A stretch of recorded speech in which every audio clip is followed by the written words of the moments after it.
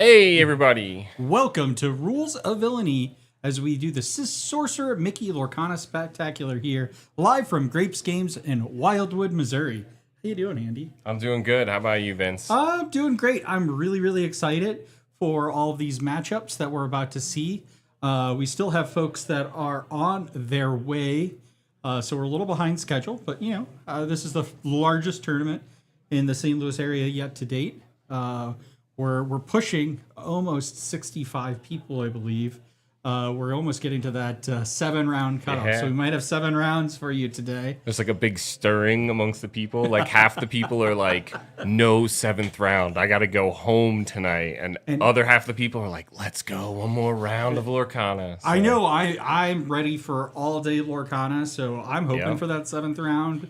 And we've got some amazing prizes. You want to talk a little bit about some of the prizes we got, Andy? Yeah, absolutely. You guys who've been hanging out here have probably seen them shuffling across your screen there. We've got, obviously, the big prize, our D23 Sorcerer Mickey, signed by none other than Ryan Miller himself. We also have now 6 Mirabelle Enchanteds. It said 5. Someone showed up with one to donate for prizing. We've got the Mirabelle playmat. We've got a Ursula, actually, the set champ promo. Really? We got an Ursula. Wow, that's a great prize. Yeah, that was a really nice last minute addition there. From our buddy Mitchell, I believe, donated that. And we've got the pins. We've got some pins. We've got 3 first chapter packs.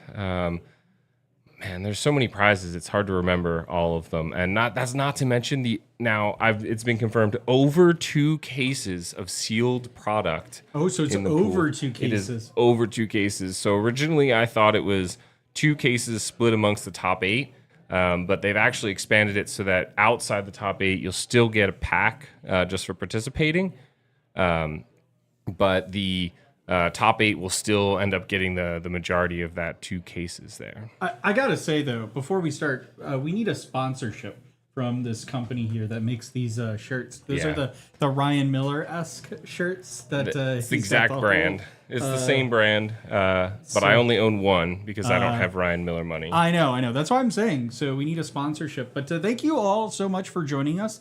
I hope you really enjoy the commentary that we've got and all these great matches that we're going to have. 69 today. views, nice. And if you've got questions for us, feel free to drop them in. Unfortunately, as the mayor has already said earlier, he will not be joining us. He had a prior engagement that just unfortunately was more important than the largest Lorcana event in the St. Louis area.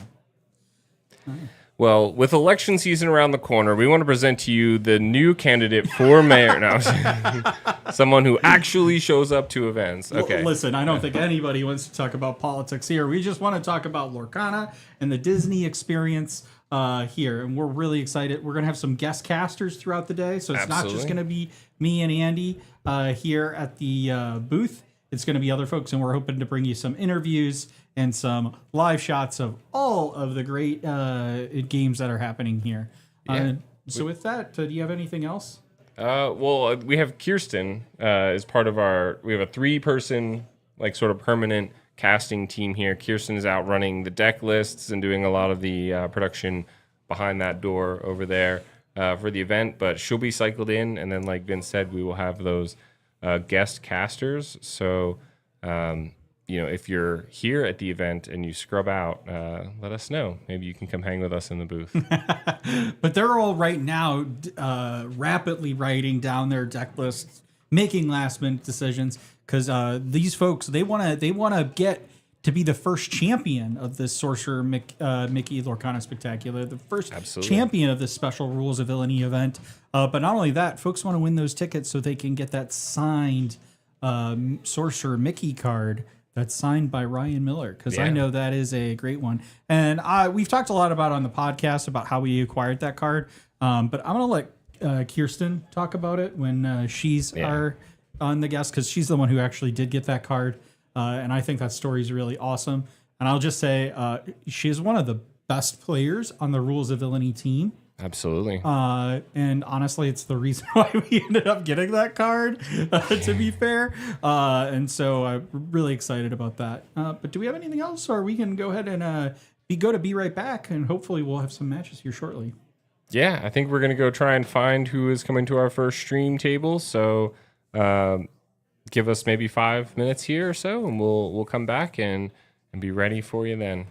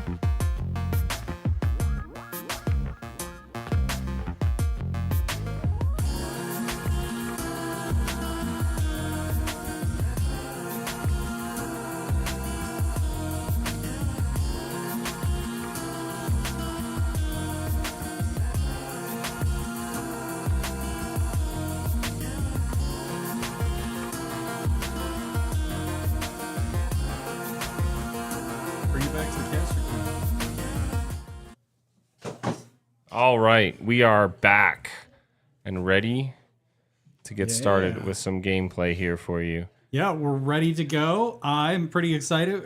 Rounds have been paired. We have 53 people here today, so not quite enough to get that 7th round, but still a wonderful showing. This, I believe, still is the largest Lorcana tournament to date within the St. Louis area, and a wonderful amount of prizings that just seem to keep getting added to the prize pool. So we're going to kick it over to our first round here. All right, and we have... Oh, yeah. Stop studio mode. There we go. That fixed it. All right. Sorry. We hit a weird button. So our first match here, we've got both Rules of Villainy team members here. We've got Jake on the left playing probably not Baja Blast. We are still waiting to find out. We are going to all be surprised together. Yeah, so we're gonna figure this out together here. And so just ignore those ink colors right now, and we will get those corrected here shortly. Just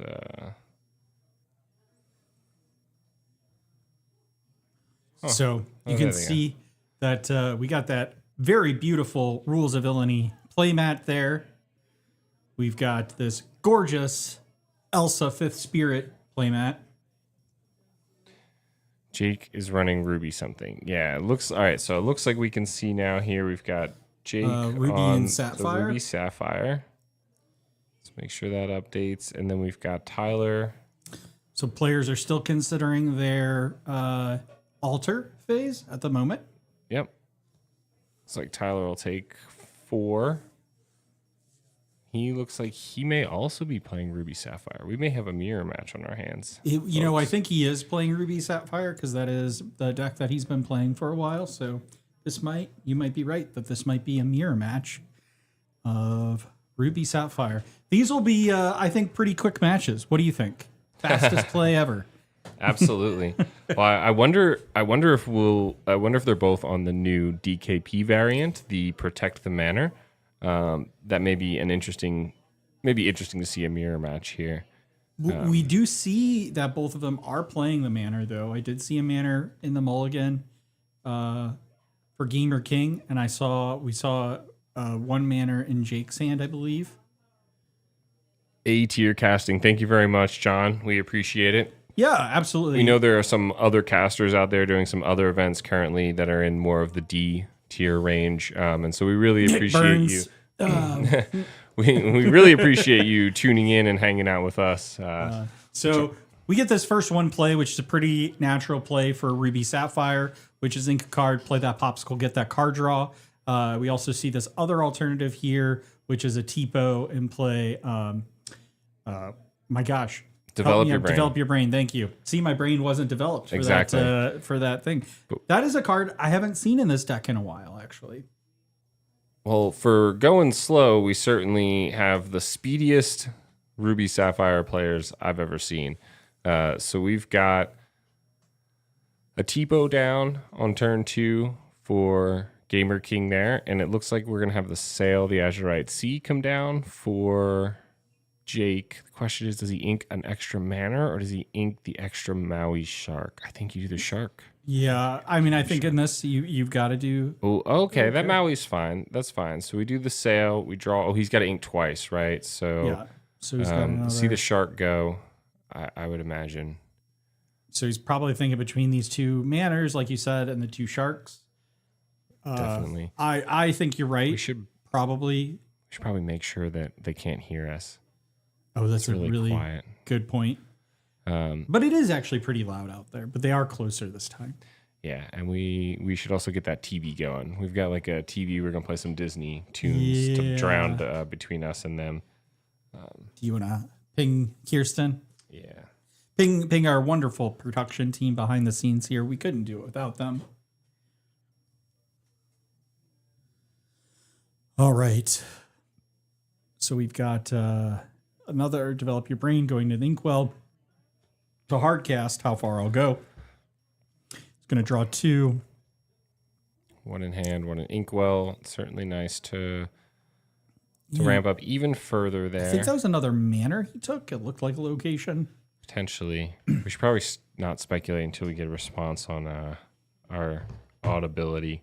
But it looks like... Quest for 1. It looks like we saw the exact TPO. same play from Gamer King the turn before with the How Far I'll Go, which does bring him to the Maui Shark first. This is as mirror as it gets. So we're going to see Jake ink something out of hand, most likely. And I would imagine answer with their own Maui Another Shark. manor goes into the Inkwell.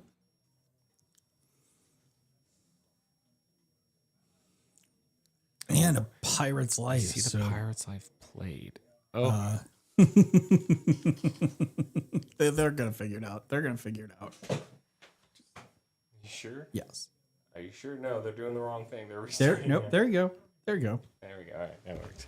That's not how you're supposed to do it. It's fine. They got it, though. They got there. Plays the Pirate's Life on with no lore from his opponent. That's really interesting.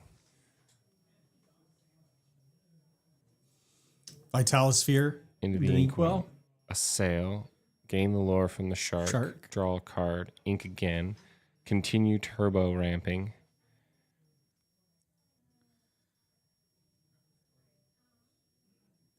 All right. DKP, Jake been on Manor forever. Plays an ice block. We got Quest for 2. Rudrose in the chat claiming that Jake did it first. DKP, net deck, Jake. You guys heard it here. Yeah. I mean, I would net deck a Rules of Villainy player. Goodness. That hand. Brutal. 3 be prepared is crazy in hand. That is not what you want to see at this point. Well, Right he's got to ink and play one just for sure. Get rid of his shark. But then Tyler's gonna respond with a second shark, and I think we'll see the same thing again. That's gonna be crazy. Or do we see the manor developed? I don't know. The manor would be a good play, I think, here, actually. Oh, yeah, there we go. I think that's great. That's not what Jake wants to see right there. I think Jake would have been happy, like you said, had we gotten Another shark. another shark, because then he could have played that Be Prepared. So he's going to develop his own shark. Yep. Excellent. Ink that Yeah, brawl. That's that good. brawl. A Vitalosphere would be clutch right now, though. So gains 2 lore off of the... we've been a little behind on the lore ourselves here. Did I hit it twice? There we go. Takes a second. Develops that shark. So we're going to almost certainly play this popsicle. Get that draw. I think he's got to play this How Far I'll Go. Yeah, that's probably the best option here. Gain that lore.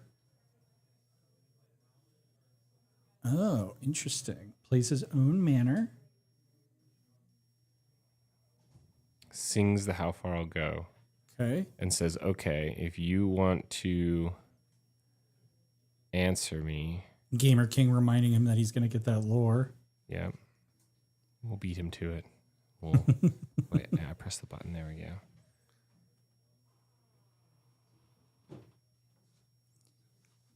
go. And he'll just pass. Okay. So the question is, will we see the shark for shark trade? He's got another shark in hand. Oh, we almost certainly will. So he's going to take out shark for shark. Excellent. Bring the How Far I'll Go back. Oh, no, a sail. Okay. Because then he can play the sail. Excellent. Draw a card. Another manor. Oh, my goodness. Stream is laggy. Stream is not laggy. Okay. I mean, it's looking good on our end right now. It is shaky. I'll give you that. We're gonna have to look into the camera stability for the next game. But you know, so some people make contact with the table more or less than others. So we'll, okay. So there comes that Be Prepared. Another B prep, and then we see the visions. So he's going to take that manor, and then looking at the order there. Interesting that because he had the option to get the Hiram. He took the super goof. Oh, and he inked it. He had the super goof in hand. So what did he take off of that? He took the manor. He took another manor? Mm-hmm. Okay. So he's gaining 2 lore off the manor, Gamer King. Is he trying to... We got another manor on the board. We got How Far I'll Go. Oh, that B prep in hand is insane. Oh, but he already has one. It looks like maybe.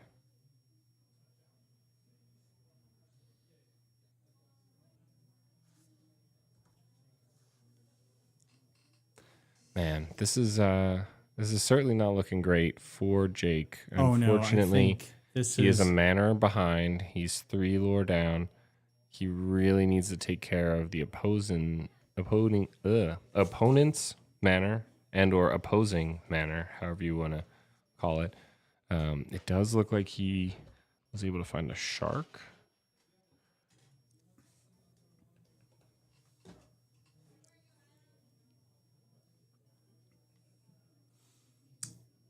Plays a sail and a little Sisu, the human Sisu, 1 drop. Evasive, 1/1. And then we get the visions. I didn't exactly see what was grabbed on the visions.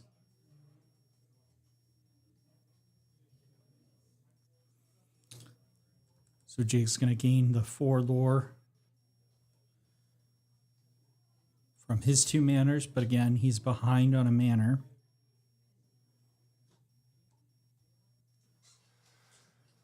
All right. So we see the popsicle come down. So we don't see game on board yet for Gamer King, but this is not looking great. That's for sure. We see the Tala come down. Tala. 2 cards will be. So we see a Maui, and Maui's nice. Is almost certainly going to be what's going to go in the inkwell. Now he's trying to think, okay, can I play this? He can. So the Maui's going to run into one of the locations. Okay, so then next turn we can clear out another location. That Maui should be exerted. Yep. But we go to 18. Yikes. Yep, there we go. He exerts the Maui. That's good. Kirsten has confirmed that they cannot hear us. I think we should still maybe not shout, but... I mean, we can get excitable. We'll see. We'll try to. As I try to get the lore to match. This is a little rough here because we need to take out all of the characters and both manners. Is this 7 for... Oh, shift the Sisu. Oh, my goodness. Oh, and that's game. Wow, good game. So game 1 goes to Gamer King. And we're going to go on to game 2 here. I don't know why the buttons here are a little laggy on our end. Yeah, we're using some of the CPU, but not like all of it. We're using a lot of it, though. Yeah, but I mean, 20% CPU should be plenty enough to run this janky little button presser thing. Yeah, I don't know what it's doing now. We may have some. Interesting.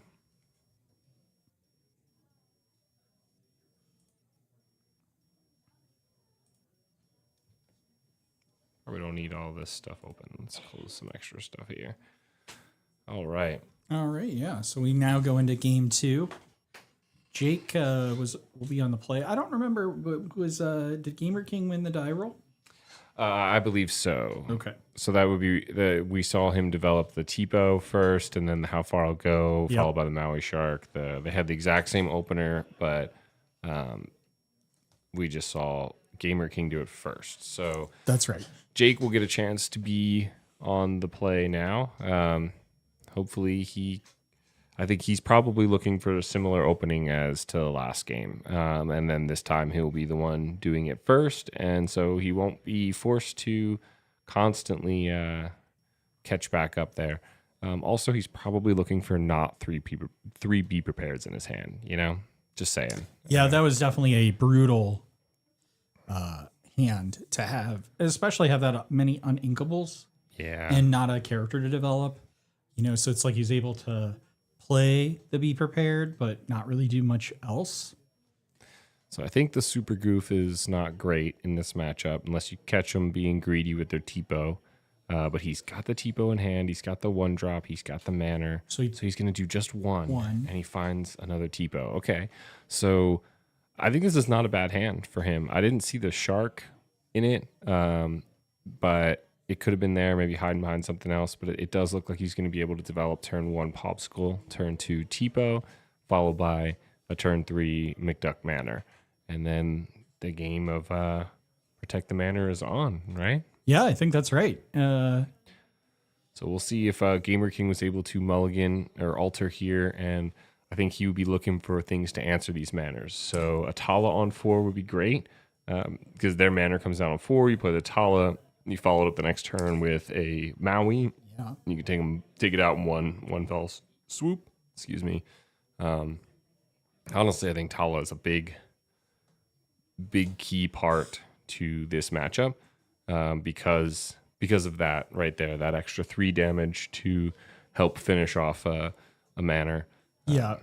And honestly, like, you know, Gamer King here is really trying to wants to close this down. He wants this 2-0 because he wants those 5 tickets. Yeah, absolutely. So because that's how we're doing this. The pricing structure, mine is the packs, is that the folks are getting a tickets. So if you go 2-0, you get 5 tickets. Yep. And the loser of that game will get 1 ticket. But if you go, no, I'm sorry. Yeah, that's right. And then if you go 2-1, you get 4 tickets and 2. Yeah. I almost confused myself there. But I think we're seeing a pretty standard opening here for Ruby Sapphire. Nothing unusual about these players' moves at the moment. So we see in favor of the Tipo. Yeah. Probably has an uninkable he wanted to get rid of there. We see it go into the inkwell. Not sure what it was, but so now we do see the Tala in hand for Jake. Oh, but he chooses to ink it. Goes for the manor. Okay. That makes sense. Quest for 1. And we'll see how Gamer King can respond here. So this is going to become a cleanup game, the same as we saw for Jake before. The question is, will he be able to clean it up? So we see Maui Half Shark in the inkwell, Sisu taking out the Tipo, and he quests for 1. He says, I'm just going to ignore your manor, which is an option. Certainly an option. Certainly an option this early in the game. 2 for the manor. Yeah. There you go. He gave himself some commander damage there, I think. Yeah, so this application that we're using is designed for Magic. Yeah. So we see the Super Goof come out of his hand. Excellent. Super Peepo for the 2 lore. 2 goes to 5 now. Now, Gamer King does have the Shift Sisu, but I don't know, does he have enough ink to play it? Okay, so I think it was a Visions and something that doesn't let you see 5 cards into your deck. So we took the Visions. And we'll see how Gamer King responds here. So we've got 4 for his own McDuck Manor. And it looks like we will choose to quest for 1 there. So 2 from the McDougal McManor. You know, I mean, this really just does become a battle of the manors, right? So who gets this manor down and who can respond to it quicker Absolutely. is really what these games are showing, you know, because we saw in the first match that Gamer King just was able to get those manors out quicker and Jake wasn't able to deal with them. And now we see the reverse of that. Jake has the luxury. Oh. And so he's going to 6 on the manor. do 6 on the manor. The question is, just does he just take it out or does he? He can't finish it off with the peep bow because it's only 2. So we probably just quest for 1. Yeah. Right. Because he doesn't get 2 lore for challenging a location. And so. And that Sisu is evasive. Yes. And the Sisu is evasive. Absolutely. Yep. And so definitely a better option to. So I think quest with here the we see peep that bow. shift line. Is this a B prep coming down? No, I'm almost Oh, we get the 2 for the manor. sure we're going to see the shift Sisu here. Okay. So that gets rid of the Super Peepo. And so we quest for 3, and he just asks the question. He just says, okay, do you care about my big Sisu or do you care about my manor? Honestly, I think the answer is I take out the manor, let him get the 3 lore. He'll go ahead of you, though, so you need to develop your own threat. Another manor here would be pretty clutch. Pretty brutal. Yeah. It looks like maybe there's a Hiram in hand. So he's trade. Oh, interesting. Okay. So we do see the Hiram come down. That is a smart play. Yep. I personally think I would have opted for the to see the Maui That go into the manor. into the manor. It's a 2 for 1 at that point. So Ink's Pirate's Life. going to play Visions. Sees another Pirate's Life, another manor, another manor, another one. I'm almost certain he takes a manor. Right? Yeah, the manor's got to be the card to take, right? He's already got a Pirate's Life in hand. He's got a B prep in hand. No, I think it's a how far I'll go. No, in his hand. Still? Yeah, he's got a B prep in hand. All right. I thought I saw the how far I'll go. Oh yeah, he does. He has both. So going to 9. Ooh, we see the shark come down. It's And pretty good play. passes. So Jesus in the chat, really proud of ROV founders for organizing this. Thank you so much, Jesus. Yeah, thanks, Jesus. Come back to Lorcana. Too bad you aren't here. We'd love to have you. Yeah. Stop playing that other stepchild Disney game. It's not that bad. No, it's bad. It's bad, not Vince. that Can I get a new caster in here? Can we get an actual Lorcana caster in here, please? I still do need to go to League though to play it at some point. But I did buy a box of the first. Nobody cares. set Can and we check second. out Gamer King's play mat there? Look at all those autographs from I think Here we go. Be prepared comes down. okay. So he says, I'm ahead. I'm going to race you with the manners. And he knows that he also has the Pirate's Life in hand. So I think he feels comfortable that he can just race this out, manor v manor. And fortunately nothing in there really looks like it helps take care of a manor. I wonder if any of these lists maybe run a hideaway. Jesus writing his thesis. I assume that thesis is on why Lorcana is better than Star Wars Unlimited, because that's a pretty easy thesis. In that case, I'll write it for you. It's one sentence. It's better. He's talking about his actual thesis. Yeah. Smart people over here. We see the And other honestly, man come down. I unfortunately, you think about inflection points in game. That's the inflection point where it kind of just seals the deal for Probably. Jake in this match. Especially since we just saw 5 cards off the top from Gamer King here, and he did not have a manor answer.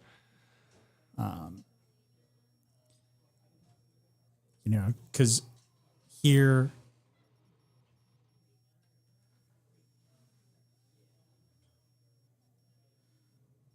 so we see a Tamatoa come down. Oh no, items. And this is a really great example of understanding your kind of playthroughs. Is that you should have just banished the popsicle to redraw. Man, it's a misplay. Although I will be honest, I don't know that had anything. I don't know that getting that one additional card would have been a game changer. I don't think it would have really mattered at this point. I think he's. Oh, and he has the Pirate's Life. You're right. So he just wins off the Pirate's Life. So yeah, It wouldn't have mattered. that card doesn't, unless it's a hideaway. But he had no ink for it anyway, so that doesn't. We give the victory to Jake. So now it's 1-1. We're going to game 3. So they will definitely be splitting these tickets to 4 tickets to 2 tickets. So no extra bonus ticket for anyone here. It is best of 3 today, John. We are doing a fun and interesting ticket system. So we've combined the bonus point of the best of 2 into the best of 3. So there are 6 tickets on the line, and we've got 2 tickets per win. And if you 2-0, you get an extra ticket. And if you owe 2, you get that last ticket. So 2-0 gets 5 tickets, 0-2 gets 1 tickets. Or if they go 2-1, which will be the outcome here, certainly, we will see one of them walk away with 4 tickets and the other walk away with 2 tickets. And for those that aren't aware, these tickets are going to be able to be used to throw in a bucket, actually a literal trove box. Yep. We'll pick them out before Top Cut, and we will announce the winners of some of these awesome prizes we've got here. Yeah, and I think to answer this question a little bit to those is that I think the ROV official position has started to move in favor of the best of 3 format here. It was for a while much more indifferent. Very true. But I think these days the Rules of Villainy is official position might be in favor of best of 3 over the 2-game format. I think it was kind of a group idea. John asked, he loves the ticket system, whose idea was that. We really wanted to make it so that you didn't have to necessarily win the event. We wanted to keep people in the game longer, hanging out at the tournament, playing more games of Lorcana. So we tried to make it where every round mattered. So even if it's your last round and you're 0-4, 0-5, right? We got 6 rounds today. So you play that last round, you get a chance at one more ticket, and then all of the prizes are technically raffles. So we didn't want to just raffle it off. We didn't want you to win the whole thing and then be like, well, I didn't even get a prize because my name wasn't pulled out of the hat.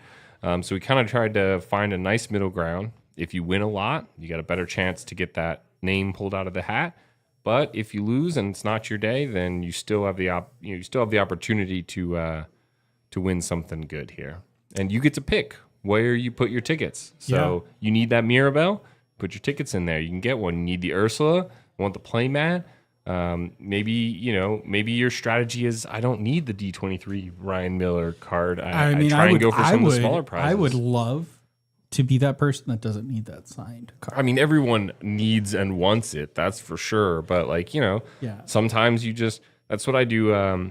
We do bingo, like a glow bingo at it's for the Animal Society, right? Yeah. So all the proceeds go to, and they've got the same style ticketing thing where you buy the tickets and you put them in the bin for what you want to win.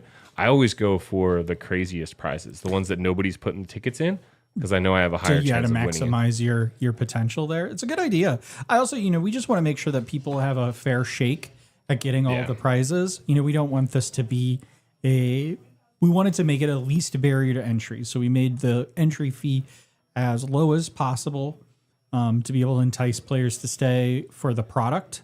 So, we've got, I think, over 2 cases in product for the top 8 for distribution. But then we wanted everybody else have an even shot of getting the cards that they might need. And so we've got that all set. I would be remiss that if I haven't forgotten here that I see that there are 31 people currently in stream, and I really need you to smash that like button and get this stream out there so that other people can join us during this time. So make sure you hit that like and subscribe button as well. Yep. So we see Tyler, Gamer King here, play a TPO, which actually allows you to subscribe an additional time and add an additional like to the video. Maybe that's ink. Add an additional ink, not an additional like. Okay, my bad. It's a bummer. Well, you should but you still do it. Triple the taxes, Lorcana Villain says. Yes. Lorcana Villain. I don't know if he knows this, but he is a friend of ours by way of a mutual enemy. The heroes. No, the name we shall not mention from that scary mountain. Yes, the scary hill. That's what I call it. I know. But welcome in, sir. Thank you for joining us here. It's funny. I was actually just telling Andy because Andy hates my little behind the scenes here. Generally doesn't love my thumbnails. And I was talking about one of the I love Lorcana Villains thumbnails they have for your videos. Definitely, Lorcana Villain has some of the highest production quality in the business. Yeah. I don't know where he gets the time and skills to do that. I'm jealous for sure.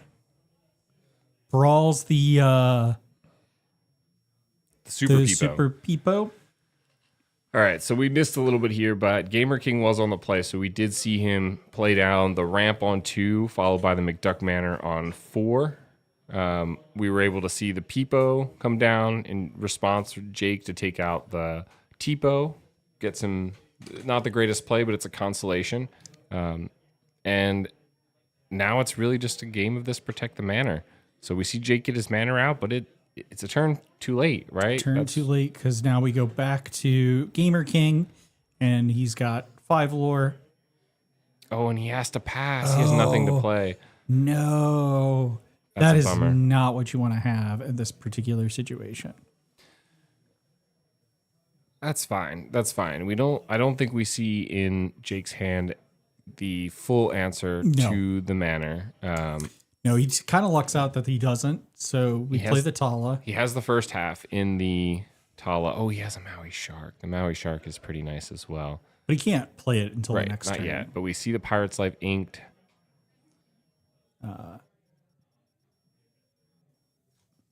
2 lore from the manor comes down. Oh, and we'll see the little Sisu played no effect because we don't have enough ice blocks. Yeah, it's kind of unfortunate, but he's really getting ready for that shift line. Yeah, which will actually work with the ice block here. So that would be nice. We'd see him go up to... So does he play the Hiram here, or is he going to develop the Shark? Probably the Shark. Develops the Shark. So... Then sings the How Far. Okay. To gain a lore. So that'll gain a lore, so he'll go up to 7. Get an additional card in his inkwell and an additional card in hand. It looks like he got a sail. He inks the Hiram and passes the turn. Okay. So, the Maui is really nice here. So I wonder, and so the big Sisu will trade. So if we see the ice block and the shift come down. No, ice block first. Ice block. Yeah, there you go. So we ice block, shift the Sisu, and then we can quest for 3 to go to 12. And now we are stuck again. And now the Shark would have to trade. And the question here is what does it,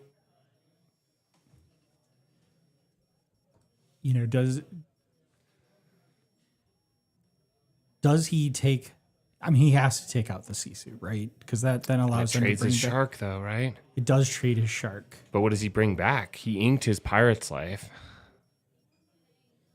So develop. That's good. That's smart to get the lore first. Go to 10.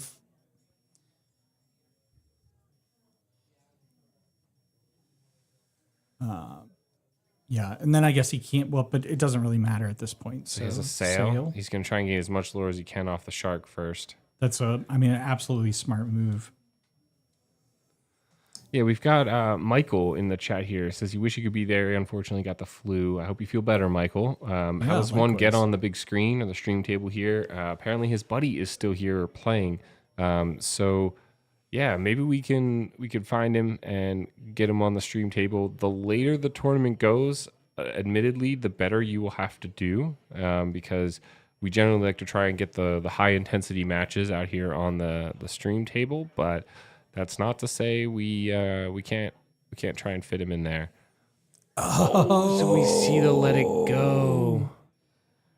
Yikes. Wow, I totally forgot that was in his hand and an option here. Although we do see the Maui in hand. Will that help out here?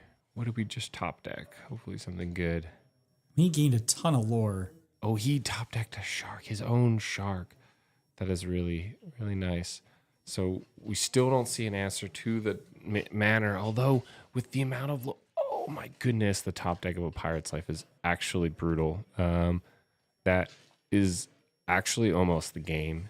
Yeah, because it's a 4 lore swing. Three lore swing. Yeah, 3. Well, 5 if you count 5. The binus, but it's a 3. Like he could almost get to 20 this turn. We sings it. 2, 3. Okay. Question is does he have just 2 more actions? Oh, when he plays B prep to go to 19, and that takes the Shark off the board. So I don't know that there's a Pirate's Life is really the answer that he needs here. So we see him go to 14. But we need to stop this. He's got a Maui. Oh, the Tamatoa is the top deck. So I don't think this is enough to do it. I think we will see Jake take this one here. Yep. Oh man, wow. What a And so the Jake, last minute he sort of passed him there with all of those actions on that Maui Shark. That was an incredible race that Tyler Gamer King there was winning for sure.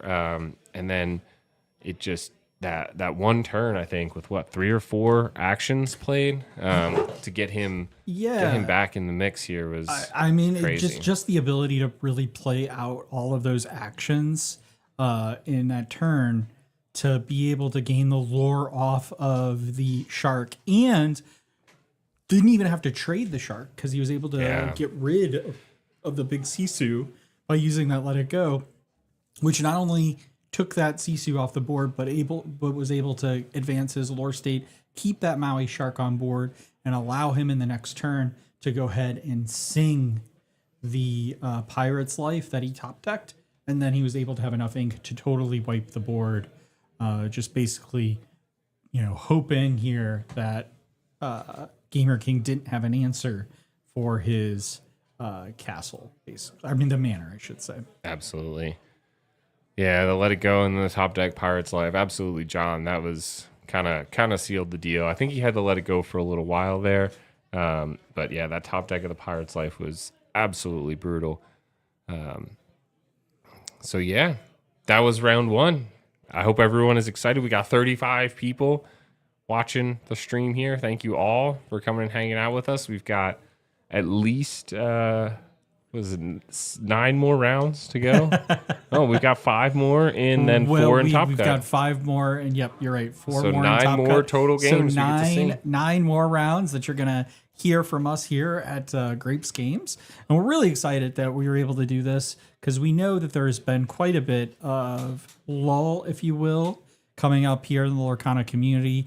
We do have Arcasia's Island releases here in early 2 days. Well, it releases right. in March, but we'll get some more information about that set here. In 2 days. We've got like the Lorecast Lite, if you will. I think they called it a fireside chat on the 10th, right? Yeah, and They're in the official Discord, so we're really excited about it. Getting some dual ink and some new classifications in the game and illusions. And new. They're not tricks, Michael. They're illusions. Yeah, and it looks like new triggered abilities as well with the vanish ability. Yeah. So I'm really excited to see what else is in store for Arcasia's Island, and I know Brad is as well because he saw that Jock, I think, is going to be in this. There's also another character that he's hoping for too. He'll post down below. Mushu I saw as well in the background. Mushu it's on Mulan's shoulder. definitely we looks. better get a Mushu. I swear if it's like the Minnie Mouse Surfer Mini with Figaro, where we don't have a Figaro card, but we do have just hanging out on the surfboard. We better not get a Mulan character card with like Mushu on the shoulder. Mushu deserves his own card. Yeah. I'm really, though, I want to know what other people want, what cards they want to see in this set. Because I tell you what I want to see is I want to see O'Malley Cat from Aristocrats. Aristocrats. Yeah. I will say, though, if there's ever like a Lorcana, like if Lorcana Ravensburger wants an idea for a card, Ruby the Amethyst Dragon is available. I was trying to see if I had Aristocrats on my shirt. Somewhere. I thought I did. I have to take a look. I don't see it. But I love that movie. It's a good movie. Or I wonder if we get any from Oliver and Company. Oliver and Company would be a great one as well. Tito and Dodger. John and Chat, Mushu or Riot. I agree. Give me Oliver and Company. Yes, Lorcana villain. I 100% agree. So... But just gotta secure those.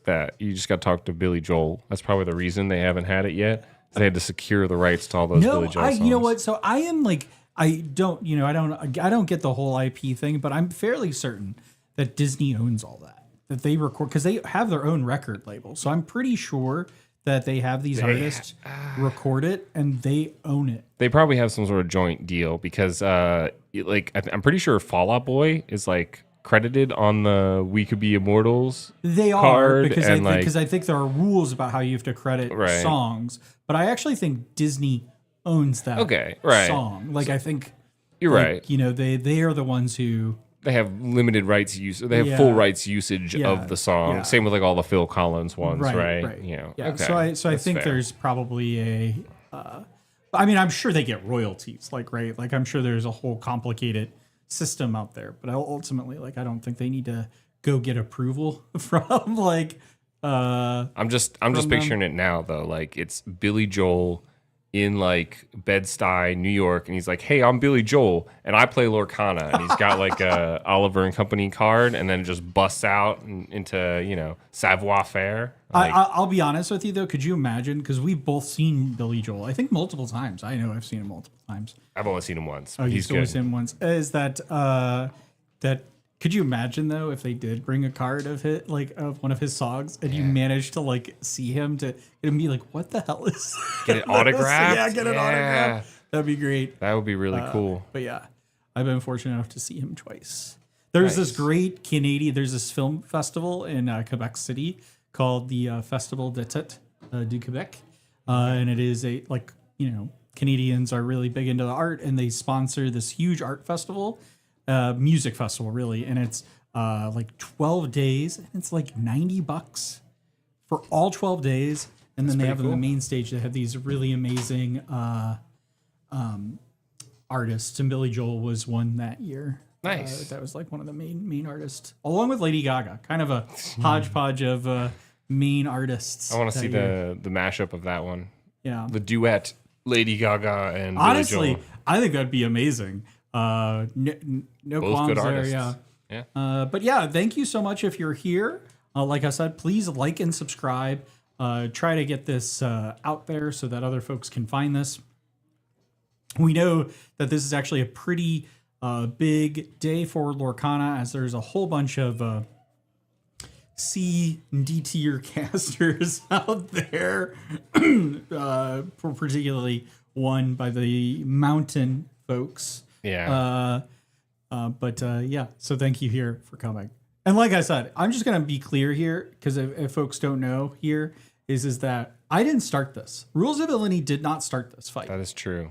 Okay. That is true. I was totally fine, but then they had to say something about us. They had to bring it to us. They had to bring it to us. And I tell you what, we are the true villains here. Okay. You know? So we don't let any wannabe heroes get in our way. But with that, we'll be right back with more matches here shortly.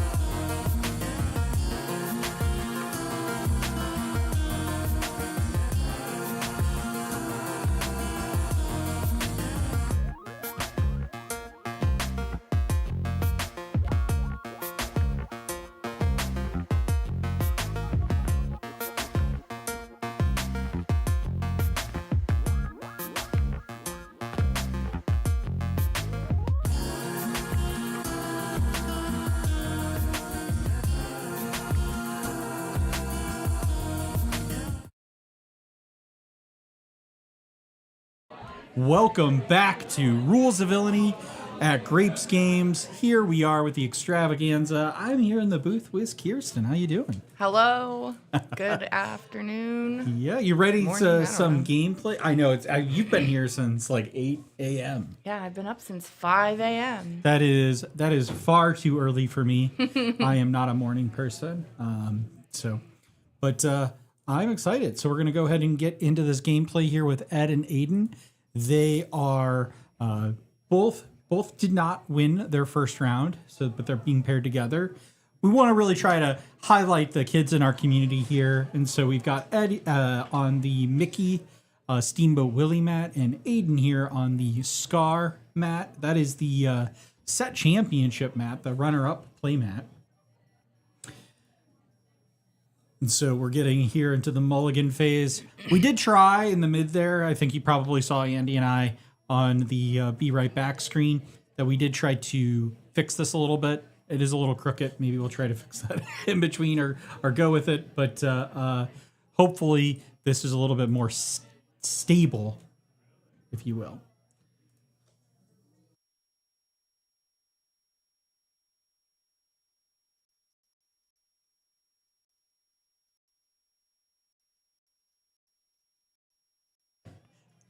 All right, so these deck colors I don't think are correct. I do know it looks like we've got Aiden here on a sapphire color.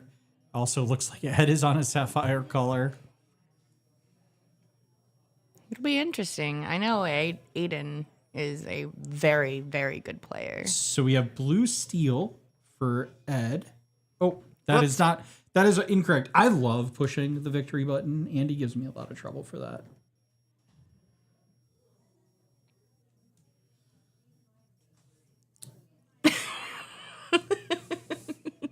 We'll get it right. It's fine. Just enjoy the fireworks. It's okay.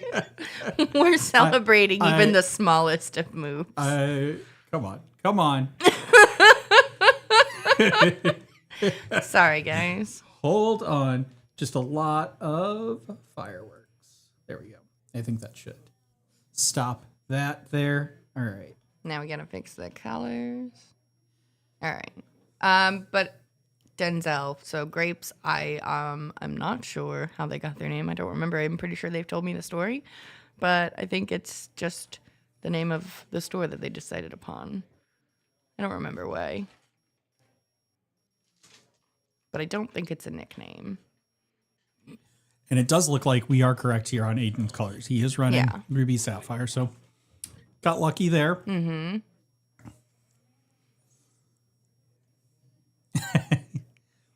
He's like, don't put your discard over there. Put it over there. I get it. I'm a little OCD as well. So. Just a little. It's okay. All right. Quest for One with Tipo. We've got the Hiram that came down here. Does he just have a lucky morph sitting over there for some reason? Yeah. I mean, sometimes you got to have a lucky Oh, little no, token. I'm not judging at all. I would just notice it. I was like, I'm pretty sure that's not in play, but... I mean, I have that little heart that you guys see me play with that has my cat's fur in it.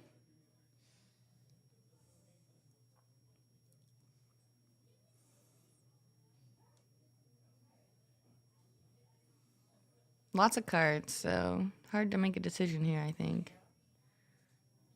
All he's been doing is ramping and getting more cards off those items. Yeah, and so we do see a very standard, looks like ramp version of the Sapphire Steel versus what we would think of the Harlan Sweet kind of more aggro version. So we're definitely seeing the items go. We've got 3 items on the board, getting the draw off.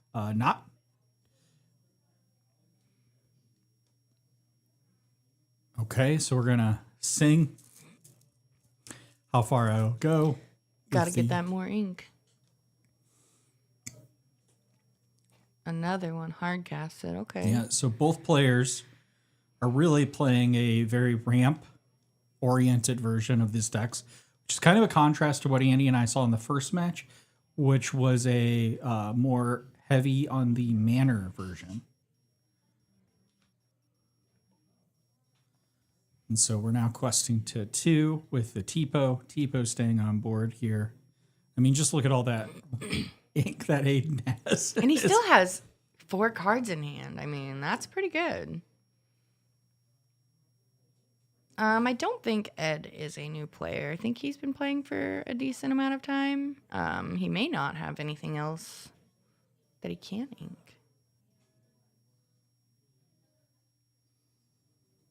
Yeah, sometimes with these decks, if you just, Wait, is Ice Block uninkable? Ice Block is uninkable. Oh.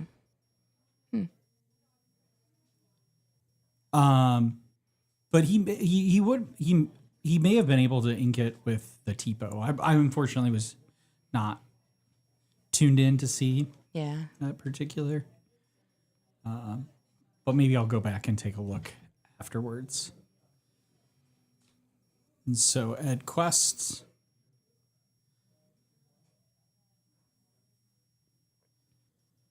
Place. I thought so, but we all know I don't play Sapphire items. Yeah, so Ice Block is inkable.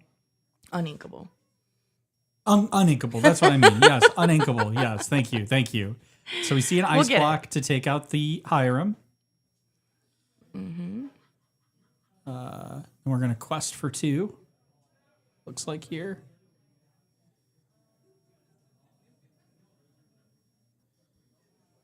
Inking Ink the of shark. Okay. Big Sisu. Shark. Oh.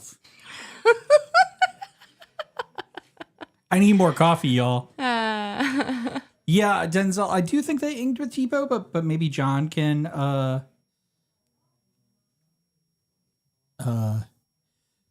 kind of comment. He's been paying a lot closer attention to this earlier part of the game than I've been.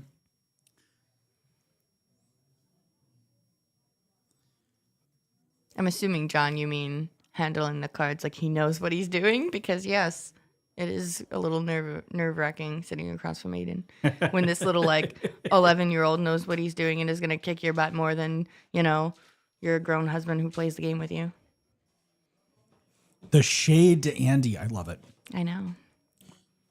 Well, I'm pretty sure he beat Andy to make it into Top Cut with me at the one event that we played against each other.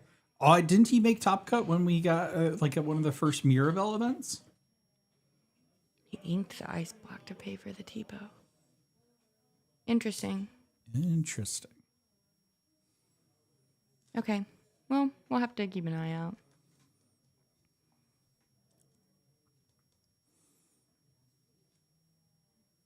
Yeah, Aiden is definitely a really good player. He's very skilled.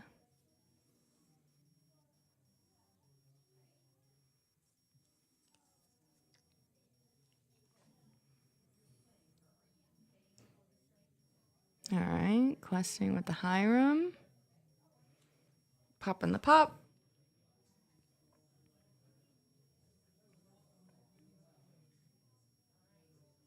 Just look at how many cards he has in the end here. Just wild. And he has so many, so much ink. And there's that big Sisu that just wipes out the board.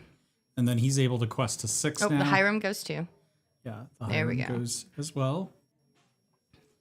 Yeah, I mean, maybe Eddie is a newer player. I thought No, he's not. I didn't think just so. don't Maybe think he's just not super. I think this is a new deck for him. Maybe, That's what I was about to say. So I just think, sometimes when you play these new decks, I do this as well. I don't know if you do, but when I get a deck that I haven't played in a long time, I forget all of definitely. the triggers. It's almost like I play a whole different game. It's almost like I've never played the game before when I pick up Sapphire items. What do I do with all this stuff? How do I ramp? I don't know. Oh, the Hades. God, I love that card. I know, that's a good card. But I mean, gosh, he's going to get even more ink and just do more things. All right, there we go. Yep, here comes the back and forth. And then just quest for 2 goes to 8.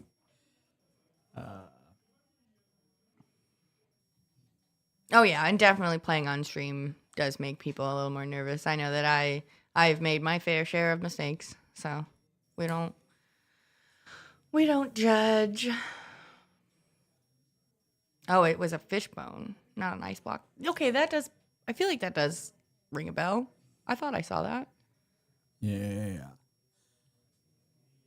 Makes Either me wonder way. then, is he playing? I wonder then if he's playing a whole new world in here. If he's playing Fishbone. He might actually. So I the think. Hades, another Hades. He's now going to take out that Hiram. A little late though there when you think about it. Probably plays an ice block.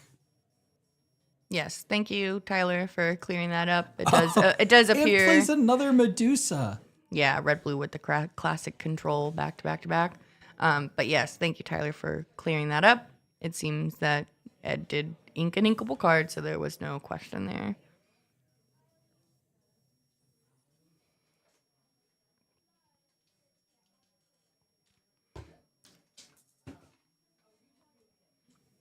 Yeah, I can't go back and look at the video. Oh, the aerial. Excuse me. No, you're fine. You doing all right? Great. The aerial is nice. You cannot Medusa that aerial with that ward. Yeah. So it at least stops that. It won't stop a big Sisu. Obviously not a B prep. Or a Tremaine. Or a Tremaine, because that's the only thing on board. So that is kind of the risk Quest there. for 3 goes to 11. Are we sure he's at 11? Kind of looks like he wrote down a 3. Or maybe he's at 13. Maybe I missed something. I am also not keeping track, so... We're a little behind on the lore on the screen just because for some reason it's not responding. Yeah, it'll catch up. Listen, I'm just gonna say when you do this, I have a whole heck of a lot more compassion for the streams that occur. So yeah, we do see that fishbone quill. Yeah. Yeah, John. No, Aiden is definitely a really good player. He's better than most adults. Him and his brother. There's 2 of them, and they outplay so many of us. We have, as a team, had to face both of them, and they're ruthless, as they should be.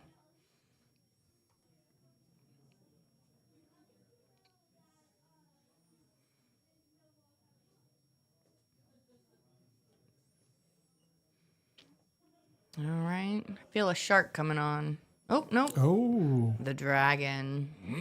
Should have been an enchanted. It's never too late. They It's are not. constantly making new alternative artwork for the game. Ravensburger, hear me out, please. It needs to be an enchanted. It can't be the only Maleficent dragon and not be an enchanted.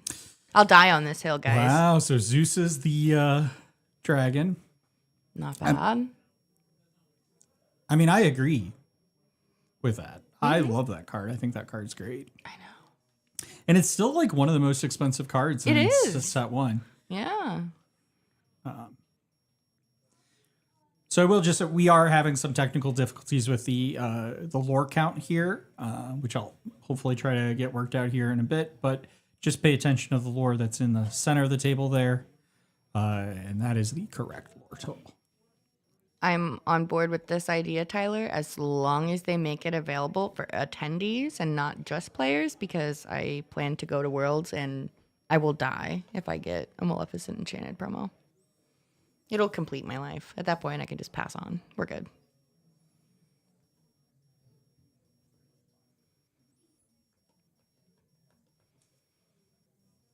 All right, we dime the Hiram. And then quest, okay. So we're up to 15. This is... and a whole pile of ink to spare. Oh, no, I guess he maybe used it and he's just picking it up to organize. There we go. Gosh, and I think he's got another dragon or 2 in hand. I can't really tell with the glare, but man, so much control in that deck. It's so easy to just get stuck at high lore and not be able to do anything. There becomes a point here where it's just hard as a player to recover from this large of a lore deficit. And unfortunately, this Sapphire Steel deck just doesn't have the tools to control or slow down the game at this point, unfortunately. You'd be, if you're a Ruby player, you're looking for the Pirate's Life or the Be Prepared. Yeah. And those just options aren't existing here. Especially with that lucky dime, this would be a case where what would be helpful is some sort of item removal. But I don't know if he's running any item removal in this deck. We haven't seen a lot of that as of late. Yeah, no, I don't think so. I mean, I got everybody's deck list, but I did not look at them that closely. I just made sure they were legal decks.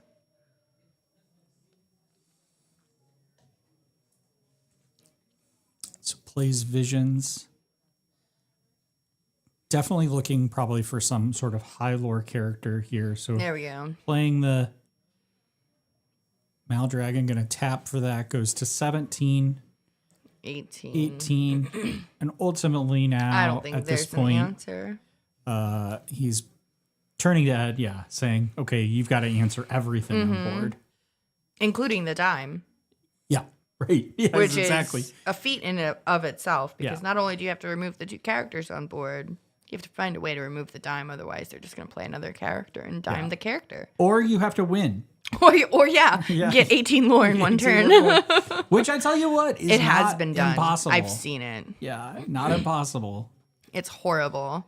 It's disgusting. The problem is Ed doesn't have a dime on board to be able to make that happen. Oh, and he's got the Pirate's pirate's life. He didn't even need the dime or the characters. All right, so Ruthless. game 1 goes to Aiden. We're going to go into game 2 here. And hopefully we can reset this lore count and everything.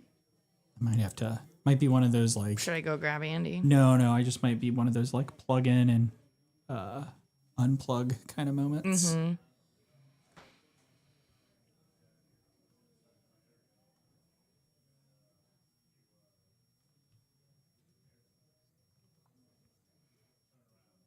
And I don't remember who went first in this game, but Ed will get the chance to go first. And if he does by chance have the whole New Worlds, it could do some work for him, being able to dump Aiden's hand if he's got the perfect setup or something. So we'll have to see.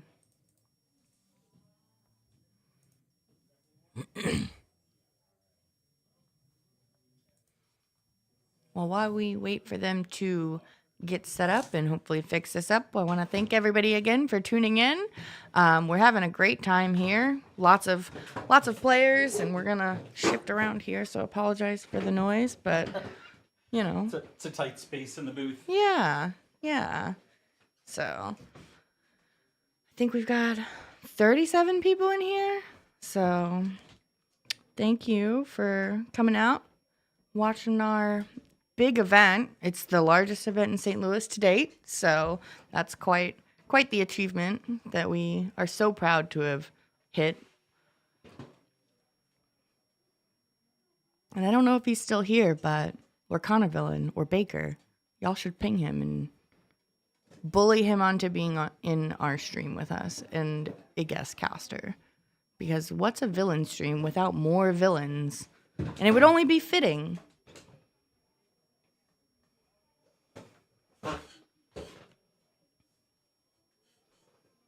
Yeah, and be sure to like and subscribe.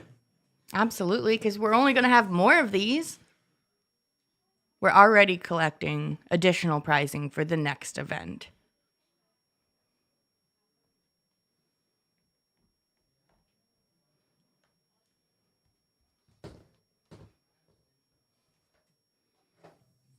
All right, we inked a Maui, played a popsicle.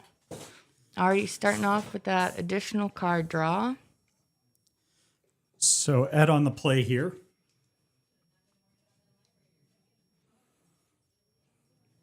Yeah, John, I completely agree. Aiden is definitely piloting what I would consider probably the most difficult deck to play, just because of all of the decision-making factors that go into that deck.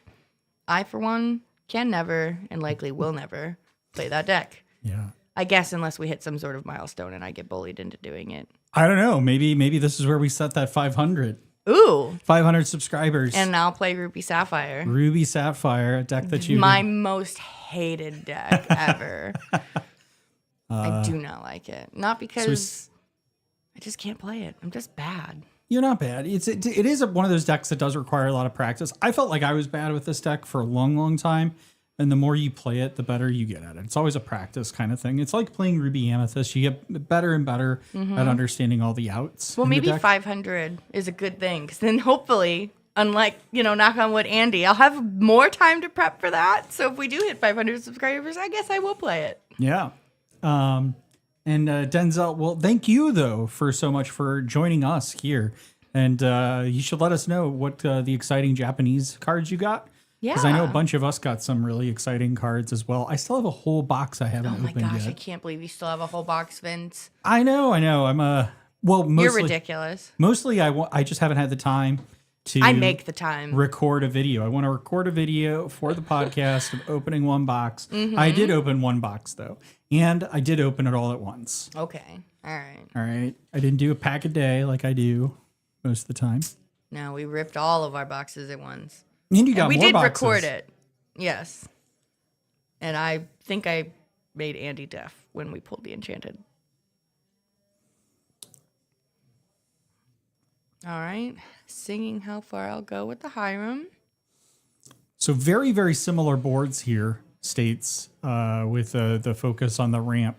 You know, I just, again, I have to say that the Ruby has the real control tools that you want. And yes, Steel does have control options, but, you know, here, like exactly like that. You see something 3-cost brawl, just takes out the, oh my gosh. Wow, he gets rid of this Hide fishbone. away with the item. Oh my gosh, that's Well, I think so that he great. is confident that he knows that Ed doesn't have any manners in that deck. It doesn't look like Ed has any manners. We didn't see any. I don't think we saw him ink any. So I think that Link knows that that's a good, safe option. Aiden. Link is Sorry. also another great player. Yes, Link is also another great player, also another child, and I just got them mixed up. Not all children are the same. I apologize. But yes, so, and I also think that he maybe suspects that he might not have that many dimes. So it might be a safe enough option to just take away his ramp now and immediately like take away that option to ramp further to be able to do more. So I think that was a pretty smart move. It seems a little like, wouldn't have thought about that, but I think it was definitely a good choice. Yeah, John, he was definitely prepared for sure. Yes, and congratulations on your Japanese Enchanted Maui. It is beautiful. Wow. Wow. Yeah, and we got these control tools like Medusa, Brawl, and the Sisu. Gosh. Too bad he doesn't have the ice block on board to ice block the beast. So Ed will be able to take advantage of that additional card for the beast, which he is doing so and has to because it's not a May. So unfortunately, I wasn't able to get Hayden to count up, but I can get him to count down. So he's not at -1. He's just at 1. We're just going to pretend that -1 equals regular 1, guys. Yeah. So Imagination. yeah, try to fix it for the next rounds We'll going have here, Andy but fix it. best I can do. Yeah. So Sail looks like it's going in the inkwell here, Sail. and was able to get a draw off the beast. So an extra draw. And again, call to arms. Go bully Baker into being a guest cast. Yeah, I'm where just is he? saying. Where is I that asked him in chat, but he must have left. So Hades Or immediately been like, nope, I'm out of here. puts the Sisu into the inkwell, and we see Beast sings Zeus on the Medusa. I completely agree, John. I wouldn't have thought of that as a player, but dang, watching Aiden do that and hiding away that fishbone, it's smart. It is so smart.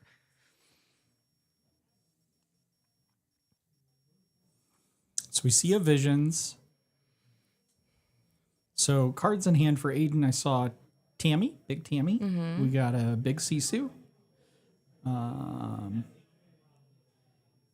then, okay, so we've got another Visions.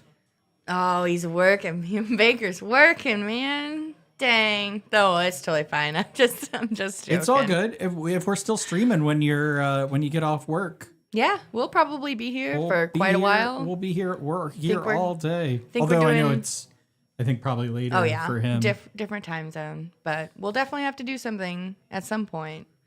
Get villains with villains. So there we go. We got a Maui half shark enters the board. Not a controversial card at all in the Lorcana community. Definitely not. recently. It's just a total regular, shark doo doo doo doo doo doo shade shark doo doo doo doo, and we're good. It's fine. But man, I can't. Man, that just puts so much pressure on Ed to not exert something because the shark just immediately takes advantage of anything that's unexerted. Yeah, and Aiden has a lot of actions. Yes, lots of So, actions and really- lots of ink. Ed needs to let it go or Hades. this Maui. If he can. Yes. Ooh-wee. Yep, there we go. Oh, yep. Mm-hmm. You know, so Ed really trying to take control of this game.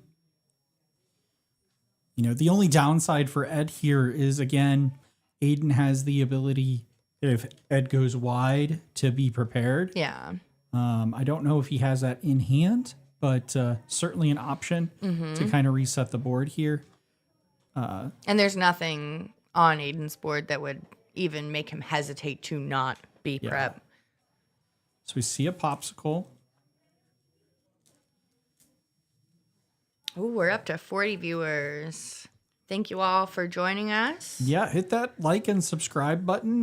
Like particularly to help us get this stream out to more folks. But subscribe if you want me to play Ruby Sapphire. Pump up those numbers. Get that live stream out here today. So we see an ice block on the beast. Oh. Was it after the CC though? Maybe I just watched that wrong. Yeah. I think we're okay. But unfortunately, he was only able to take care of that beast. But that's actually pretty good for him because he's limiting the card draw that Ed's able to get off of that beast. Absolutely. Yeah, because you don't want Ed just going crazy with that card draw. Ed there now developing his dime. And you know, any game where dime is on the board, you start to set Does he have time two clock. Pirate's Lives in hands? That is not what you want, probably. I mean, it's nice and helpful, but you'd probably want to have maybe something else in hand, like a dragon or Medusa. So sings how far I'll go.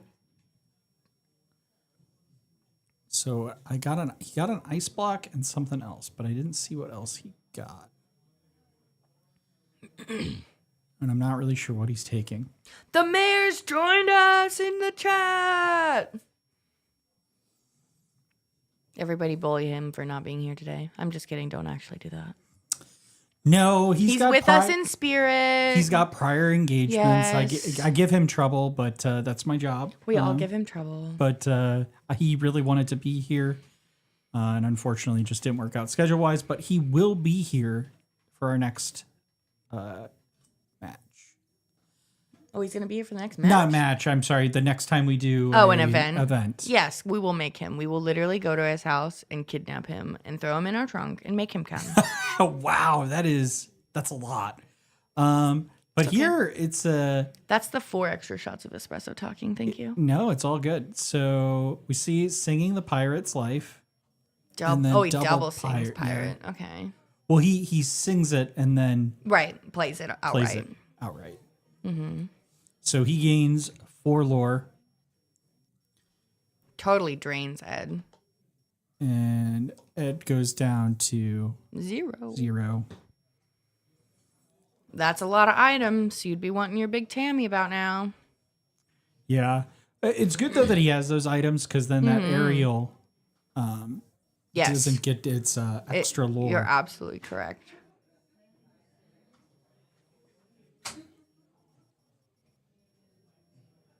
We can't fix it. We couldn't figure it out. It doesn't do anything. The buttons don't work. Andy's coming in to criticize us on our ability to keep lore count. And if Andy were listening, he would have understood that I already addressed this on the live stream, that just pretend it's not a negative, pretend it's a positive, and that we'll get it figured out later. Yeah.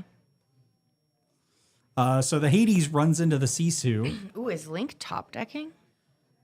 Are they both top decking? No, Ed has 1 card in hand. Aiden. I think Link... Aiden... Oh, God, I keep doing that, don't I? Oh, my gosh. Whoops. I'm so sorry. Aiden keeps doing that. I keep doing that. I quit. No, Fire me now. No, you're good. You're good. You're good.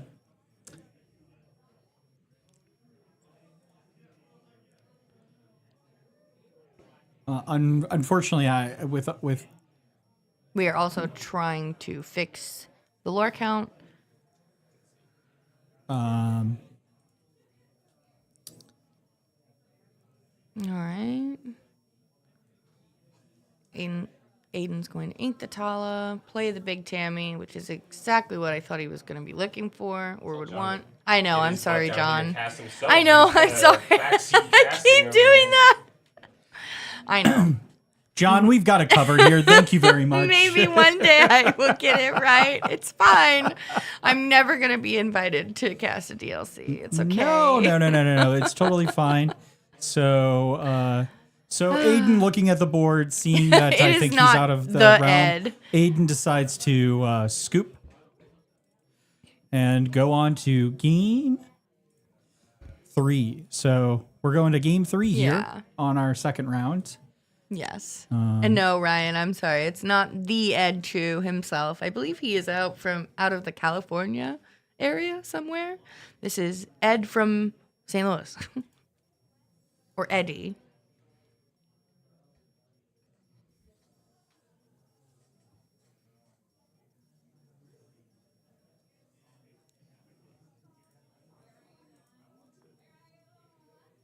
Yeah, it's really bad. They're not even sister or brothers. They're just children. They're all just children. I just keep mixing the children's names up. It's fine. I'm fine. I will just say it is our Ed, so it is the Ed for us. It is the Ed for us. That is indeed factually correct.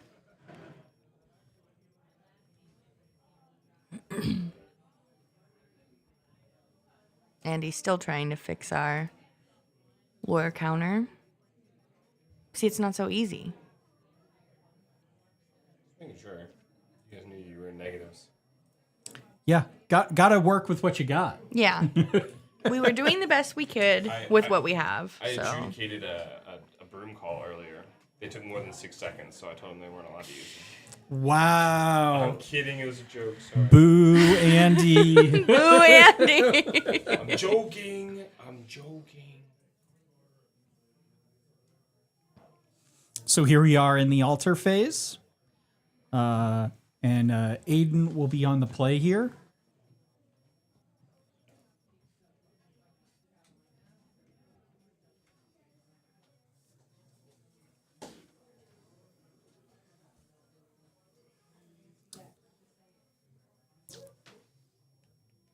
We got an ice block now. Yep. And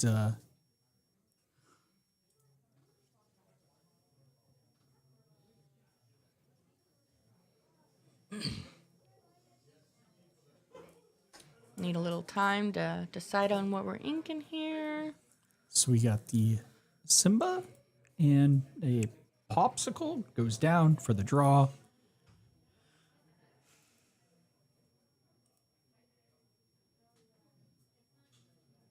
And immediately into a visions. Going right for that extra card. Cool. We got it all set up and working again. It's just delayed here, not there. I'm just making sure the other side works. Yeah, he's just making sure they Oh, both I see. work. Thank you, sir. No problem. Not sure what happened there. It just stopped working.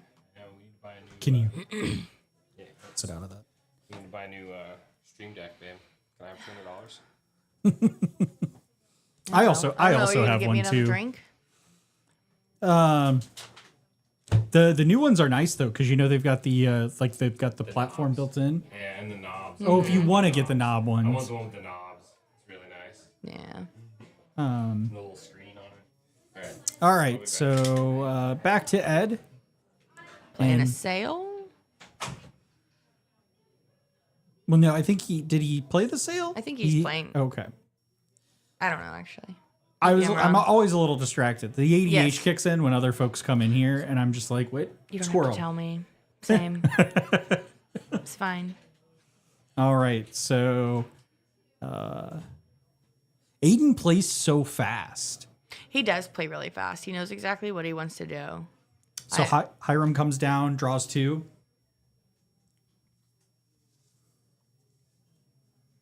Which is definitely something I need to work on, is like, I don't have the mental capacity to think like 4 turns ahead because of said aforementioned ADHD. So I think that it's definitely beneficial with some of these kids knowing, like, I know exactly what I'm going to do in a couple of turns. And I'm just sitting there like, what do I ink this turn? What do I want to do? Gotta have those like pliable children's brains. Yeah.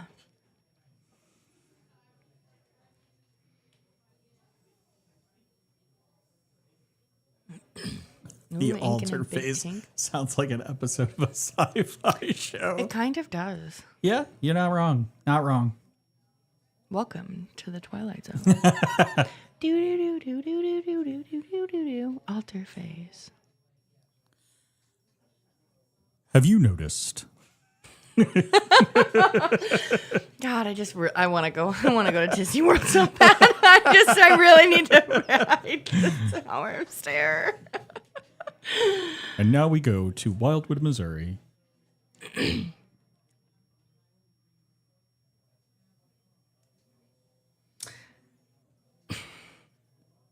So, what is this? Roller derby. Yeah, it's fine. We all have our own issues, but Ryan, reveals start on the 10th for Arcasia's Island. yeah. So tune in to the Lorecast for that. I think they're doing like a mini Lorecast, I think. Yeah, I don't think they necessarily called it a lore cast. Yeah. But they just said to tune in for some streaming announcements. So yeah, you never know what's coming. Just be sure to follow us on all of the socials.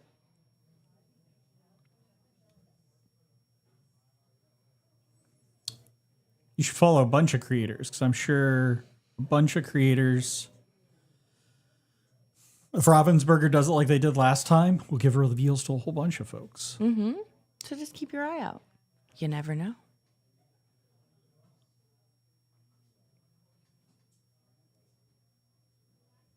I've completely lost track of this game.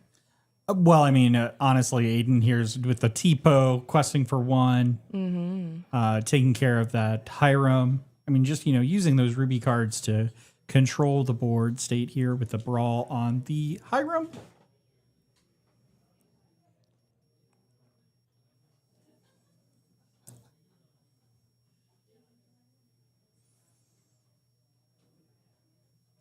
All right, so Tipo goes into the Inkwell.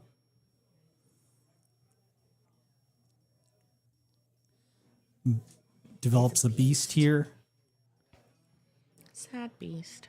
So, wouldn't be surprised here if we see a Medusa on the Beast. Yep. And there Yep. it comes down. Instantly. Quest for 2 goes to 3. And passes back. And I mean, just goes to show you, like, that turn was less than 6 seconds. We're not playing with chess clocks now, okay? We're not being an Andy today. I mean, I tell you what, I think even Andy would be like, dude, slow down.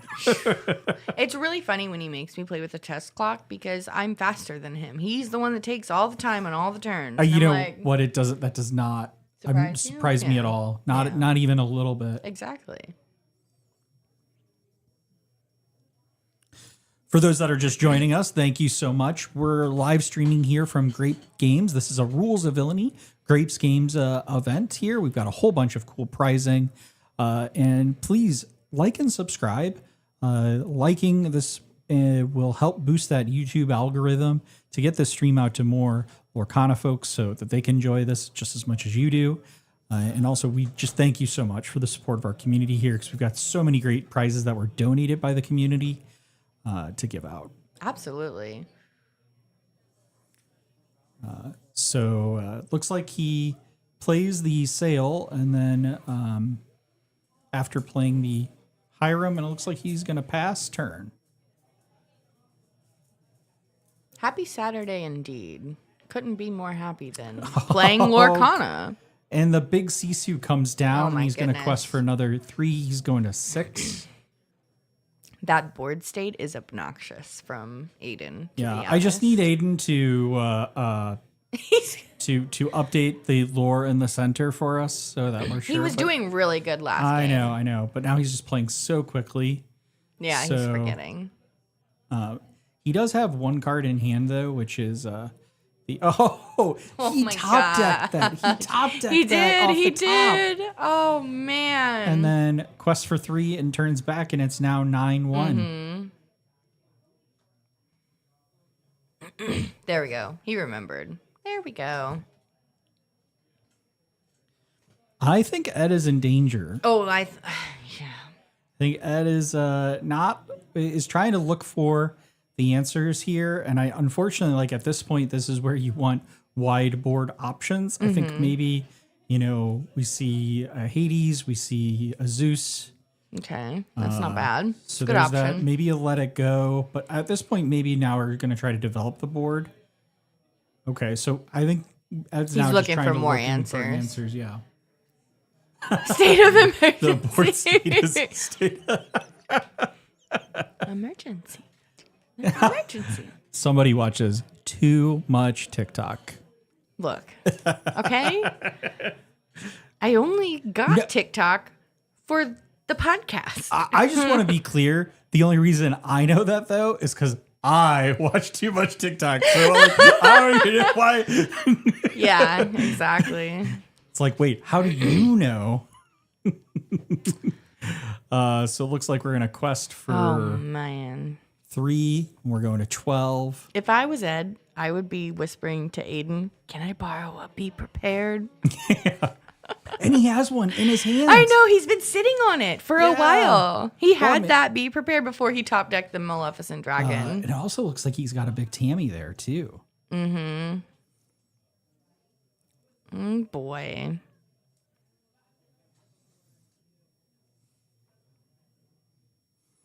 And you can see how Aiden plays this game, that he earned that darn mat he's playing on.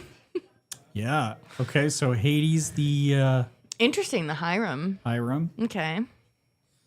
I just don't think he wants Aiden to get any more cards in hand, right? Yeah. You know, Yeah, because, like, they all quest for the same amount. At least take away the one that gives you the most back.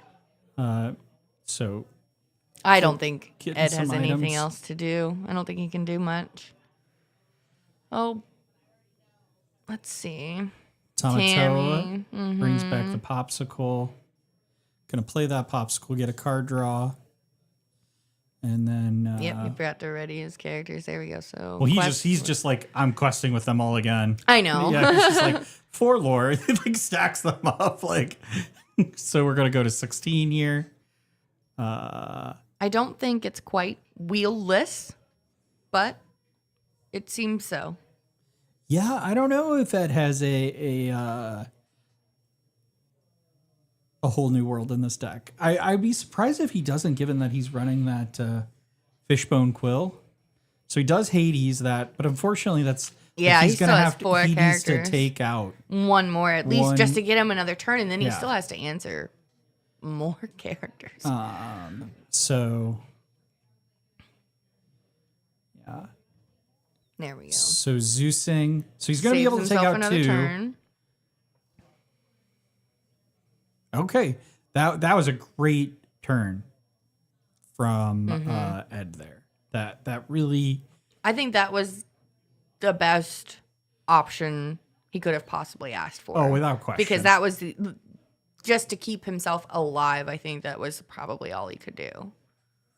Oh, and he quests and then he drops the pirates for the win. Sheesh. So that is actually going to be a 2-1 victory for Aiden here at Grapes Games in round 2. We still have 3 more rounds before we do top cut, and then we'll have an additional 3? I thought it was 4. I thought we were doing 6 rounds 6 today. rounds. You're right. Oh my gosh, man! It's we gonna have be a day, guys. 4 more rounds before top cut, and then we'll have 3 more rounds after that. So it's gonna be a And I feel like those went pretty quick, so I wonder if we'll find something to do. long day. Well, yeah, I mean, I tell you what, these matches should go on longer, but I think Aiden was like speed running the He was going very, very, very quick. Quick. yeah. Quack. So So Aiden will pick up 5 tickets there. No, 4 tickets. And Ed will pick up 1 ticket. 2. Oh, 2 tickets. That's right.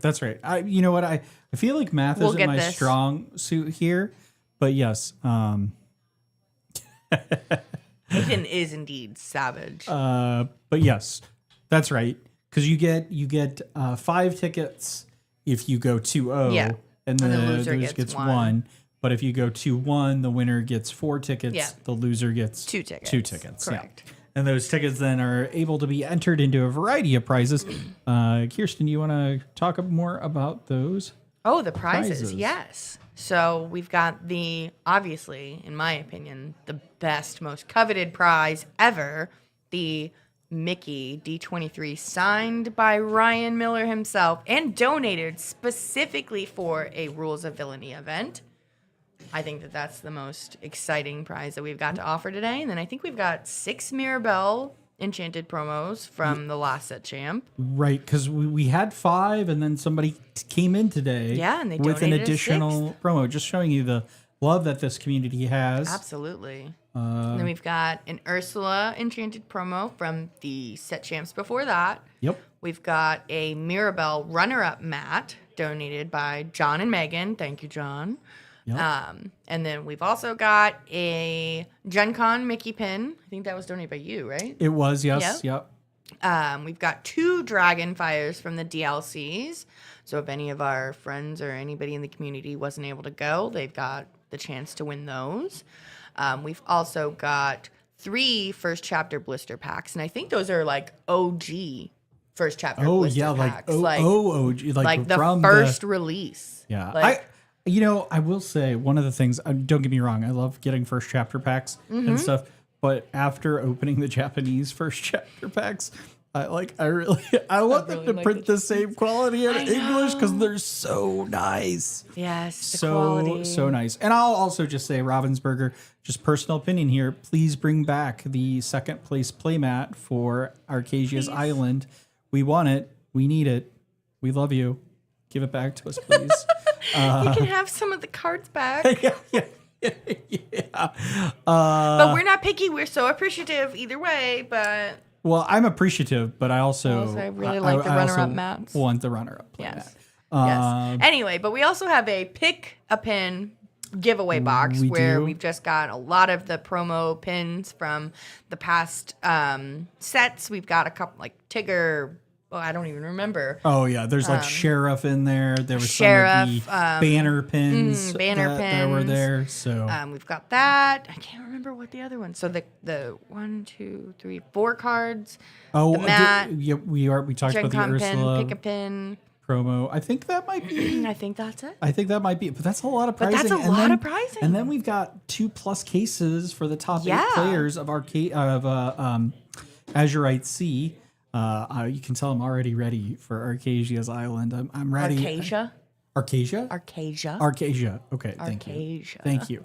I mean, listeners will know I always have a problem with this. That's okay. I think I said it was not Reign of Jafar. I think I called it the Return of Jafar for a while. I think so. I can't remember kids' names. It's fine. It's fine. I make up my own names for things. But I'm actually curious because we've talked about this a lot, but we've got a lot of new listeners out here. Do you want to talk us through how we were able to get this Sorcerer Mickey? Yeah. So if you didn't tune into the podcast episode, which you should go and watch anyway, I'm just saying, but the podcast that I believe was right after Seattle, I was a guest on, and I got to tell the story there originally. Basically, I was at Seattle. I was doing really well. I was like 1 or 2 games away from like securing my spot on either the Let It Go or day 2. And I got my butt whooped so fast in that round that I had time to just go walk around. Like almost no one else had been done, was finished playing. So I was just walking around. I was trying not to basically cry. But either way, I was trying to chill out, and I just spotted Ryan Miller walking around the event. Nobody around him, nobody, talking to him. So I just was like, ooh, I should shoot my shot and go talk to him because I wasn't lucky enough to get the lottery ticket to meet him or do the pack rush with him or anything like that. So I was like, I'm going to go talk to him. So I walk up and I just start a casual conversation. I tell him about the podcast and our team, and we get on the conversation of us and our community and how great our St. Louis community is, and how Rules of Villainy had been doing our second chance tournament and giving away our additional prizing. And he was like, well, what if I give you this card to give away in a tournament? And I was like, huh? Oh my God. I didn't know what to say. I was like, oh my gosh, yes, absolutely. That would be amazing. And he pulls out the D23 signed card. And I'm like, freaking out. Absolutely freaking out. It was the best, most surreal moment ever. He really loved what we were doing for our community and giving away the prizing. So I think that it was an easy thing for him to be like, sure, here you go. But it was just really, really great. A really great experience just being able to talk to him one-on-one and him giving us that prizing and knowing that I'm going to be able to take that home and give it away to our community was just so fun. And I know that I was shaking after the experience. I was walking over with this bare card in my hand, no sleeve, no nothing. And so I don't remember who it was. I think it was Brad was like, you should put that in a sleeve. And I was like, I should put this in a sleeve. But it was definitely a very, very surreal experience. But it was a really, really fun way to get the card. Yeah, I love that story, and I think it is just a great thing. And I'm also really excited to see who ends up actually winning this card here. I kind of want to hand it away. Well, you're going Ryan handed it to me, so I want to hand it to somebody who won. I just need to hold it once because you guys have had custody of this card. You haven't gotten to hold it? You'll have your 5 minutes with it. I want to look at it and be like, oh, with it. I think actually Andy's going to run and grab it. He's probably going to go get it. But yeah, we're pretty excited. I think we've got some. We're still got some matches in hand. So yeah, let's show this card off here. So this is the signed by Ryan and Mickey. Donated specifically by Ryan to a Rules of Villainy event. So it's just so exciting. And Steve, yes, both of them are just amazing people. They're so easy to talk to, and they're just so fun. I know at one point, Steve was probably a little busy, but he was walking by me towards the end of the event in Seattle on day 2, and I was like, can you please sign my Cinti mat? I had just gotten it. He was looking around, he's like, I can't form a line here. I really gotta go. We had to bury which actually I think made it more conspicuous that he was there than less conspicuous. But it was just really But it was really great. And you'll have to get that mat. You'll have to take that mat to World so that you can absolutely. get Ryan Miller to sign it. Yes, because I did try to get him to sign it, but he was tied up and had to go, I'm sure. So we'll have to get Ryan to sign that. It's such a gorgeous card. And this is the card they gave out at D23. And just to have it, that he was able to give. He also gave out, I believe, cards to Mikey the Tyler. kids, that were there, and so Mikey and Tyler, and I think we had Tyler on the stream, right? He was the Gamer King, so he's Gamer King. We let the kids choose the names that they want here and stuff. I think we've had what was it Fart Mare, Poop Farts, which was always a great name to have and say, but he traded them. He's like, hey. Do you guys have Hey Hey or something? Let me trade you a card. And he didn't tell them what it was, and they traded two Hey Heys, and they got 2 of these cards. I'll give you 100 Hey Heys. Yeah, and so what a trade that is. But it just goes to show you that what we're really here about is helping the community get the cards that they can't necessarily access, but also making sure the kids here have as much fun too, because we've got a whole mix of range of kids here, ages, from I think 8 or so, maybe 9, 12? all the way, to I don't know how old these kids are. I can't. I don't do kids' ages. I don't either. I don't do anybody's ages, to be clear. I don't know how, but we've got a whole range of folks here, and so we're really, really super happy to have it. But with that, we're going to go ahead and kick it over to Be Right Back. We'll be back. And we'll be back in shortly. Thank you so much.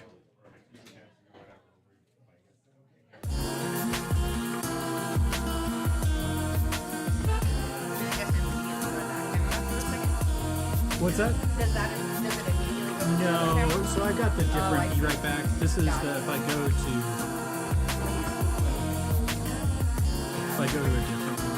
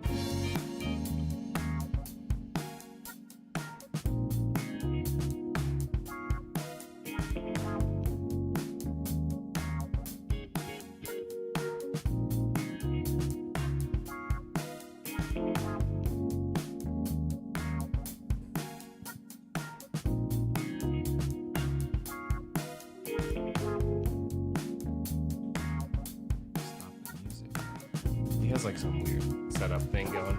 Okay. I still hear this. Yeah, it'll go away when we transition here.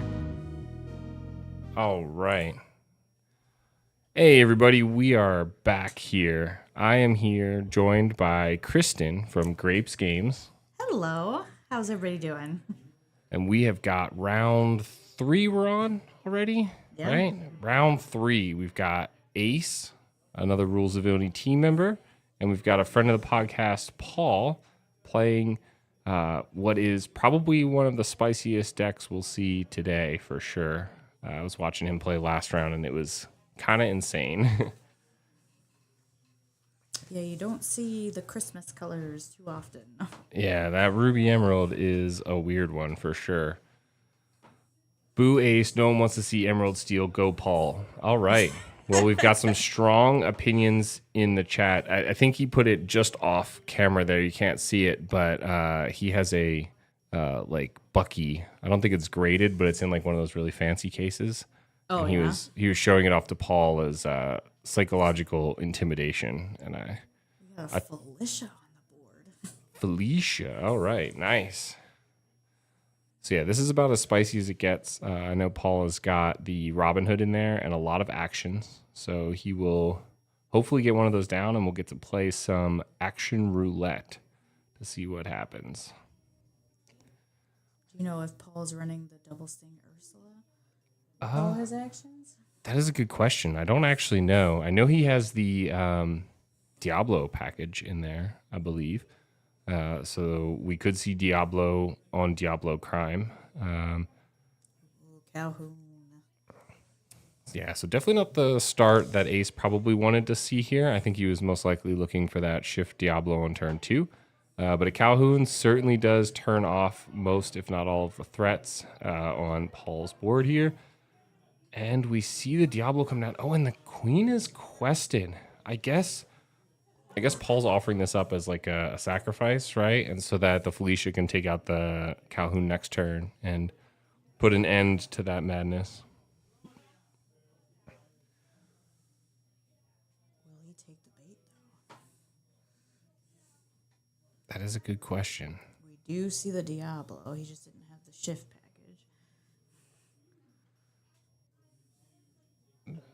I think we need to turn you up a little bit. You might be a little quiet. Feel free to talk a little louder. I'm just trying. When we talk, like we want this one to be like at the green there, I guess.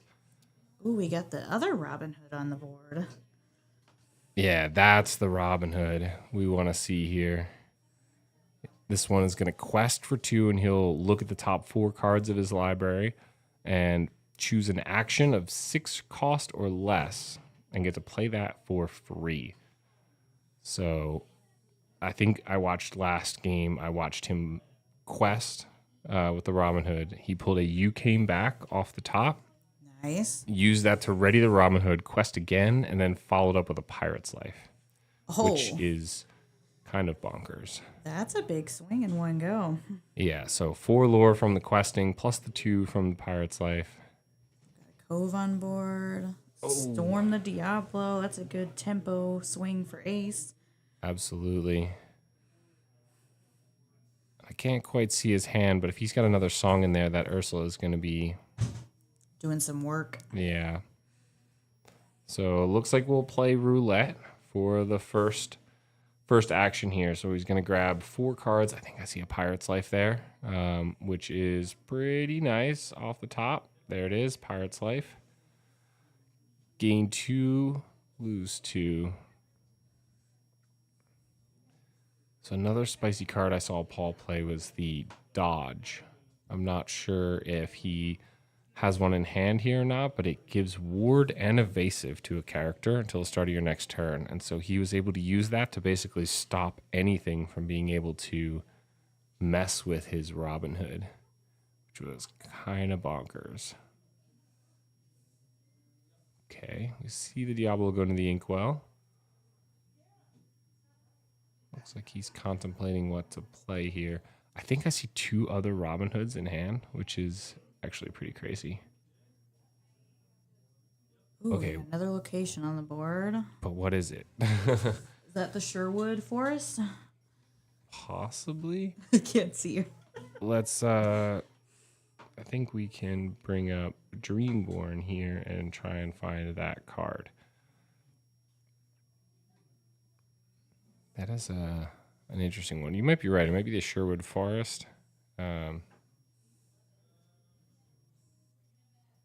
So we get a green location. Tigger on the board. Oh, the Tigger. That card's pretty nice. When you play the actions, you get the you get plus 1 lore, plus 1 strength for each action played in the turn, I believe. So I think you're right. I think that is the Sherwood Forest here, which characters named Robin Hood may move here for free. Characters gain ward and 1 tap, pay 1 tap, deal 2 damage to chosen damage character. That is kind of interesting, solid. but the Robin Hood moves there for free and gets the ward, which turns off the Ursula double singer. I don't know how many attackers Ace is running because he depends on being able to remove with the double sing Ursula. Yeah, I'm curious, did he not double sing that? He didn't. He sang that with Diablo instead of double singing with the Ursula the previous turn. Interesting. He does have the Flynn on board now, which will help him get some quest advantage. Maybe he just try to catch back up. Yeah, I think it's a. Yeah, I think you gotta like try and talk into that part or whatever. I can hear you, but then when you like move your head, I think it's harder to hear. Is that any better? Yeah, that definitely sounds a lot better. Perfect. Okay, so I feel like I missed what exactly happened there, but we're gonna get the 2 lore from the Robin Hood. We're gonna look at the top 4. Is that another Pirate's Life? And I think you that's came another back. Pirate's Life. So We got it's Heffalumps and Woozles, Dodge, and Pirate's Life. So I think he'll do the Pirate's Life, I guess, or the Dodge to keep his Robin Hood safe. He already has ward. And the evasive won't exactly help him because they can still send the Flynn and the Diablo into the Robin Hood, right? So he's going we with are going to Dodge. use the Dodge to give him evasive. Okay. I guess he figures that'll protect him 1 extra turn. Yeah, but we have so we see the Flynn and the Diablo, though, can still swing into that. But we have activated the Tigger. Oh, Sir Hiss. So I guess he's really just playing the game of you can't use your 2 evasives to take out both of my characters.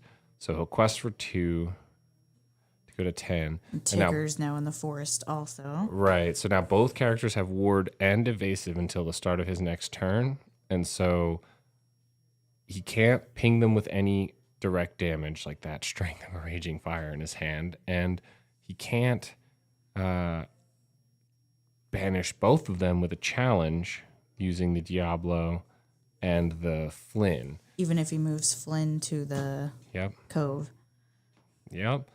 So that is That's a tough spot.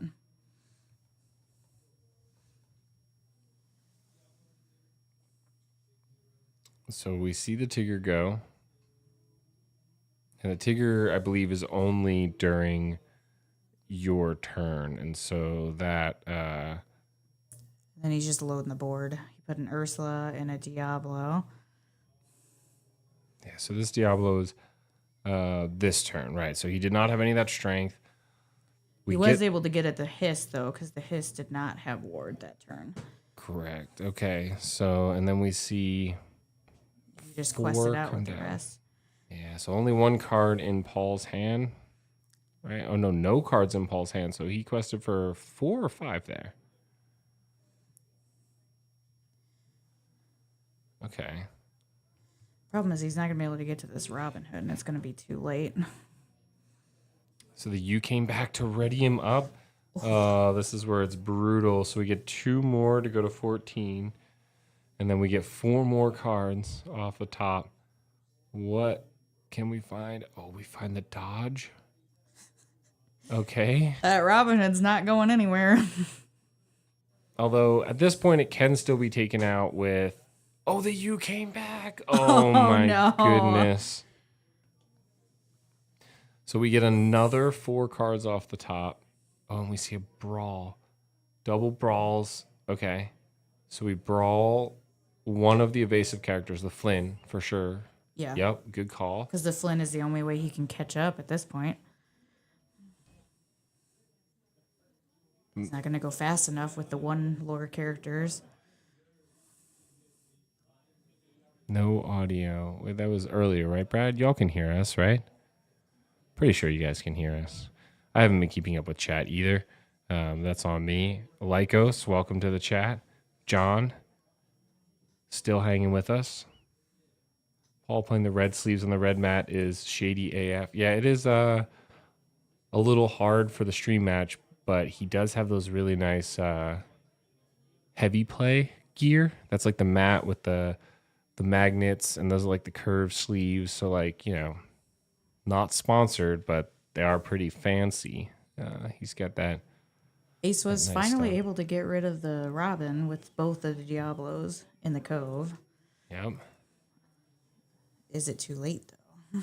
That is a good question. So we see 1, 2, 1, 2. So he goes to 6. And he also laid down Oh a no, Prince he John didn't. and a He just Merfolk. attacked the location. Interesting. Diablo, and the Diablo now has ward. Okay. Interesting.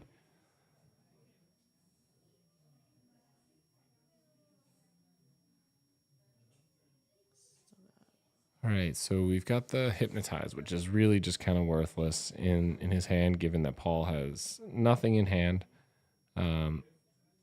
So we're going to play it anyway just to get the card draw. That's fine. Ooh, double sling. Yeah, double sling. Now I'm still here. So we get double resist on both Diablos. Protects his card draw so he can keep loading the board because he wants Yep. to try to quest it all in 1 turn. Or 2 turns. He's going to get 2 more cards. Something like a Merfolk would be nice. He really needs to go as fast as he can here. He wants Prince John and Merfolk and just keep loading the board. Yep. So he's got 6 damage. So I guess he can probably take out that Sherwood Forest at this point, and then take out the Diablo with a song if he really wanted to. But I don't know that he has that song in his. Yep. Looks like he finally took out the his hand. forest. Oh, he used the Prince John to do it? That's interesting. I feel like I would have used the Diablo to get the additional lore off the Prince John. Ink the Ursula. Move the other Ursula. Quest for 2. Yeah, I think you're right. I would have done that with the Diablo instead of the... It would have Prince given him John. 1 additional lore, but the Diablo does still survive, so that is kind of nice. So we quest to go to 17. Let's see what we've got off the top here.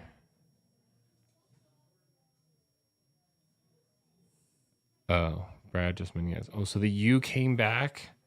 Quest And again. he quests again to go to 18, and he'll get an additional card, which unfortunately might get discarded.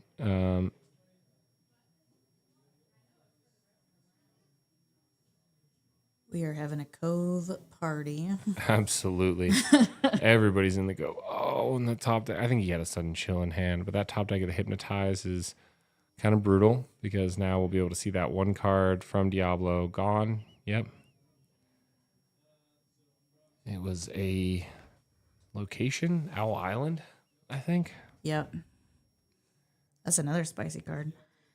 Oh, and so Diablo's he Trade. sequenced it wrong, and so he got to draw 2 off the. Oh no, he sequenced it right. He meant to do that. Big smart. So he was able to have him draw 2 off the Diablo from the Prince John Hypnotize play, and then he played Sudden Chill to discard both cards with the Double Singer Ursula. So now Ace has full card advantage, full board advantage. Yep. 1, 2, 3, 4, 5, 6 to go to 12. 8, I guess. I missed something somewhere. 1, 2, 3, 4, 5, 6. I don't know. So he plays improvise, gives +1 to one of the opponent's characters just to draw that additional card. And unfortunately, I think this location is not going to be enough. I don't know what it is, but he drew a location, so... That's the one problem with running like a really spicy combo-y deck is when you're in top deck mode, you don't have the combos, and so nothing is going to save you and get you out of tough spots. Yeah, if he had... So he played that dodge that one turn. If he had done the Pirate's Life instead, Yeah. off the top, he would have had the win. But it looks like Ace grabs game 1. That was a good comeback from Ace. Yeah, absolutely. So let's reset these here. And we'll see game 2. We'll see if Paul can pull it out here. I believe both players in this are 1-1.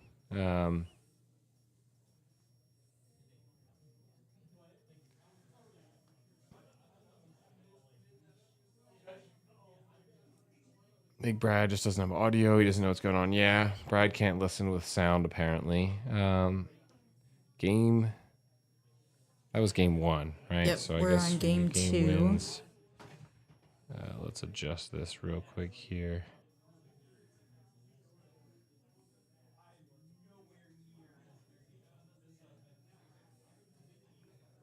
You know what? Maybe I should turn the victory text off.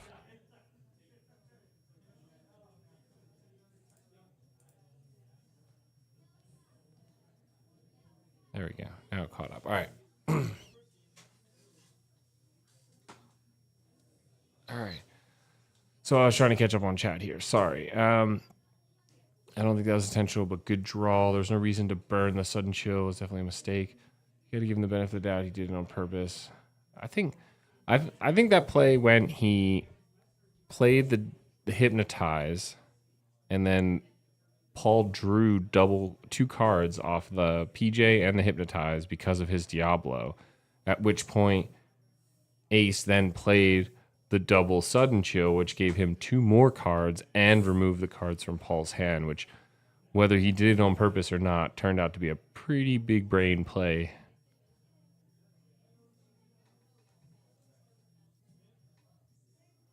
Yeah, Denver's got a good point. Ace has a incredibly strong practice team back at home between Tabitha and the 3 kids. We've seen them on stream plenty of times before. We saw Tyler on earlier. They are very good at this game. They have 5 kids altogether. 3 of them actively play Lorcana. They say every night they come home from school and play Lorcana every single night. That is awesome. They are going to be as good as all of these people we see before long, for sure. If not already, I get my butt whooped by them very routinely. Izzy, the oldest one, kicks my butt all the time. Well, Ace has a good background in TCGs. He played a lot of Magic before he got into Lorcana. Okay. So obviously a lot of similarities there. Definitely. And Ace is he is an Emerald. Anyone who knows him, he is an Emerald Steel stan for sure. He's been playing that since before Bucky was even cool. So I think we'll probably see him on that list long after it's dead and gone. So Yeah. Well, he's just so good at piloting it, and there hasn't been as much green steel in the local meta, so a lot of people have unteched their decks for those matchups. So he actually does pretty well, just because people aren't prepared for discard anymore. Yep, the discard and the Diablo. I mean, like every deck you used to build, you had to deal with, okay, how do I get rid of Diablo on turn 2? And now people are just like, I don't need to worry about Diablo. What about Daisy or something? You know, they're teching for much more common Aggro threats. Yeah. There's the Diablo turn 1. So I like the Diablo turn 1 because then we as the casters get to see this. We got a double Sherwood Forest. Okay, it wasn't long enough. Anyway, Let it sit there for a minute. I saw a Tigger, a Queen of Hearts, a Dodge, 2 Forests, I think. There's John the says forest. Emerald Steel discard is so much fun and exciting. Why do I get a sense that that's a little bit of sarcasm there, John? Why do I get that sense from you? Ooh, we got Heffalumps and Woozles. So there was the shift play. That you've been seeing a lot of play of in Baja Blast. Yeah, it's not a bad card though. It honestly can save you quite a bit.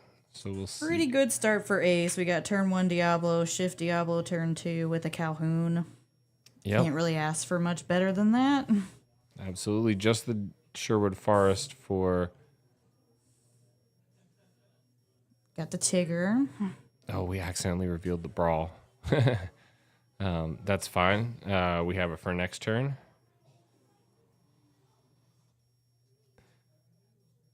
So we have it for next turn. So we take that. Okay. So what happens if we? Oh, so we do have double actions in hand. All right, we're going to do 2 on the Storm. Tigger. Okay, so Draw a Tigger card. is going to be able to. We're going to be able to brawl and then dodge the Tigger, which then gives him enough strength. No, that only gives him 2 strength, so he can't take out the Calhoun. Interesting. This is very interesting here. So, how will we see this handled? I mean, I almost think the Diablo is the bigger threat than the Calhoun because you got to tank his draw engine. Oh, and he is evasive, so he could take out. You're right. So he could, but he would still need 2. So he's got the brawl in hand, and he's got a dodge in hand, and both of those actions will give Tigger +1. And so I figured he would brawl and then dodge. Robin instead of removing. That is interesting. Looks like he's just trying to build up his game state here instead of trying to play this sort of back and forth with Ace. The question is really going to then be like, who builds the bigger and better board state? Oh no! And it kind of looks like Ace is saying, "That's me. I'm building the bigger and better game state or board state here." Yeah, it's hard putting Robin out until you have that forest out there first. Well, it looks like he tried to do that, but unfortunately, Ace sort of prioritized that, which was probably a smart move in retrospect here for him. And we got the second Diablo, Curse Merfolk, so he is building the board state really early this time. Yeah, and we need Paul's deck. I think definitely relies on that Robin, but I think it also relies on basically just trying to use the combo over and over again. So we see the Heffalumps on the merfolk. So we get the card off that. Looks like it's a Queen of Hearts. I think we ink and brawl, right? You really have to get rid of the Diablo.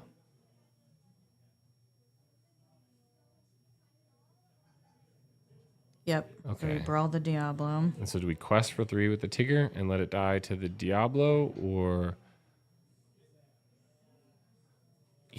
I wonder if he should have brawled the unexerted Diablo and then swung the Tigger, which has 2 strength, into the other Diablo to clear both Diablos off his board. Yeah, then you would just have Merfolk and Calhoun, and Merfolk wouldn't be able to quest. Right. And Calhoun wouldn't have anything to attack, so then it would kind of buy him a turn.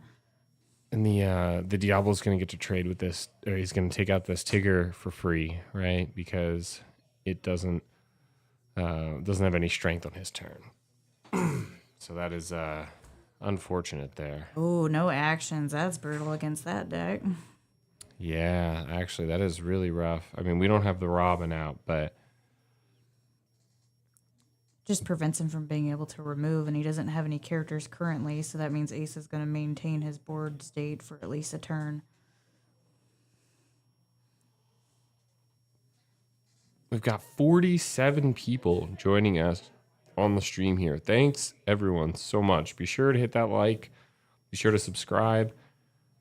We love this engagement in the chat here. We've got some people talking about Blue Steel, Denver talking about the Merlin's Cottage, which is really spicy. I played that in a Blue Steel I was working on yesterday, or Thursday, I guess. Sudden chill. We can talk about other fun decks as we all sit here and watch Emerald Steel do its thing, which is really nasty. Well, once he gets that many characters on board, he can just strength away any problem that comes his way. Yep. So we see the Diablo come out. We have another strength in hand too, it looks like, which is really brutal. And we didn't get to ink there. I don't even know if Paul runs the Be Prepared. It can't be can't be pulled off the top with a Robin Hood, so I imagine he probably doesn't. Other strength. That's so brutal, mate. 1, 2, 3, 4, 5, 6, 7. Yikes. To bring it all the way to 12, not 11. There we go. 12, and it's 3, not 2. All right, I can keep up here. It is really looking kind of brutal for Paul here, unfortunately. I watched him play some crazy turns in the last round here. And there we see it. That's the scoop. Looks like that He's does got it. it 2-0. 2-0. All right.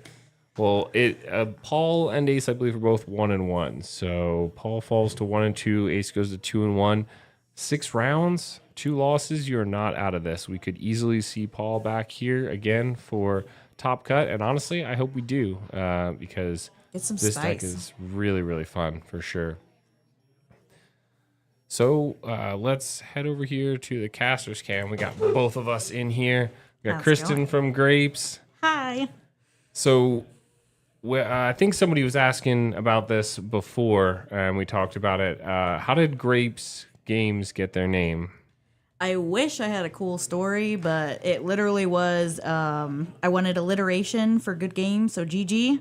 And it was the only word in the English language that wasn't already taken by somebody else. I wish it had something to do with the duck song Yeah, from the duck classic YouTube, but But you just gotta lean into it, right? Yeah. That's what you're saying. I need to get a big poster right by the register of the duck from the old YouTube sketch. Got any grapes? But yeah, you guys are out here in Wildwood, Missouri, right? It's just outside of St. Louis, not too far.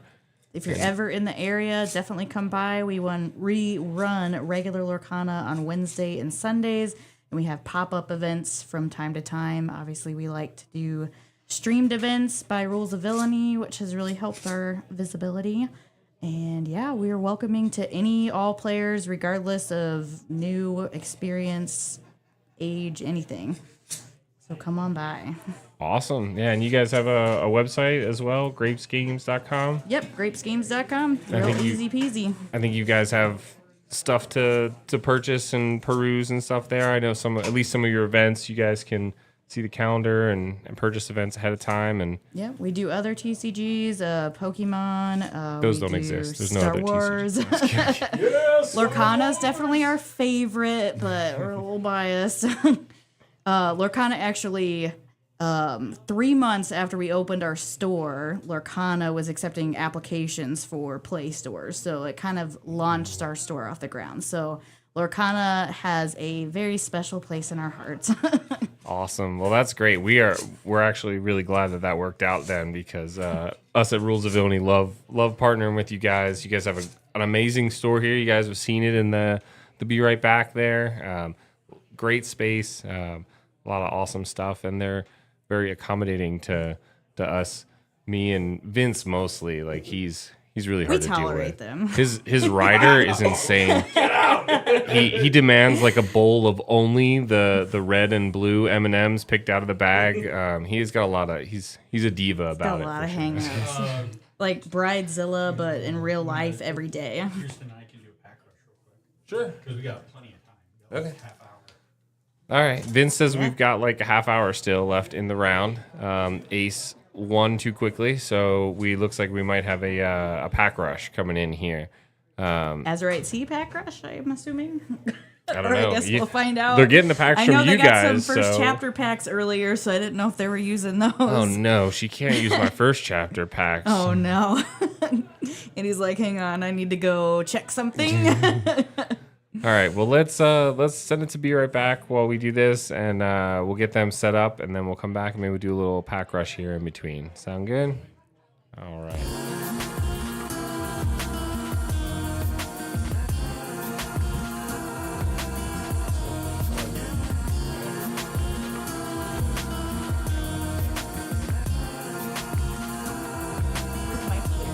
We can let Annie do it.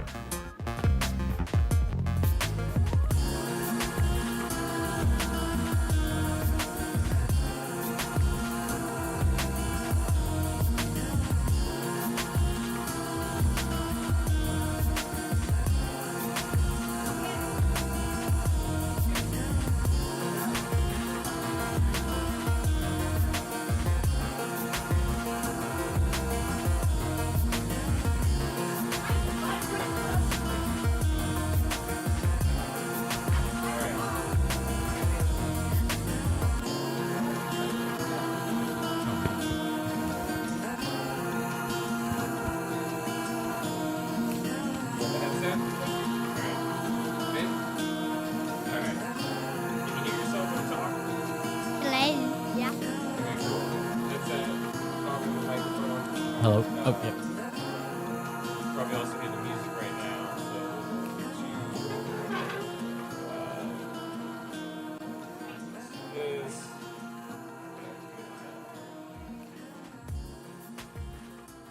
All right, we'll go to that, and you guys can talk. All right. Yeah. You guys here? Everything's coming through. It looks like. All right. Cool. Yeah. So now I believe we're doing a pack rush. Yeah, we've got a pack rush between Kirsten and Vince, right? Yep. Yeah. Let's change your name. Your name's not Andy, is it, Mikey? No. Yeah, I say His name move is that Andy, over. though, Yeah, we got a so- bunch of Andys in there. That makes it easy. You don't have to retype that one. Your name's not Kristen, though, either, is it? Nope. Okay. What is your name again? Mikey. All right, Mikey. Yeah, everybody. Awesome. Everyone's gonna eventually know. Yeah, they do. They point it out if your name is wrong, and so this is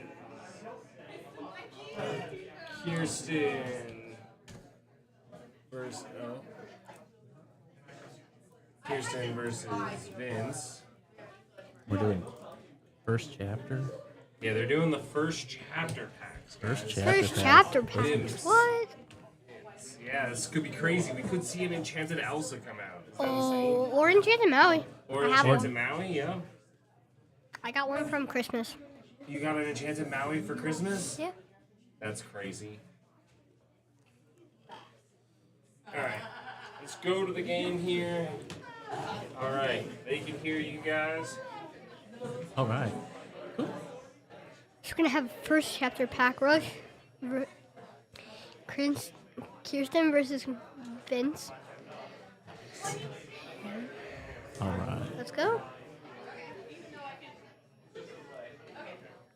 When was the last time you opened a first chapter pack, Mikey? Like a week. Like a week ago. Yeah. It's been forever for me. Okay, let's see if they pull an enchanted. Yeah, let's say. Where's it Oh going? yeah, they're taking out. Yeah, so we're doing a pack rush. They're gonna use the Yeah. little puzzle pieces as ink to start with. Yeah, they use the code cards as ink.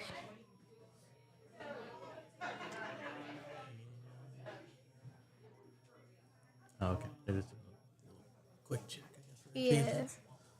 Yeah. Sad. Big sad. Over mine! What the hell? It's rigged! By the box. What's your favorite card from first set? I don't. Probably Enchanted Maui. Yeah, that's a solid one. Cool. Yeah, it's really cool. And I have it, so. Yeah, that helps. We have every single enchanted. We have almost every. My family has almost every single enchanted, except a lot of other ones. We have the Elsa. That's a good one. That's the one to have. We have all the ones from first chapter and the Japanese Simba enchanted.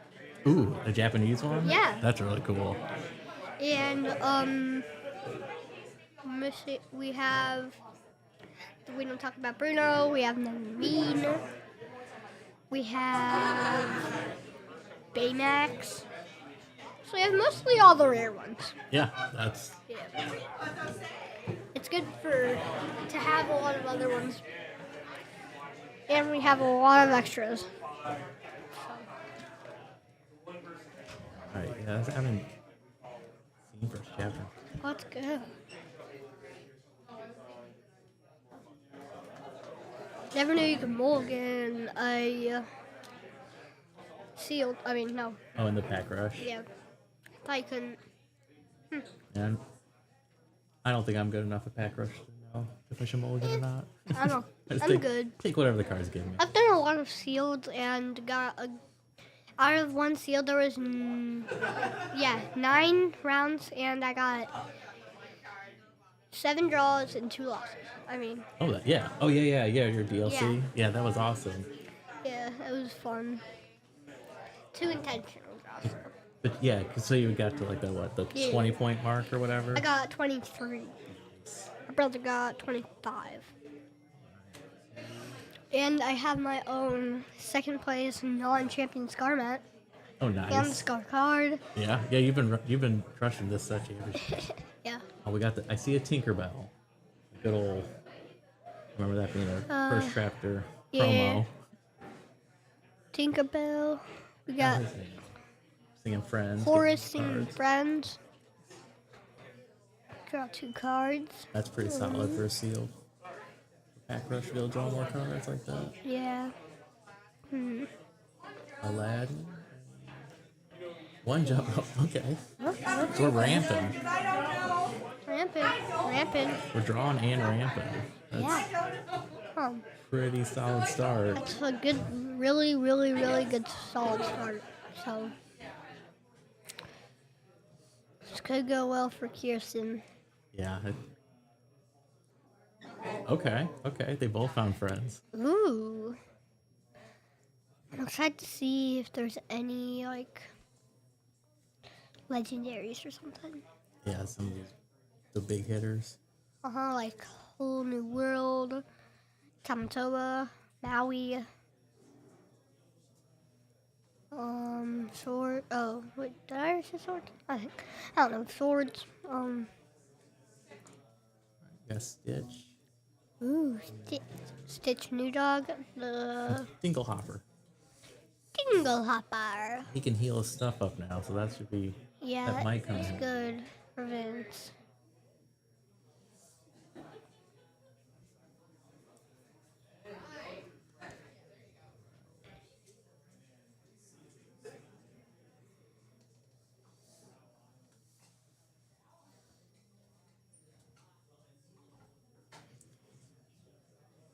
What do you think?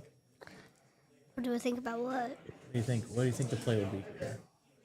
I don't know.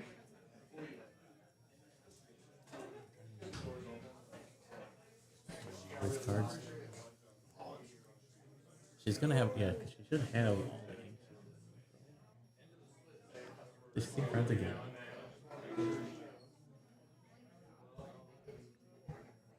See what I said in chat. I said, "Howdy, Mikey. I saw your interview. Yeah. Mikey's a beast." Yeah, funny. you're getting quite the following. I've been Oh, hearing your name a I'm like lot the- lately. It feels like I'm the first kid that got second place, honestly. Cause like, I don't think any. My sister hasn't, my brother hasn't, and a lot of other people that are kids have not got a top 8. But my sister got top 8. My brother got top 8 once at least. I was about to say, yeah, all the kids in the area have been really killing at least that champion. Yeah, especially Lincoln. I had to destroy him in Game Euphoria. So, yeah.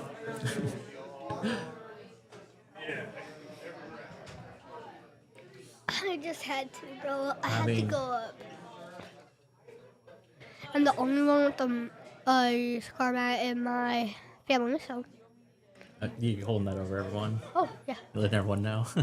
So, only I have the scar mat in my family. Yeah.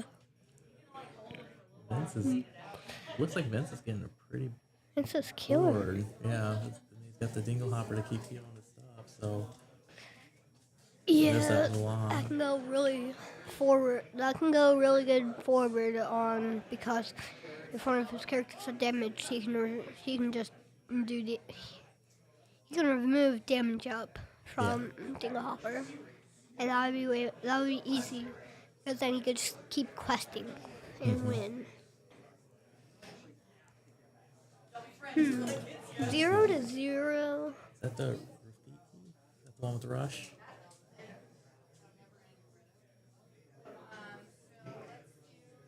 Let's see. She's gonna have to be. Gotta slow him down a little bit here. John's saying a lot of things.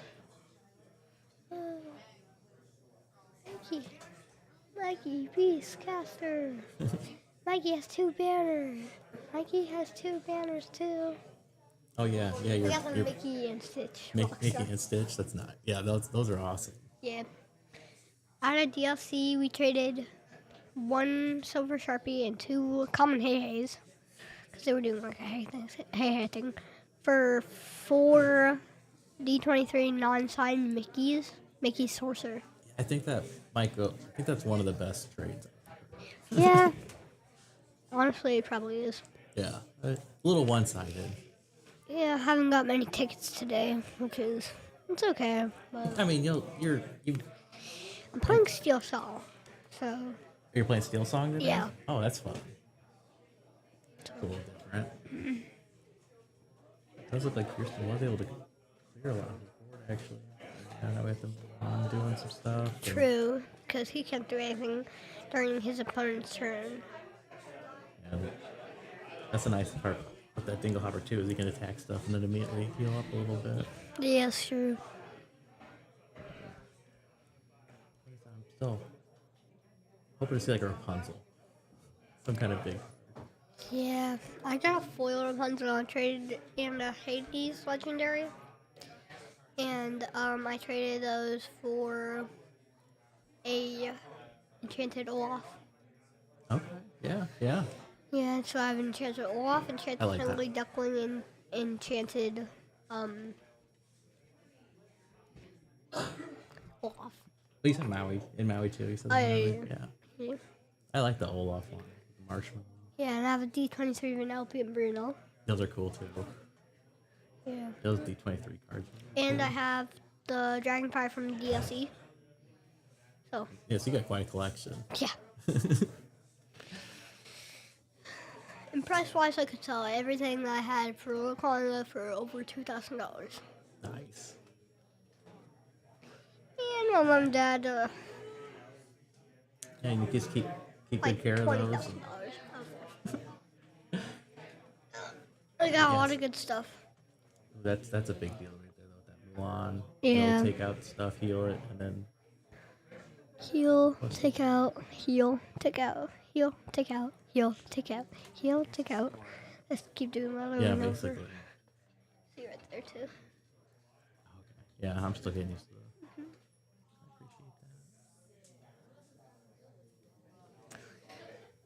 that. Vince may make a comeback because it's 4-4.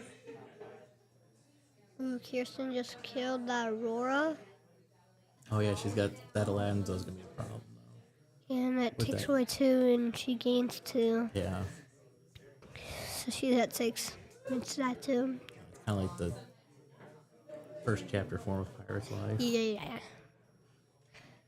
Let's see what they choose to do.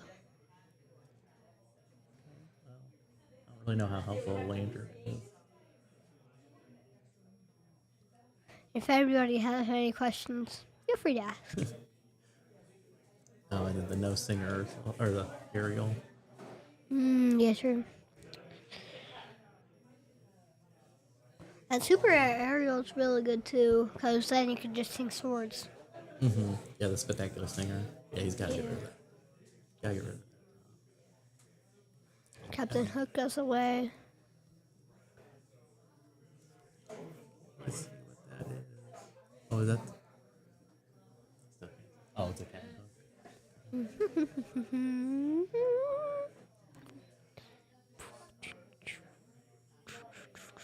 We'll see what they choose to do. Be prepared. Oh, someone's I'm gonna hearing. be Yeah, pet. I'm saying I'm hearing rumors of be prepared. Yeah. Me too. Looks like he has a flounder in hand. It's kind of like be prepared. Kind of like be prepared. They're saying it's a banger card. What do they mean? Because, Flounder's one of the strongest cards in Chapter 1. You know that. What? I thought Maui. No, it's Flounder. Maybe blue. Maybe one of the strongest blue. Maui. Sapphire. Maui and Hades are really strong. I do like the Hades. Sapphire Hades that gets rid of the character. How strong is Flounder? He's just a 1-drop 2/2 vanilla. He's a really good 1-drop vanilla 2/2. Oh, yeah. It looks like Kirsten's just gonna try to race there. Yeah. And let's see. Oh boy, looks like another 2-drop. Is that the drab little crab? Not really the Tomato you're. Not really the Tomato everybody wants nowadays. Ha.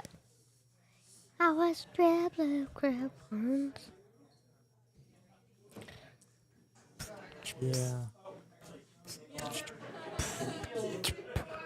Oh boy. It's Yeah, this green. is looking kind of tough. It says If it's- green steel against green red. Yeah, that was the last. That was the. Yeah, my dad was playing Oh yeah, somebody. yeah. My dad was playing Vine. It says Vine. Oh, fine. Yeah. That's what. No. You can't kill either of them. Not Vince. Tangle. Gonna slow it down. a teeny tiny bit. 13 to 7. There's no way. Yep. Yeah. Kirsten got it. Yeah. Got a lot of 2-drops late in the game. Not really when you want the 2-drops. Kirsten got a Stitch Abomination. Aladdin, not bad. Ooh, so Vince got a whole new world. Okay, whole new world's cool. That's not bad. Yeah, that's a cool one. That would have been nice if he could have found a whole new world. Yeah. Would have made. A whole new world. That's so many compliments. Yeah, that Stitch is a big. It's a. Brad, It's, the mayor is watching. It wasn't. We were looking at what card. That says Kristen and Vine. good old Kirsten and Vine match. Yeah. Doing best of 3 or finish.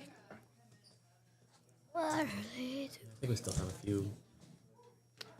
little bit until the next round. Not sure what they're wanting to do.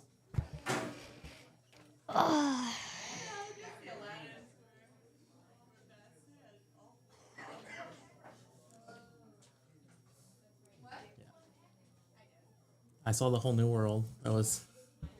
Looked like that was the best pull of those. Best poll, yeah.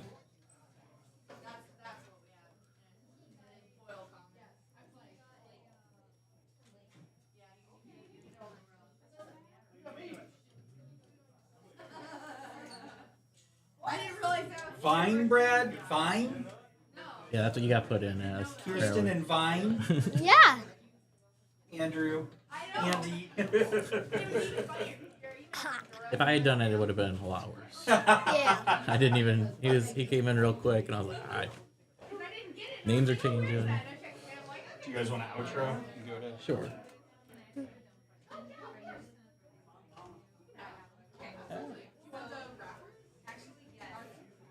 So I did one. I was doing like little keychains with them, and Aiden, my youngest, did like a Valentine's Okay. Day box.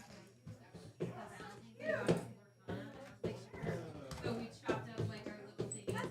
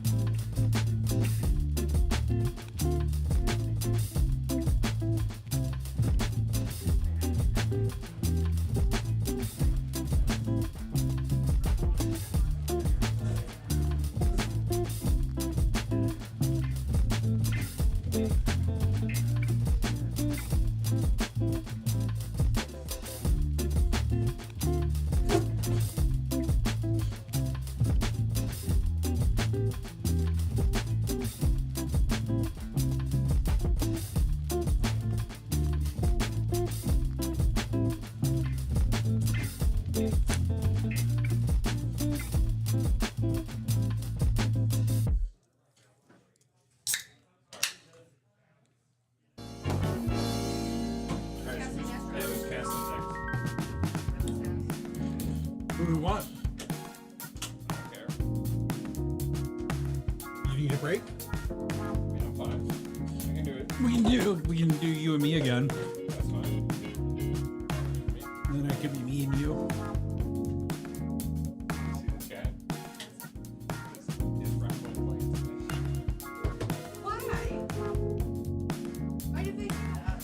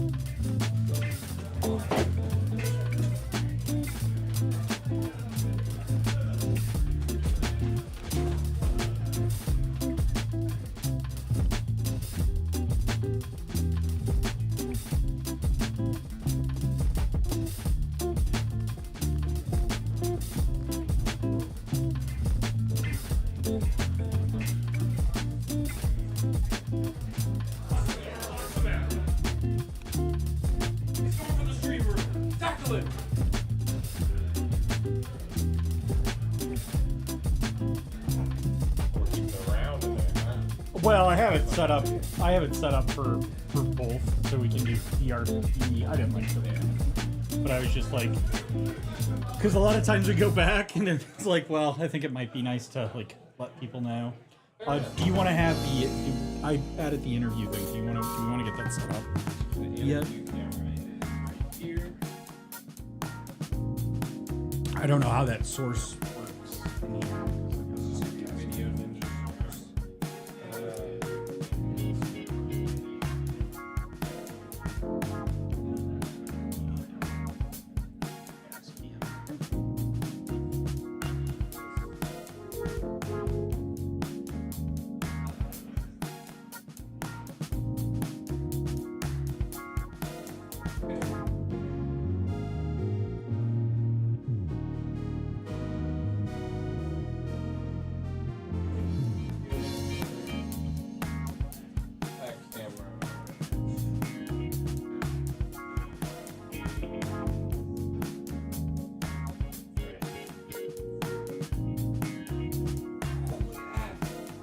That's a millimeter. That's a millimeter. We just supposed to do.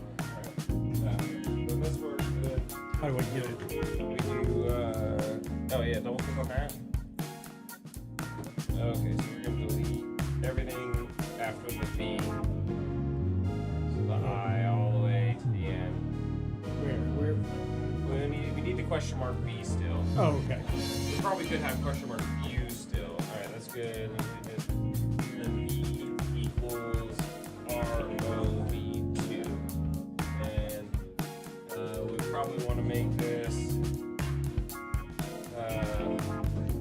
different size. This is going to be 1080 1920. Control audio, so there we go. Now, resize it if we want there. It's vertical at this point. Oh, I got you. Because the camera is this way. I mean, we could turn it the other way, but then, like, I guess here, if we turned it this way, Then the door would hit it, right? probably we would see the door to some extent at least. Oh, I think it's fine. Well, we could probably do that. I could probably get that.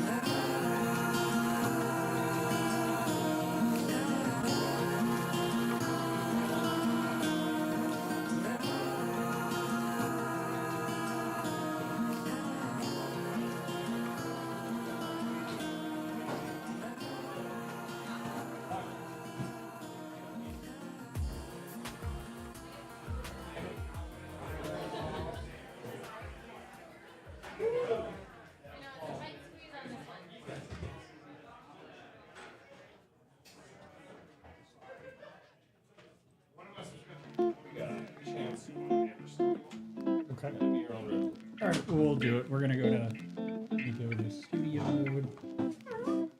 Scene switcher. Go to caster cam real quick. Hey, Welcome back. We're back. And I'm Vince now, not Vine. Vine. Yeah, so that's all good. But we're ready to go into round 4. Man, this day is already blowing by us, right? This is round 3? Round 4. We're going into round 4. All right. Well, let's get into the gameplay here. We got Chance and Amir. And Andy, you did tell me the ink colors here. Yeah, Chance is on Amber Steel. And Amir is going to be on Ruby Sapphire. Can you tell I've played them before? Yeah. Are we we're having a slow stream deck again here. Yeah. So Elgato, if anyone works for Elgato and you're listening right now. Yeah, and you want to sponsor and you want to us? sponsor Rules of Villainy, we could use a nice new stream deck. Yeah. Mine appears to be slowly going the way of the buffalo. Yeah. Elgato, Rode. Yeah, if anyone has a competing product to the stream deck, feel free to let us know. Sponsor us as well. We'll trash Elgato for how terrible. No, I'm just kidding. I'm joking. Hey Andy, I hear you're buying the first chapter box for Kirsten to open between rounds. That is very cool. Yeah, I don't know about that. She might have told you that, but I think she is. I don't think wrong. you need any more first chapter, at least not American first chapter. We just bought so much Japanese first chapter, and we got the Enchanted. Yeah, you got the Enchanted Aurora, right? The one that I guess she probably really wanted the Elsa, but Kirsten is a huge Maleficent Sleeping Beauty fan. So we have a collection of every single Sleeping Beauty card on display in our house. We've got a graded copy of the D100 one. We've got all the Enchanted Diablo, the Dragonfire, and the Maleficent. And now this Aurora goes with her English Aurora. But no, we need more first chapter. Do you have the English Aurora? Yeah, we got Enchanted? English Aurora and the Japanese now. So we have literally every single Maleficent card, Sleeping Beauty card possible. So, well, if you keep hitting it, Vince, it's just going to toggle. It's so slow. This is not a New York elevator. Pressing it more than once does not help. Or like the St. Louis crosswalks. Wait. Every I'm time not you press it. patient. But anyway, we see Chance. He's got a symbol on the board. Mir with the turn 1 play that Ruby Sapphire loves of inking and playing Popsicle to draw a card. Absolutely.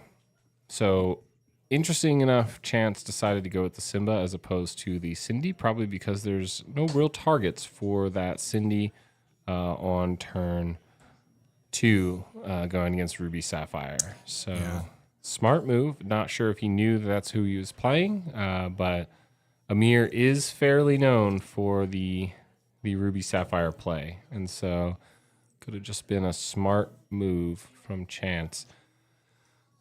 All right. Threatening 4 lore this turn is pretty crazy with that piglet here. Let's see what comes down on 3. Maybe a Lawrence. Oh, Pete, no actions. Oh, that's brutal. That means the only out here Amir has this turn, I believe, would be an Ice Block Little Sisu. So we got a Popsicle in hand. Oh, got the Tala. There's the Little Sisu he needed. Ooh, does he consider it? Does he have Ice Block in hand? That's what he's checking, probably. So I see 36 folks here in the stream. Thank you so much for joining us. Those are unfortunately rookie numbers. We need to pump them numbers up. Yeah, tell your friends and your family. Smash, obliterate that like button. Absolutely. It helps the YouTube algorithm. So he or puts so one I'm on that told. Simba. Interesting move to set up for next turn. Although I think the Pete will just take it out, right? But Kenzie's in the chat. Hey, how's it going? Just to be clear, there are 37 of you in this chat, and The no actions again. and And the Daisy, right? Daisy, yeah. The Daisy is a threat. I don't know if he took that little Sisu that he was contemplating earlier. Although I think we see a Maui in hand, perhaps, for Amir, which would be pretty nice here. So we're just going to put the pressure on. 1, 2, 3, 4, 5 to go to 10. Not bad. Not a bad move. This aggro deck is just wanting to push the lore quick and fast. And the real problem that the Ruby Sapphire players tend to have is they tend to have just, the ramp, the slowness to try to get to where they're going. But they do have control options. So you see we got the little Sisu in hand by Mir.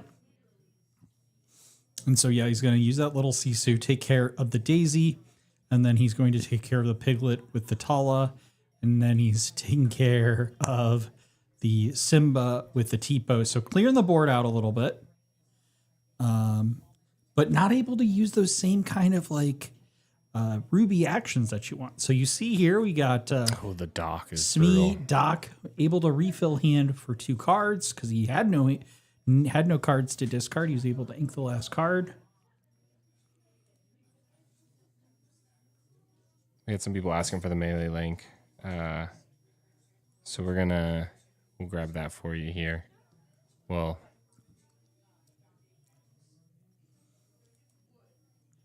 what? I don't know how this works. I got it. There it is. There it is. Did you find it? No, I lied. Past tournaments. All right. Somebody will get this link somewhere. Why is this so different? So we've got the Tala trading into the Pete and the Maui trading into the other Pete. And then he's going to quest with this human Sisu to go to 1.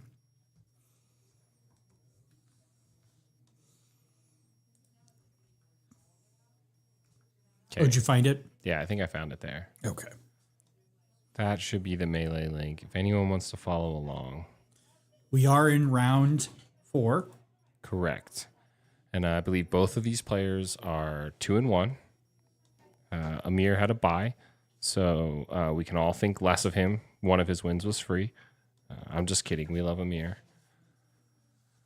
I play against him every week at Bodox, and it is difficult every single time. I often lose. He is quite the player. All right, so we see Chance make it all the way up to 15. Amir's still stuck at 1. What outs does he have? Looks like maybe a Let It Go in hand. How far I'll go. A Hiram to keep drawing. It looks like he is going to keep looking for answers. So we draw 2. Double Sail. Okay.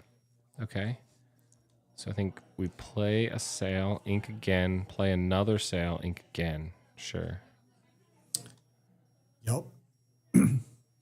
Oh, no, he inks. Oh, and then visions. So he got a visions off the top. So we see the visions come down. 1, 2. All right. One more card. Bee King, Medusa, Let It Go. I think it's got to be the Medusa, right? So Medusa takes out almost all of his threats, except maybe a Lawrence. And it leaves a character on the board for Amir to continue That's right. battling. That I think is probably his best move. But then again, I am a, bad Ruby Sapphire player. I heard Vince earlier when he was on with Kirsten. He said, I used to be a bad, not very good at Ruby Sapphire. And I just wanted, he forgot the part where I still am, but I used to too. The Mitch Hedberg joke there. Because I don't remember when Vince started crushing all of us with his Ruby Sapphire play.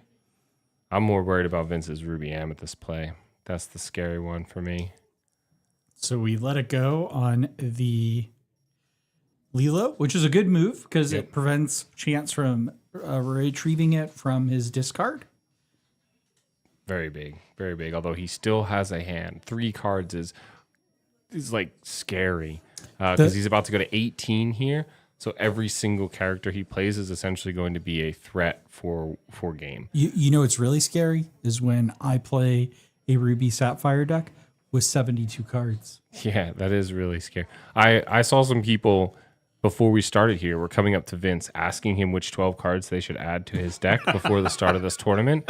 And you know, I had to really like warn these people it wasn't worth it. Oh, the Sven comes down. So I think it is looking a lot like Be Prep or Bust. So the big Sisu doesn't do it because he doesn't have an ice block.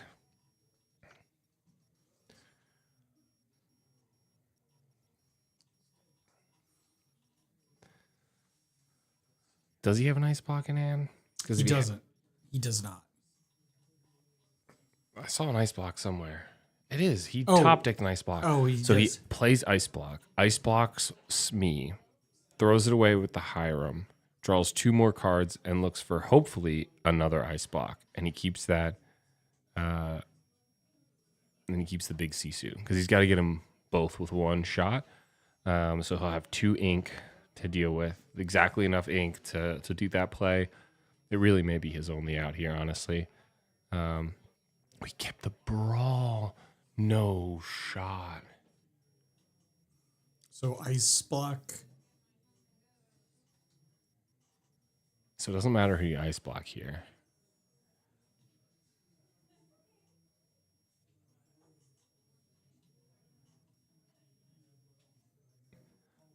Oh, but he used the Maui to sing How Far I'll Go, which means... Oh, he got the beat prep off the top. That's absolutely bonkers. Yep. And there it goes. That's the top deck you are looking for. Wow. I mean, it really only bought him another turn, though. I do think he found the Maui Half Shark, though, which could prove to be problematic. Although he just needs to throw down. But doesn't he also has a Sisu Sisu too? Doesn't No, he put the Sisu into the inkwell, and he kept did he? the brawl. And so that's it. Like, it's just he just poses this Smee threat, and that's game.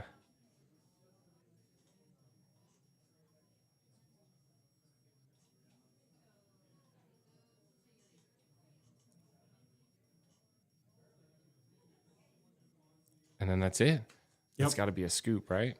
Quest for the 2. Yep. For the win. And that chance will take game 1.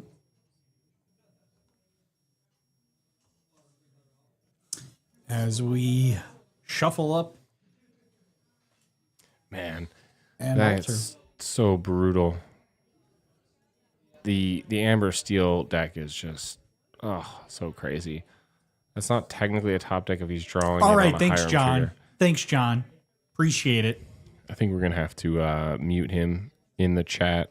His only way to communicate is to come down here himself and sit in this chair and stream one of these games. Yeah, I know. The backseat casting. If you is out really, of hand. if you wanna come, we got an open chair, open invitation, sir. Absolutely. No, we appreciate you, John, being in the chat. Look, Talking to Megan earlier. Hiram had him draw cards off the top of his deck. No, they didn't come off the bottom. They didn't come out of the middle. That's a top deck. All right. I think technically that's a top deck. Yeah, Double Pete was crazy. Yeah, I mean, this is a hard matchup for Ruby Sapphire. Just I just realized they both have the same sleeves. oh yeah, they sure do. Yeah, One of them they sure accidentally do. grabs the other person's card or whatever, and the next thing you know, Chance top decks a Bree prep, and and that is a DQ. yeah, well, technically that would mean Amir only had 59 cards, so who gets DQ'd there? Both players. Really, both players? Okay. Both players, yeah. What is the ruling on if I eat my opponent's cards so that they no longer have a valid deck? Well, this is why the other player should always have a spare card. All right. Well, how many Maui Half Sharks do you have? Because nom nom nom nom nom nom nom nom. Now you have one less. I have to say I agree with John that technically correct is the best kind of correct. It absolutely is. Also, enchanted cards taste better. Just saying. Do they? They do, yeah. It's like you know when you put gold leaf on like something, it adds flavor. Everyone knows that. It just tastes richer.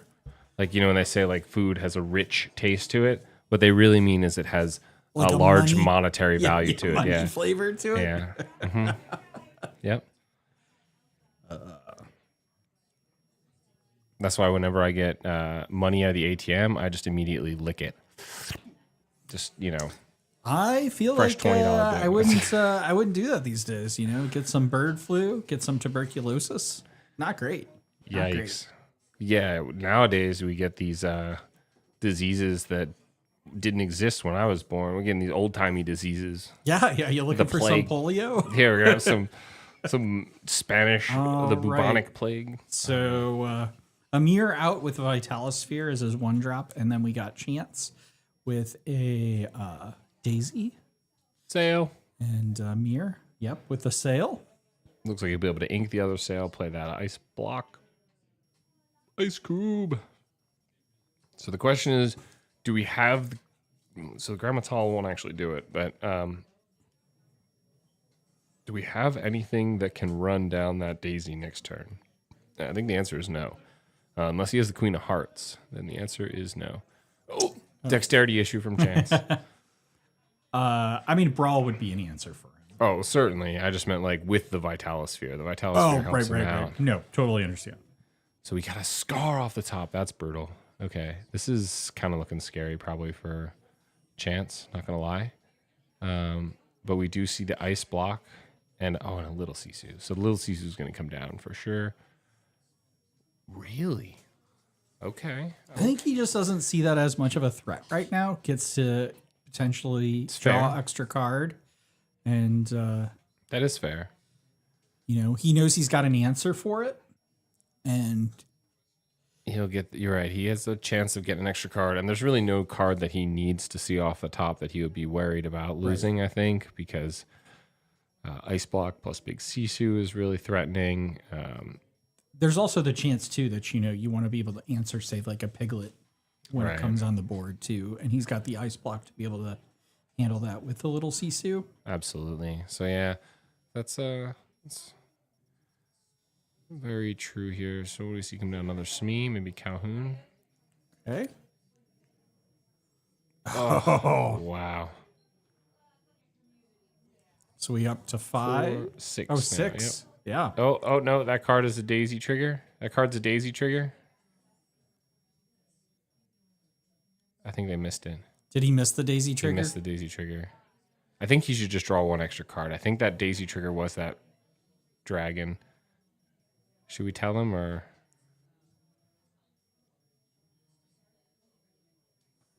I don't know the correct ruling here. I don't know what we're supposed to do. I think we're just we can't cast and be judges. The at the judges. exact I mean, we same can. time. We can run out there and say something. Stop play. Yeah, we need a. Kirsten said we need like a way to communicate with the table. So we need like a light. We need like a buzzer light that we can smash it and it just starts ringing a bell and like a fire engine light. So he discards the storm when he plays the dock. Oh, Be prepared. See, I think that would have been the card he was supposed to draw. You know what? Honestly, he could have done that quick. He could have done the trigger quick, and I just Yeah. missed it. We'll have to go back and review that footage, but certainly would be a brutal mistake if made like that. Oh, is this 7? Oh no, it's the big Sisu. yeah. Damn. Ice block. And ice and block cleared just cleared everything. the board. So he didn't need the B prep, and he's able to quest for 3. Yeah, this is not looking great. And I think he quested with the Tala to go to 4. Yep. You know, and I just quickly, so how quickly the game can change. Yeah. So Chance decides to play the Lilo from the discard before he draws.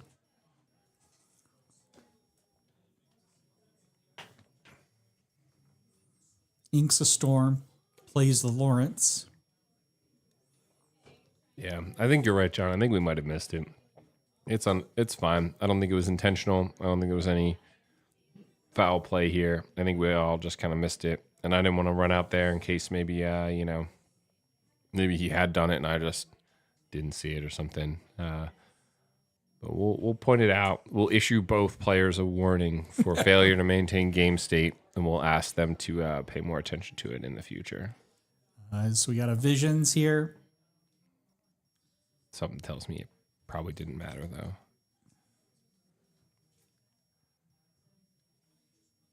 Yeah, Scar's licking his lips in his hand. Yeah, I tend to agree. We saw that come off a Daisy trigger earlier in the game, and chances got to be...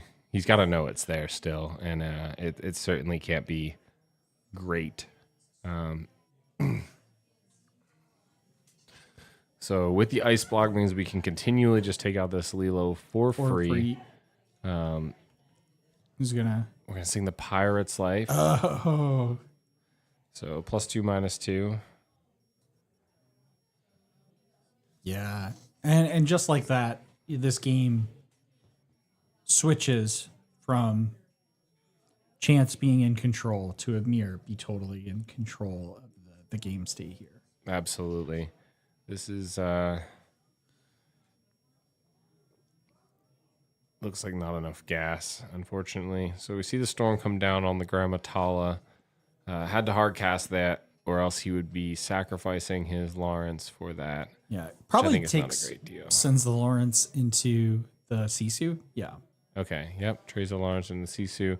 And so, I mean, the mine is still okay for this turn, assuming that he doesn't but You know, he's have a got Maui? he's got that scar in hand, true. So I guess this is the Scar's and turn. I think this is where the scar comes in, and I Scar think it takes just that out. so one shot takes it out. Yep. So we're gonna quest. Throw away the popsicle. Another ice block. And a Medusa. This game is over. I think this game is, how do you say it, over. Yeah, it's just when you know that these things. So he's now thinking like, do I put this card out? And obviously, once you've got that scar on the board, the answer is you're not going to bring the Lilo back. Well, eventually, when he has nothing else to do, you just continue bringing that Lilo back to keep the Scar busy. That's so true. that the Scar no longer is able to quest, right? So you're basically paying 2 to continually stop that Scar from questing. Although the Medusa comes out. Oh, the double. I was about to say, how's he able to do that? The double ice block into the Medusa for the Lawrence. Brutal fate. We ink the brawl, and we see the human Sisu come down on the dock. And just utter control here now. So we'll now Throw in ice block and draw 2. because he had no cards in hand. Yep. We're gonna quest for 2. 2. Man, I think he drew a popsicle off that. Yeah, he's got popsicle and Tipo in hand. So we've got ink, and next turn he draws 4 cards. Turn, popsicle, and 2 for the Hiram. Yep. So we can't play actions here, Is it but I don't double think it pop? really matters at this point. It's double popsicle. Oh, the Shark. Quests, draws. both just actions able- can't play them. His only play is the shark. That's fine. 6 for the shark. Quest everything. Pass turn. Yeah, And we go to honestly, game 3. this is I agree. This is a scoop at this point. But players can play it out. You never know.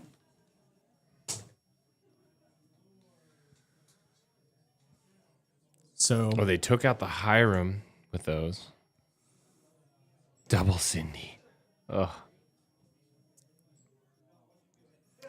1, 2, 3, 4, 5. He has 5 on board. And he has an action. So that's game. yep.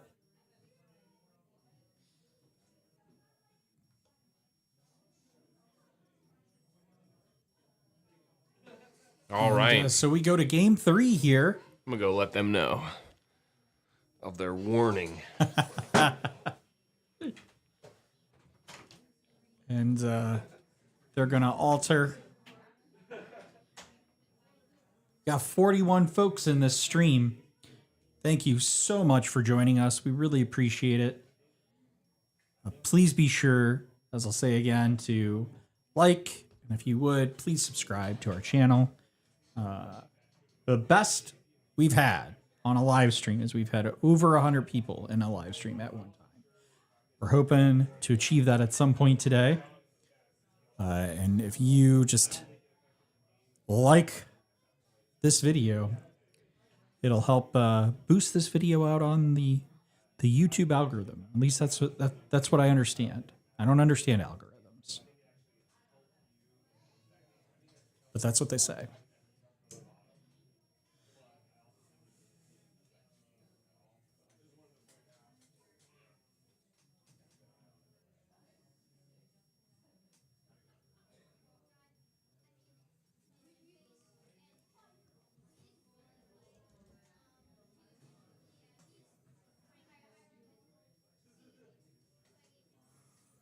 We really thank you again for joining us. We know we're competing against some other streams out there. Oh, I hope you're not having any problems with the frame rate, but let us know if it's an issue. It says we're at 20 frames per second. 24, 30, 26. I think we should be okay. Anybody else having a problem with the frame rate? I mean, it's a little choppy. I just saw it on. We've got a copy of it open here that we're watching, and I saw Chance divvy out his 7 cards, and it was a little choppy, but I think it catches back up. I think it's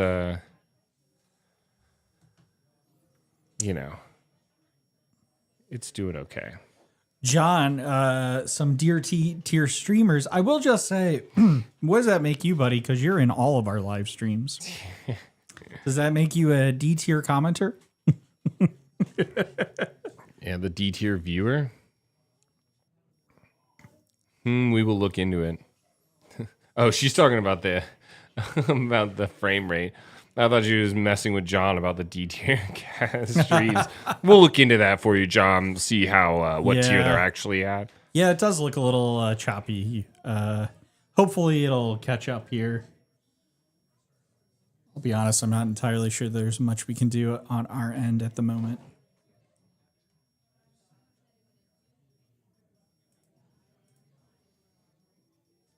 It says use a faster encoding preset. I don't know if there is one, mate. All right.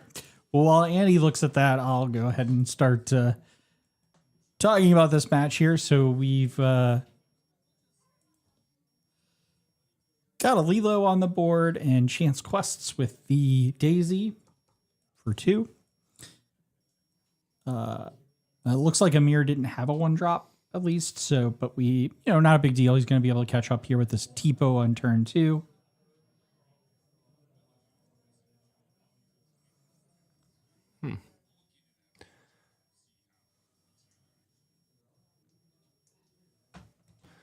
All right. Oh gosh. Smokes, mate. All right. Quest for 4 goes to 6. How far I'll go on the Some bottom. misses on the Daisy trigger. Getting a little press happy here. Yeah, I mean, you might as well press it a bunch more times. I think there's some inevitable lore gain coming in here. Yeah. Oh, so Amir is set up for potentially the combat move for this. So he's got the sail and the little Sisu. So you ink for turn here. You play the sail, you ink again, and then you have the little Sisu to come in and clean up one of the daisies. Yep, so we see the sail come down. Draw, ink the Tamatoa probably off the top. Yep. And then we see the little Sisu come down. And now he is set up to shift big Sisu next turn, which Wipes would the be board. bonkers. Yes. Although, honestly, attacking with with your Tipo right there tells me that you don't have the big Sisu. 100%. Yeah. 100%. I mean, you wouldn't need to do it if you weren't setting up to try and take out that Lilo next turn. That's right. And I mean, now you're looking at a 6th floor swing. Yep. So the thing is Amir probably needs to find probably needs to find a pirate's life, I think. So I think he has Brawl in hand And he's got half shark. and the half shark. Oh my! Oh my gosh, a Lilo and a Okay. dock to be able to refill his hand. I don't know that there's an out here because he's going to be able to just bring back all of them every single turn. The dragon on the bottom. Oh no, keeps the dragon. Sorry, and then draw for turn. Double dragons. He got double dragon. Crouching tiger. I mean, Double dragon. I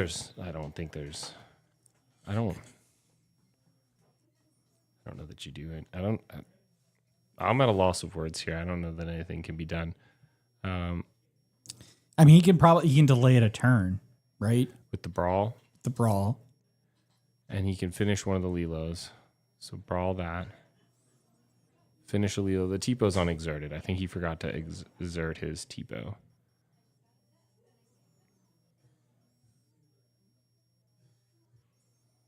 Yeah, there you go. So Trade. trades there. But he can't. So he can't send the little Sisu in to set up the Lilo for next turn because he needs that in case he gets a big Sisu. Yep. Yeah, that's rough. Quest for one.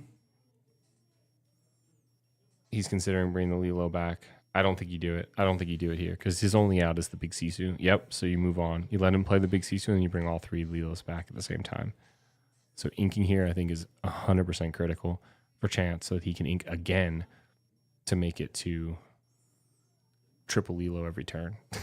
That's, I mean, Probably maybe play excuse me, a Lawrence here. the Calhoun. Calhoun. So quest for 5 goes to 17.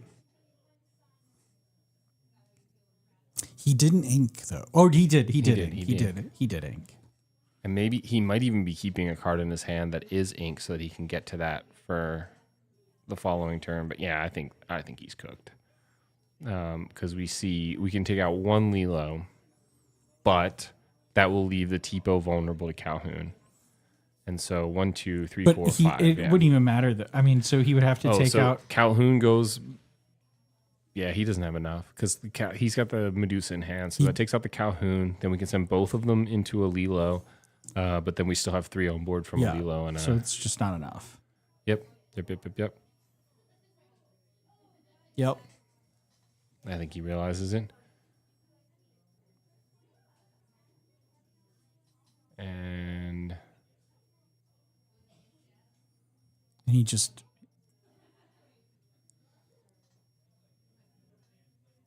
And quest for 3. that's the Yep, game. there it is. That is the game. So Chance will take this 2 games to 1 in round 4. Yeah, I wonder what happens. We're going to take the viewers along for an adventure while, since the game's not happening anymore, and I want to try and change this setting to, let's try and change it to hardware. Ooh, did that just get better?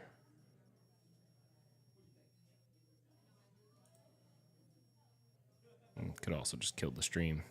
I don't know. I think it made the stream worse. No, I think that was before. Was it? Oh, because it is a little delayed. Yeah, I don't think we've gotten to the part where I killed the stream yet.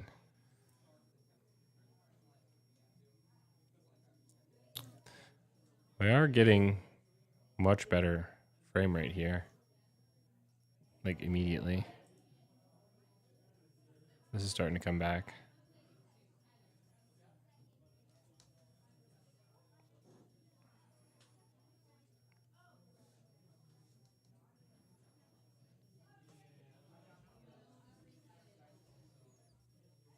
I mean, like, we never lost the stream, I guess, yet, technically. No, we didn't lose the stream. It's still a little choppy, though.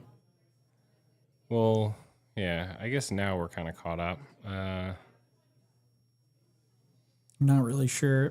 I might honestly just be an internet issue. Michael in the chat, rooting for his boy Chance. Got to represent the other Hillsborough boys who couldn't be there today. Go ahead Absolutely. and move back to the caster cam here. So Maybe this is part of it too. Oh, it's deactivated when not showing.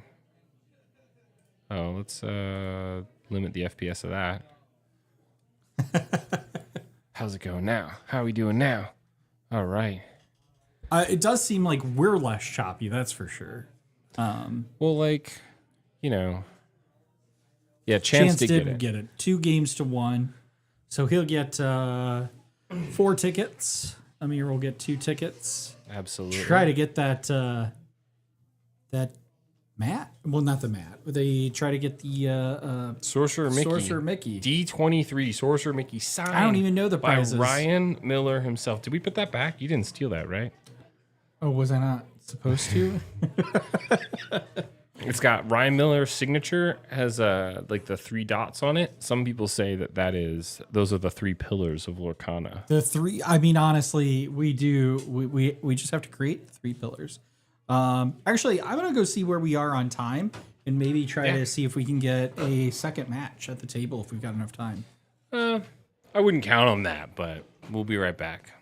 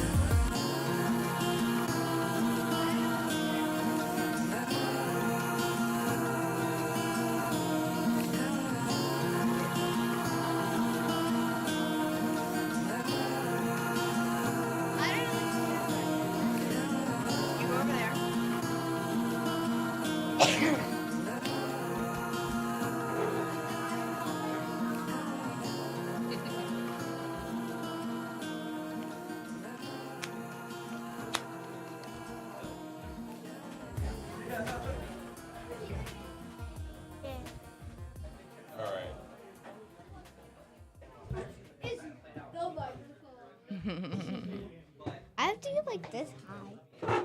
You can stand up if you want. That's No, fine. it's good. Does this move down? I don't know. It, I think, does this. Oh, okay. My intrusive thoughts. You want to try and talk into the middle there. All right. Hi. There's probably still time left around, but let's go. All right.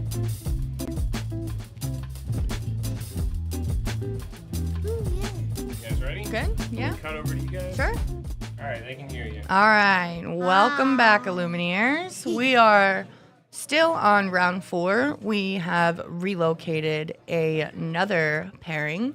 So we're going to have Maggie and Ed again up on stream in just a second. And I have my lovely co-host with me, Izzy. So she's going to be helping me out while we cast this second game of the round. We're going to go right to the game anyway. And we're jumping right in. So we've got Maggie here on the right, and I believe she is playing her standard blue steel. They're ready to go. Yep, they can go whenever. Yep. Yep. And then Eddie again. He was on stream last round playing his blue steel. So we've got a blue steel mirror match.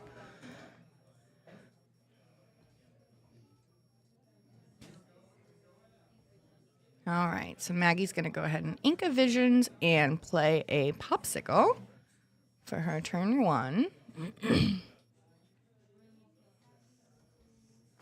And we're still getting a little situated here, so apologies. We're going to fix the ink colors. Looks like Eddie played a Tipo. Maggie's shaking her blue steel bracelet. This. Be quiet right now because they can hear Okay. me, and All right. this is an actual game. So. I understand. All right, we're trying to be a little quiet here because the door is open. We don't want them to hear us.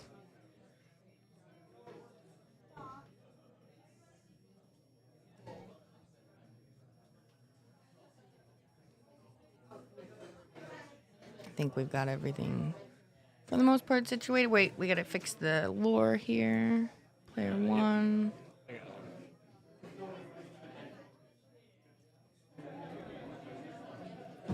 I probably could have just pressed down on one end.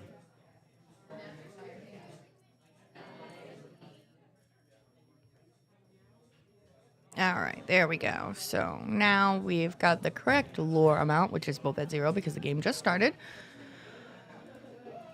Looks like Maggie played a sail, deciding what else to ink, and ink to let it go.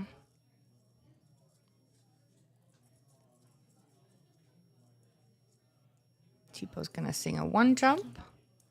Looks like we're going right for the ramp here.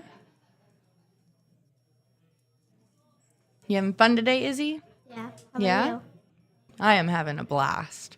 You kicking some butt out there, right? Yeah. Yeah.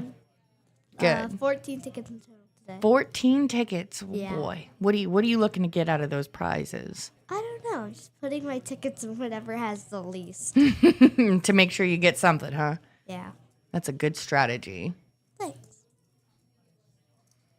All right, looks like Eddie also played a sail, ink to Simba.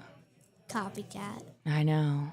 This blue steel mirror, look, I think we're going to have a lot of the same plays.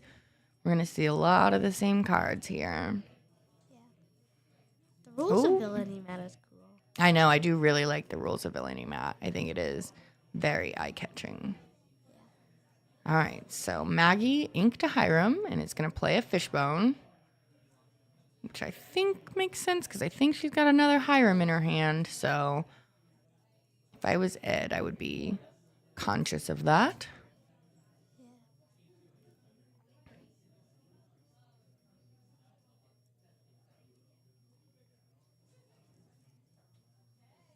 All right. Going for a lot of the same moves here. Another fishbone on Eddie's side. We are going to go ahead and quest for one with the Tipo. So we'll get that up here. And pass the turn to Maggie. And there comes that second Hiram. Eddie probably should have saw that coming. Got her 2 cards out of it. And she's got a whole hand of cards to decide from. While Eddie is only sitting there with 2 cards, unfortunately. It's been doing a lot of ramp, but I feel like a lot of those cards he was getting are going right into the inkwell. While Maggie's ramping and drawing. Wow, 3 Hirams in one game. That's Oh, yeah. Wow. She inked another Hiram. So she must have had 3 in her hand.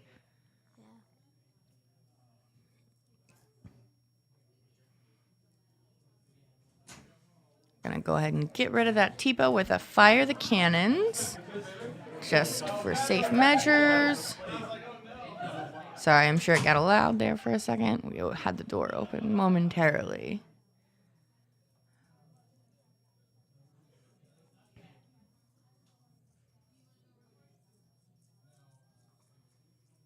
All right. If I was Eddie, I'm not sure what I would be looking to go for here.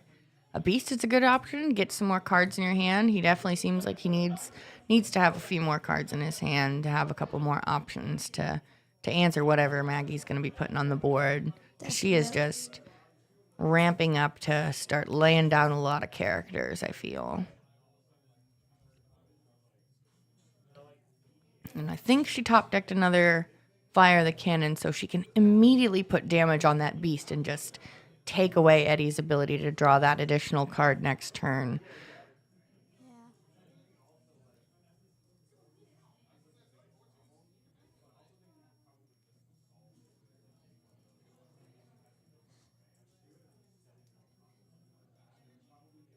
Gonna ink a Let It Go. I think the Let It Goes are really pretty. Let It Go is very pretty. Especially the foil version. It's really shiny. Oh, yeah. Isn't there like one that you can get from a DLC? Yeah, that was one that you could get from a DLC. You could get the Let It Go promo from making Day 2 or coming in with the same record as folks who made Day 2.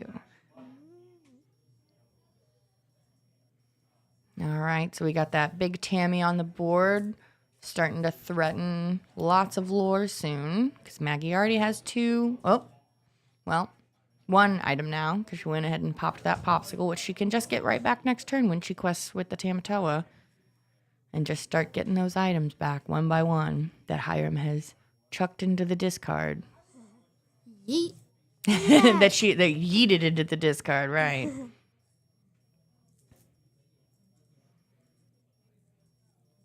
You went to a couple of DLCs, right? Or did you only do one? I went to the first one in Atlanta, and I went to the Last Chance qualifiers. That's right. You did. You got to go to California. You got to go to the Last Chance qualifiers. I was supposed to go to Tokyo, and then I got sick with strep. Oh, gosh. That's the worst. That would have been a lot of fun going to Tokyo and getting those packs, those Japanese packs. But your brother and your dad came back home with some, right? Definitely. Good. Yeah, I heard about your winnings you guys got from there. Yeah. Sounds like they had a good time. We got like 10 Baymaxes. That's crazy. Yeah. That's really awesome, though. All right, so it looks like Eddie went ahead and Hades'd away that big Tammy, took that big thread off Maggie's board. So now he doesn't have to worry about that for the time being. But Maggie still has a lot of ink that she can be utilizing every turn. And her board is just going to keep getting wider and wider. The ink can be an even bigger problem if she plays Blue Mufasa. Yeah, I don't know if she's got Blue Mufasa in there. But that could be a big problem for Eddie if she does play that big Mufasa. Oop, and another big Tammy. Lots of duplicates. Lots of duplicates. I wonder if she has dimes in her deck. I'm assuming she does with the big Tammys, but you never know. She's just continuously threatening that big character, telling Eddie, you gotta answer me. That's basically what she's doing. Yeah. And that Chicha on board's pretty nice, too. So anytime she gets that extra ink from that fishbone she has, she gets to draw a card again. And she keeps getting to replenish her hand. So she's never sitting in Eddie's position where you've only got one card or top decking. She still has quite a few options to decide from. Gonna go ahead and use the fishbone on the fishbone. Get a card from the Chicha.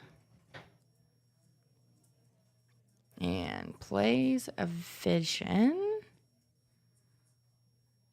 Not sure what she's looking for. The Cogsworth would be probably pretty nice. That takes away Eddie's ability to at least Hades that card away. With the ward, can't do that anymore.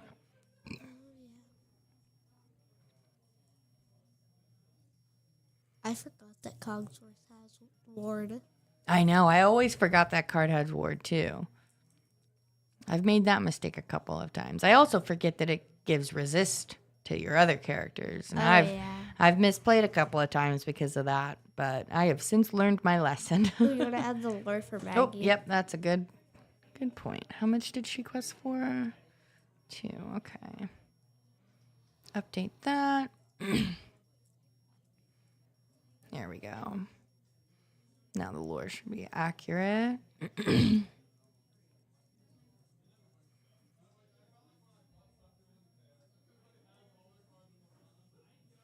All right, gonna fishbone something. Couldn't see what it was.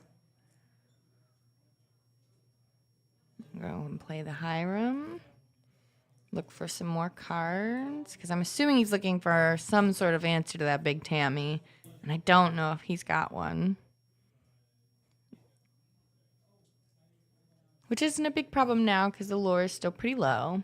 Yeah. But it'll quickly get out of hand because I know Maggie's got a couple of items in her discard, which Eddie can look through and see for himself. But we also can see a couple of items in her hand, too. I think a Fortisphere. I thought I saw a Popsicle, but maybe I'm wrong. Maybe I'm missing that. Yeah, I saw the popsicle. That's what I thought. I thought there was one, but... And another Hiram. Just really looking to get as many answers in his hand as possible, I think, for next turn. Because I think he knows that he's out of ink this turn, so he can't do a whole lot other than maybe singing a Let It Go if he's got it in his hand. But other than that, his options are relatively limited right now. Speaking of let it go, has anybody let it go in something that you were like, yes, I got it out? Oh, no. I am sure. I know I've had that happen where I get super excited to play a card and then my opponent immediately plays Let It Go or Hades it away, and it's like, darn. Well, I really wanted to play that. I really needed that to stick. I finally got a Chernobog out, Oh, yeah? and then they were like, let it go. I was like, no. That's the worst. Yeah. I know. And it's even worse when you're like, okay, well, they played one Let It Go or one Hades. They surely can't have another in hand, so you put another big character out, and then they do the same thing. It's like, well, dang. You weren't supposed to have two of those in a row. Sometimes it's just how the luck goes. All right, so we're playing a Vision. Got quite a couple good options in there. I see an Ariel, another big Tammy. Ooh, she's got the Arthur in there. That's a little spicy. I think it's the Arthur that you can challenge ready characters, I believe. I don't remember the exact stipulations of making that work, but I believe it in some way allows you to challenge ready characters. And I think it gives you resist +2. That's amazing. I know. It's a really good card.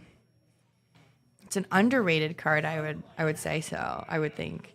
Very underrated. We don't see it played very often. I think it's been popping up in a couple of these more item-heavy decks. So maybe that's the stipulation. If you play an item, you get to challenge ready characters. I haven't seen that Arthur ever. No, I've not seen very many people play it at all. So I'll need to take another look at that. It's kind of like Chernobog. You don't see him a lot. Yeah, you don't see him a lot, but when he comes out, boy, you are a little terrified. All right, so we got another pop. Got some more and another popsicle. Wow. Oh boy, she's got a lot of options in her hand. I see McDuck Manor, a big tank, a Fortisphere. I think 2 big tanks even, and a Grab Swords. Yeah. That means she can quest for Tammy. Yeah, right now. She can quest for a lot, and I think that's what she's ramping up to do here. She's laying down all of her items, as many items as she possibly can, and then she's gonna go ahead and quest for a lot with that big Tammy and just put a big gap between where she is now and where Eddie is sitting. Yeah.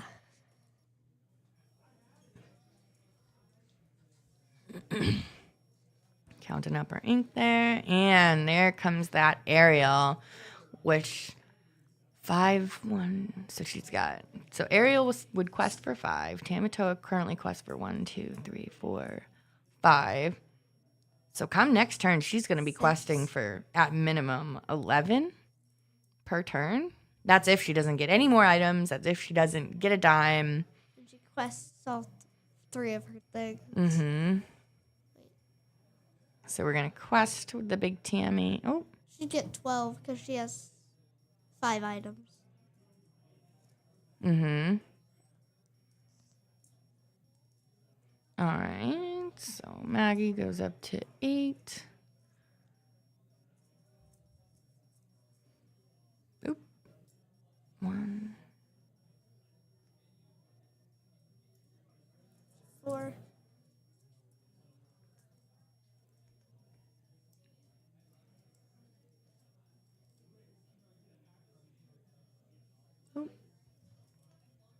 button one more time.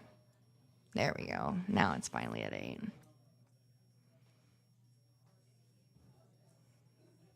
I'm going to go on quest with the feature, make it 9.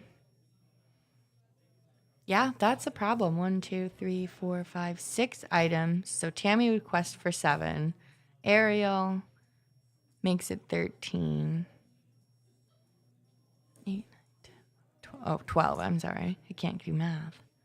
I doubt he's running. I find my platinum, but that'd be good for I would. now. Yeah, I would be surprised if he was running I Find to My Platinum. But boy, if I was him, I would be wishing I was running if I Find to My Platinum right now, because her whole board is just so many items for Tammy.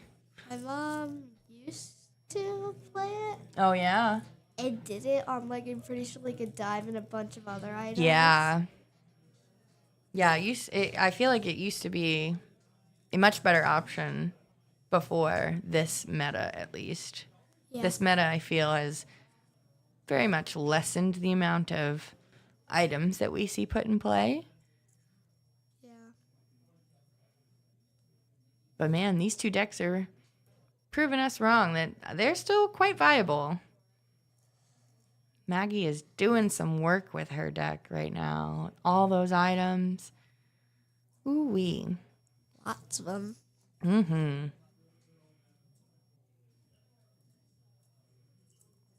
I haven't seen that many items out in a while. I know it.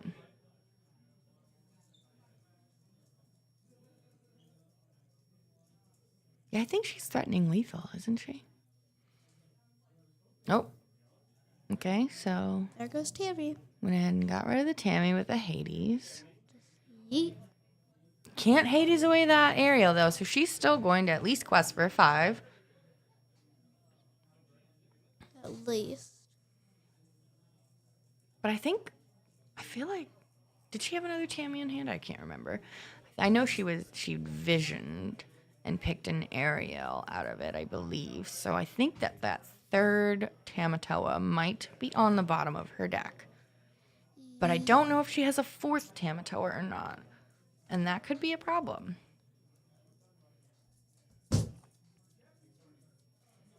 Because this is definitely where Eddie could potentially turn it back around.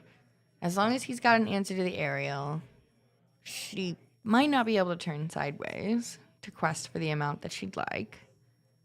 So it's a little tricky. Yeah. All right, we're going to go and quest for 4. So they call timing around, but they have a 4-minute extension. So, Okay. so you guys have All right. 4 minutes left in their game. Okay, so it is time in general round, but we did go ahead and give these lovely folks a 4-minute time extension for moving their match to the stream table. So, I don't want to leave this. what? I don't want to leave. We don't have to go anywhere just yet. They at least got the, ooh, boy, she got the dime. Uh-oh.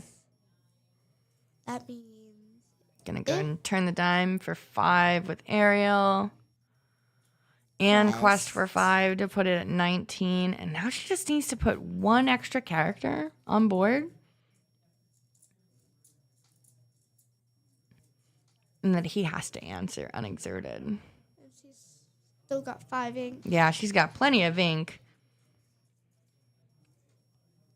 Gotta play this me? I think Oh, she's gonna okay. ink this me, and I feel like she's gonna play a big tink here. Yep, Yeah? there we go, big tink. And then that takes away the beast draw, which is nice. Doesn't take any characters out on Eddie's side, but I don't really think that she cares too much about that. At this point, she is very much threatening beyond lethal, and everything Eddie has to do is a reaction to what Maggie is doing. So she is sitting pretty right now, just waiting for him to do something.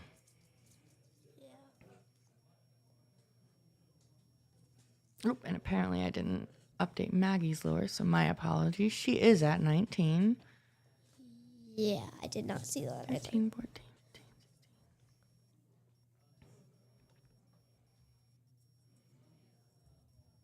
15. Maggie doing Maggie things. And the mayor is back with us. Maggie is indeed doing Maggie things. Putting that fishbone to work.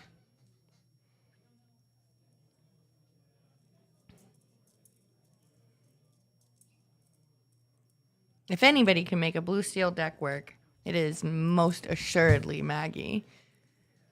Yeah.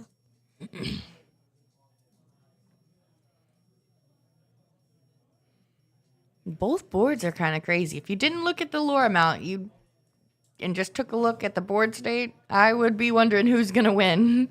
Me too.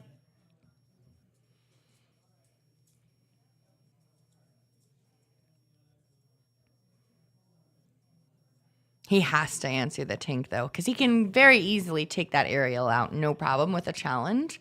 The only problem is that unexerted tank. He needs to have another Hades, which he might have already gone through all 4 of them. I don't remember what's in his discard. It's either that or he needs to let it go. Yeah, or he could have very well inked it as well. Oh, with the fishbone, though, because it's uninkable. Yeah, he very well could have done that. Even then, honestly, if he did answer that Tinkerbell, it almost doesn't matter, because as long as Maggie has another character in her hand, she's got the dime on board. All she has to do is play a character and then have 2 ink to be able to dime the character. Yeah. I was about to say she could have. I guess the only other option is if Eddie has Hideaway, Yeah. and he could hide away her dime. I was about to say that he could play like the Pirate's Life. Oh, yeah, if But- he had that color. No red. No red. Pirate's Life can't save you here, mate. I forgot who, but my opponent said, "Can I just borrow somebody's beef rep?" Because they had gotten a bunch of characters out. Mm-hmm. It was funny. Yeah.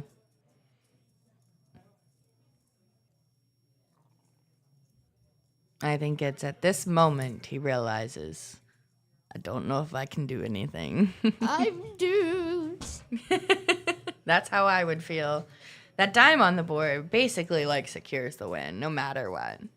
Yeah.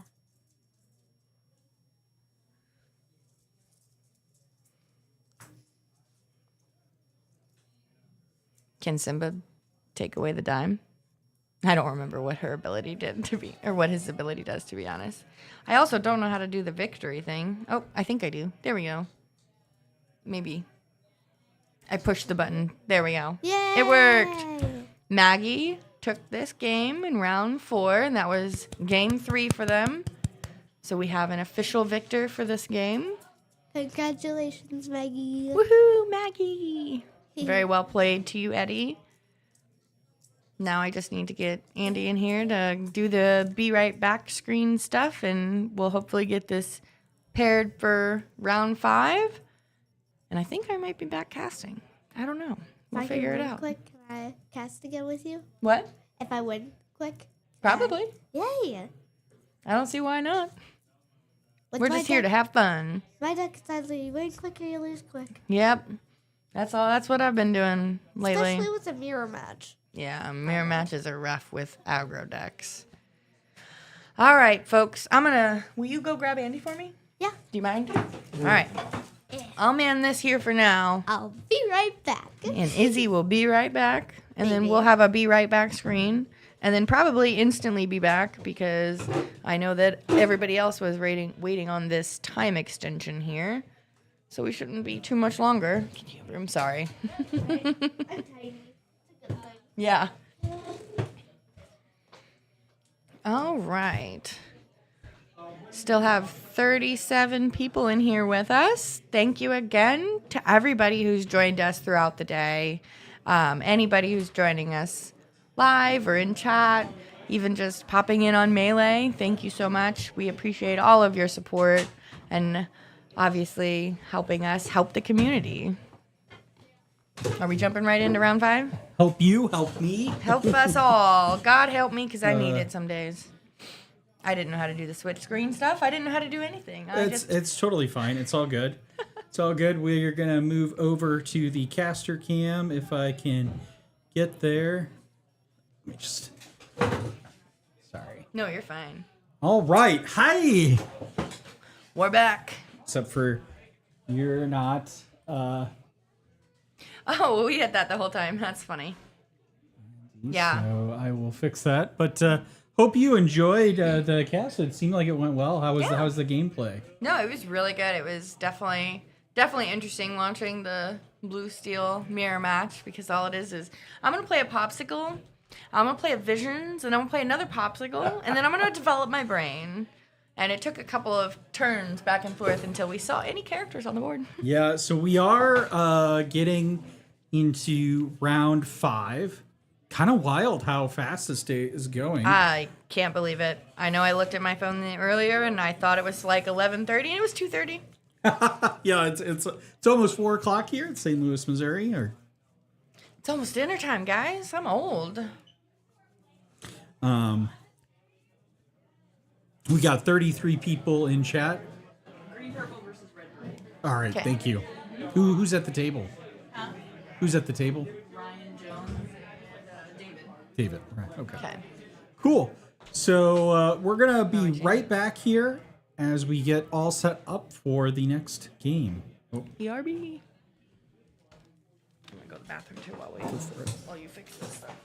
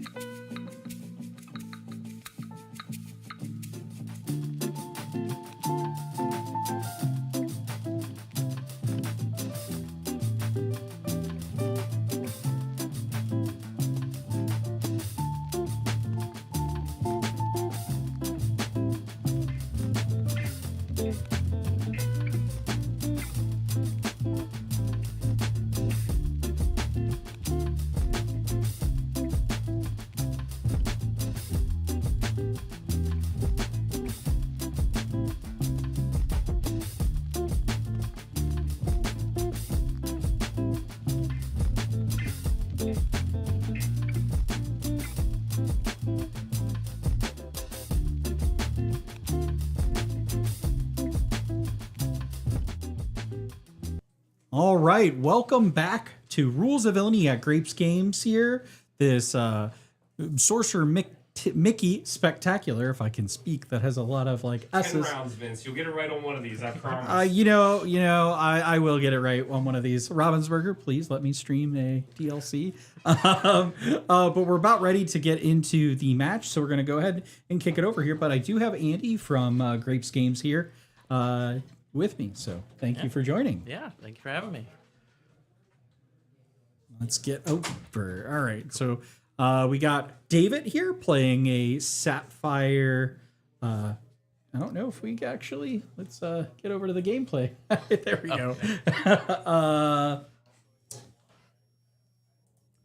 There we go. Okay. All right. Okay, so we got David here playing Emerald Amethyst, and we've got Ryan playing the Ruby Amethyst. All right, gotta be rooting for the Grape deck. Hey, come to Grapes Games, you gotta root for the Grape deck. I think we're good. Yeah. They're good to start, right? Yeah, they're good to start. They've just been sitting here waiting. Oh, for okay. us. Sorry, I thought you were going to tell. I should have told you. That was my bad. But thank you so much for everybody who's joining us here. So we're getting into, I believe, the altar phase of the game. We've got 31 of you in here. If you haven't already, please subscribe to the channel. So there are 31 of you here. It looks like we've only got 17 likes on the channel. So that means some of you have not smashed that like button, and I really need you to do that to help boost the YouTube algorithm.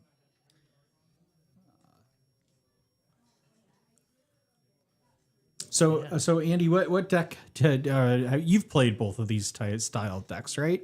Yeah, I've basically played a little bit of everything, so I can never decide on a deck. So as a result, I've played quite a bit. I'm going to assume that we're going to have obviously the green purple's going to want to go probably faster than then the red purple's going to want to control. Yeah. I will say, like, I think in a lot of ways I view it kind of depends on what the makeup of this Emerald Amethyst is, but I do think in this matchup I would say the Emerald Amethyst tends to be a little bit more favored. They tend to run significantly more like evasive characters. You've also got some of the discard and card advantage draw in there. Not that Ruby Amethyst doesn't as well, but they have a lot of the same tools that you do, whether it be Rabbit, Chernobogs, followers as we see here. So we ink a Chernobogs and we're going to play a Chernobogs. Yeah, pretty standard start there. Try to see if I'll say it looked like it might be the exact same thing. And there we go. We are off to the races. But here's where things, I think, you got a card like the Ursula here that can help when critical moments take out some of the powerful removal tools in Ruby Amethyst like that. Be prepared. So we have this Sir Hiss coming down. Yeah, there's the evasive you were talking about. Yep, right. That's a 3/1 evasive. So Quest, probably going to go ahead and discard that to get the card draw. Oh, maybe not. Yeah, I guess he's not worried about him trading it, so just going to try to see if he can last another turn on the board, I guess. I think that's probably a fair way to do things, right? Like, in order, you're both going to lose that draw by doing that, and so he's kind of forcing him to decide, do I want that card draw, leave that card on there? Snake. And then we're going to play. Oh, there's the Flynn. Flynn's not going to get that trigger, though, because that's Sir Hiss, so Flynn's kind of not doing exactly what Ryan's going to want him to be doing for him. But. No, I think, at this point, though, you're hoping you get that Sisu on turn 3. Yeah, and then and if David's going to be drawing a bunch of cards, that Sisu's just going to be overpowered, so. So inks the Kit Cloud Kicker, plays another Kit Cloud Kicker to bounce the Flynn back to hand. Yeah, and so, it's like the Emerald Amethyst off to races already, so. And the real problem with the Sir Hiss in particular for Ruby Amethyst is there really aren't a lot of tools to deal with it early in game, because it's not a brawl target, and so it has it's a pretty strong card for this early in the game. And I think that's kind of what Ryan's struggling with right now. Is like, what can I even do? Trying to look at see what he's got. He's got looks like we got a rose. It does look like he has the Sisu. Goat's gonna go to the ink, and then there's the rose. So he'll get a lore for that. Rose With a little gains one mini more. goat.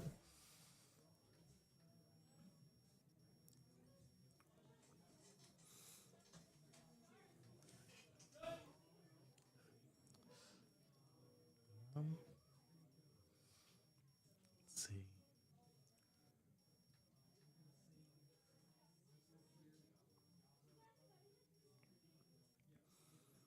So we got the genie, another evasive card, gets to draw a card from that genie. And we're going to quest, it looks like, with a Sir Hiss, go to 3. Yeah, these evasives are definitely gonna be a problem. Does he? So he's not going to quest with a Cloud Kicker. Interesting. Probably hoping that he can quest and bounce it later. Yeah. So we see Ryan hardcast. Oh, no, he didn't hardcast. He's saying Friends on the Other Side with the White Rose. Trying to think of what he'd be looking for here. Well, I think at this point you're just looking for Yeah, more cards for the later to Yeah. better answer the later game here, like hoping you can stabilize. Yeah, since there's not a lot of answers at this point, might as well just get what you need later to try to keep the Emerald Amethyst from getting the 20. I also think maybe he's probably looking for a brawl. That's such a that's not great. He might be looking for that brawl for the genie too. So we see this 1-cost Diablo, which is a 0/1 card, and when banished, draw cards. We see the goat drop down, so we go to 4. And it's probably gonna quest with Sir Hiss and the genie, so that's gonna give him an additional 2 lore to go to 6. Or no, I guess genie has 2, right? Yeah. Yeah. That's right. I know he's got to be prepared, but he's just gonna have to figure out what he can do. Kind of slow him down before it, because it might be a little too late. If you're gonna wait to get to 7. Snake goes to the ink. Yeah, Snake sings the friends. Again, just looking for answers. So we do have a Maui in there, which Can't get to any of those evasives though. which is the problem. So can't touch the evasives. Gonna bounce the rose back. Question is, does he just play it again? Yeah. Yeah. Yep. Gains that second lore. And then quest.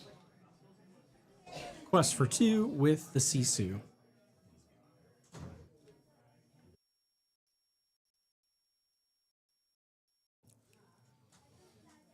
Just working on audio levels there. Otherwise, it sounds good. All right.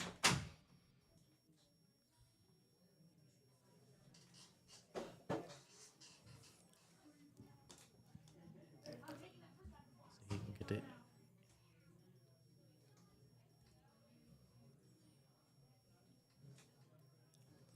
I mean, that's such a wide board, and we're still at least a turn away from Be Prepared. Yeah. So he can get to 13 just by questing out.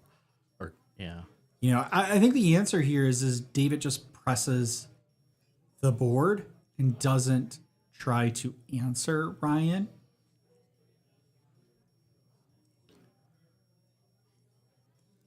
So we ink. So he is going to take out the Sisu with the Merlin, probably the best option there, Yeah. and then just quest with everything else. And so that's 5 additional lore to go to 12. That makes sense. Because if he does have the shift Sisu or something like that, he could get rid of that genie that way and start to maybe turn the game around. But or if you're just going to bounce the goat anyway with the fox. So Yeah, right. I Yeah, guess- I guess you that just works too. Yeah, that works too. And I mean, like at this point, I think like David's basically got this game. Yeah. Yeah, you got to go in hand. You got 14, 15, 16, 17, 18, 19 on the board. So he's threatening game already. Yeah, with Yeah. that. Yeah. So answering the board a little bit. Is this yours? Yeah. You pulled a brag. Oh, You left it at the stream table. Plays Tremaine. Decides to get rid of the fox. That makes sense. Keep the evasives on the board.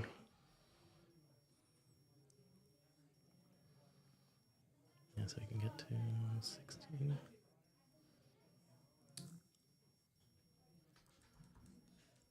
so now we're at 16. So we're basically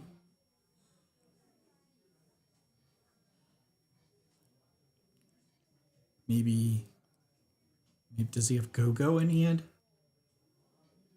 Oh, Yeah, he does. So gains 2 lore, goes to 18. And then can he? They And still I have a goat in think- hand, or does he not have the goat in hand anymore? I think he bounced the goat back Yeah, so from, and I don't think he inked it. So I think goat's still in hand, but he doesn't really need it because there's. I mean, I guess we can. I think at this point be prepared, Yeah. which is honestly like really the only option here. Yeah. But instead, he just decides to scoop, and I just don't think he had enough ink to play Yeah. it. And so we move on to game 2. So David takes game 1 here. We're going to move on to game 2. Like I said, I just think this is a very difficult matchup for Ruby Amethyst because, even though Ruby Amethyst is a great control deck, the tempo of the Emerald Amethyst deck is it's just so good. You see that with the evasives in Sir Hiss. You see that with the evasive in Genie, which is an Amethyst card. And you're still able to do a lot of the kind of bounce shenanigans that you get that Ruby Amethyst is really well known for because the bounce package exists in this Emerald Amethyst deck. And like you said, Ruby has all that removal, but it seems to take, as in that game, it takes too long to really get to that removal that's necessary to get rid of what Emerald has. So, yeah, Sir Hiss is actually real big pain in this matchup. It looks like. Yeah, it is a very, very challenging matchup. But Ryan will be on the play in this second game. And, being on the play can mean a lot for a Ruby Amethyst player, especially I imagine he's probably for sure trying to alter hard for a good 1-drop, the Flynn and the Sisu on 3 line. Probably what you would want to hope for. And probably want to think about putting back some of those higher. He's got 2 Tremaines. Those have got to go back. Yeah, I was going to say.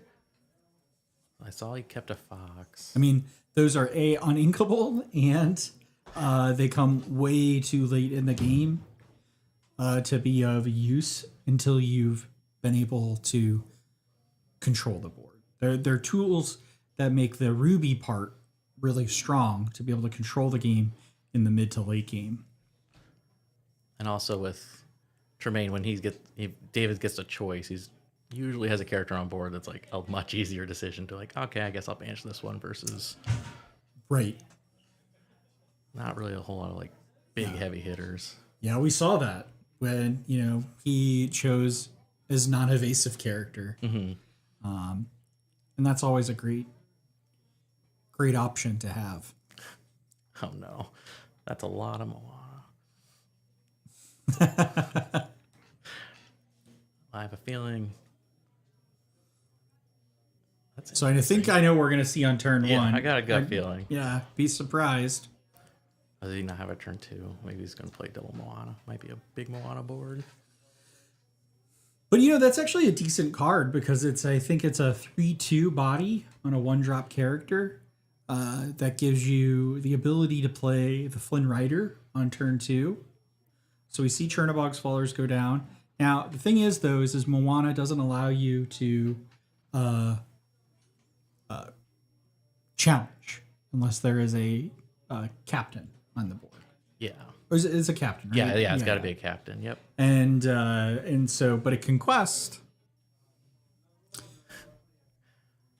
So yeah, so we Okay, see yeah, that fine. Flynn on turn 2, and now David needs to either match that Moana, which he can if he has a Sir Hiss in hand, or he decides to bounce and play the snake, which might be the option he has here. Ink snake. Yep. Oh, okay. And so that's what we see going on. Let's see. So that Flynn now doesn't trigger because of the snake on board. But maybe we see now here a Sisu, maybe hardcast friends. There's that third Moana into the ink.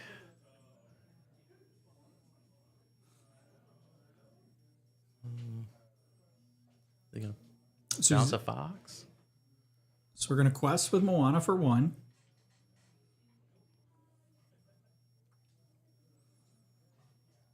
Thinking about it. Well, whether putting the pressure. Yeah. Yeah, so he's probably, gonna play the Sisu yeah. instead. Yeah. So I put the pressure on with the fox or the Sisu. Yeah.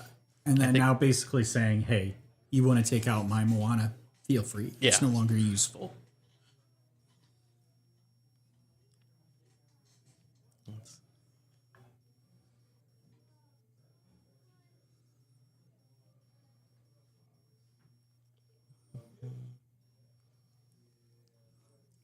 So playing the cloud kicker to bounce, which is a great play, prevents that trigger from happening because it would happen with that Sisu on board now. I mean, it looks like David has 5 cards in hand, so that Sisu's a 6/4. Yeah, that's That's really a strong 3. Yeah, that's a strong 3-drop card. He chooses to pass. Yeah, I don't think really the snake for the Moana trade is what he's looking for. No, and I definitely don't think he wants to try to quest with that snake either. You know, I think he probably wants to quest and bounce to keep those bounce cards in his hand to cycle more. 100%. 100%. Interesting. He's gonna sing. Yeah, when you're at this point, it's actually not the worst decision to do this. I mean, I actually think it's a pretty decent decision because you want more cards. You want to like leverage cards in hand to try to, ramp and stuff. So we're seeing him replay the Flynn, and now you might ask, okay, well, why would he do that? Because, you're thinking, okay, well, he's going to put both these 2 characters into that Flynn, right? Not the Flynn, the big Sisu with the snake and the cloud kicker. But the thing is like, honestly, at this point, I don't even really think you're going to be able to trigger that 3 lore off of the Flynn Rider. Yeah, I think you got to know that Sisu's coming off the board. Yeah, I think the Flynn is just kind of a threat at this, like just kind of like a bluff almost. It's not. It's like it's there. You're gonna have to deal with it, but not really expecting it to do anything at the moment. Right. What you're doing is you're forcing your opponent to have to take the Sisu seriously, and so versus being able to develop his board and control the game, you see the Ruby Amethyst player being like, "I'm in control of this game. I'm going to make you decide." So if you're David here, you might think about questing with the snake and then playing the fox to take out the Sisu. Okay, so he quested with Kit. I wonder, does he... Yeah, there's the fox. Okay. The Kit. Because you can also replay the kit too, so that's actually probably a better play is you can replay the kit later to bounce the Flynn back. So they trade.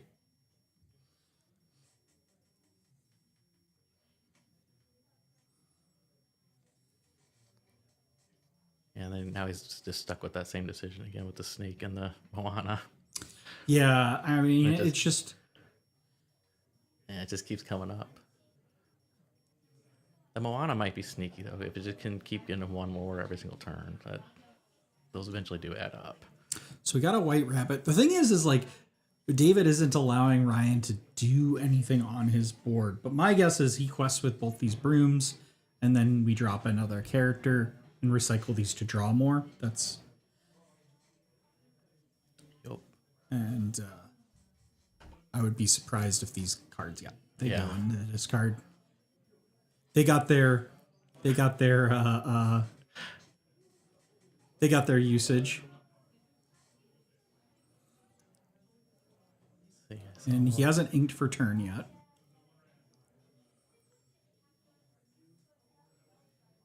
I see a friends. A brawl. So he's probably trying to think like, what do I ink here? The ink decisions in this game are really difficult. Yeah. And I think probably keeping that brawl is smart, given that he knows the evasives that exist in this deck. Yeah. Yeah, if you see Genie this turn, you're mad. Oh, I should have kept the brawl. Yeah, like, what do I care about that Fox if he's got a Genie? That Fox isn't doing anything.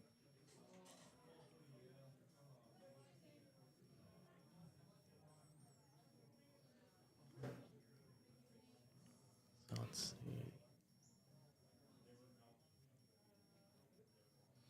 He took the board first, so he can't banish the brooms, right?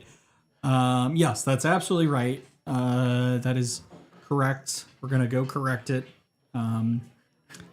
And ban Ryan from the tournament. Yeah, he's not allowed back. So plays Rabbit, inks the Kit Cloud Kicker. So we're going to take out the Moana with the Chernobog's Flourish. Probably right decision. Like you were saying earlier, you can't keep letting that character just stay on board forever because it's just going to continually get that one more. Yeah, it's one of those things where it doesn't look like that big of a threat, but then all of a sudden you're like, oh, it's quested for 5 lore. Like, oops. All right, so let's see what we got here. So now, unfortunately, sometimes these are the plays where you're like, man, kind of wish I would have kept that Fox. Yeah. But I think it was the right play at the time. So we're gonna see friends. And get those cards first. Decide what you want to do. So looks like we got a B prep and a Tremaine. Which honestly, like, not the worst time to get those cards. Yeah. This is kind of the time you're starting to look for those, and then play the Genie.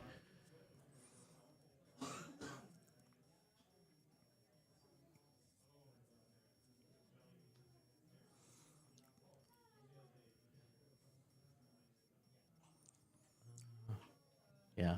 Just keep loading up the board. Yep. And then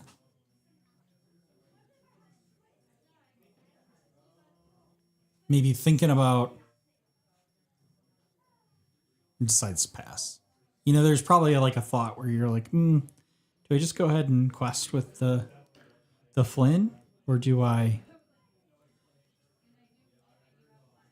just pass? Yeah, because the Flynn's like, it's always that threat on the board, but at the same time, it's kind of not doing anything also, but it basically is keeping the snake kind of in check also. Yeah. So we do see him develop his own Genie. I see a kid. So he inks a kit. He still has that kit in hand, like you said. So maybe... So he trades on the White Rose. Honestly, though, Ryan got a lot of value out of that White Rose. Yeah.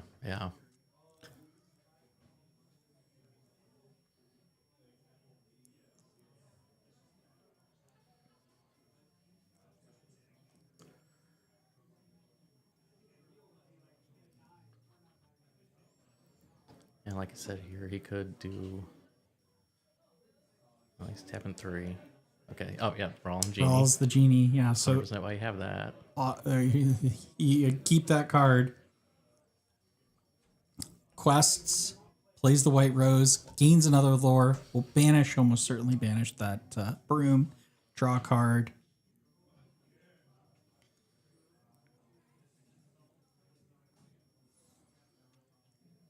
I mean, and this is like why I said you start to see the power of Ruby Amethyst if they can get their strategy off early to control the game.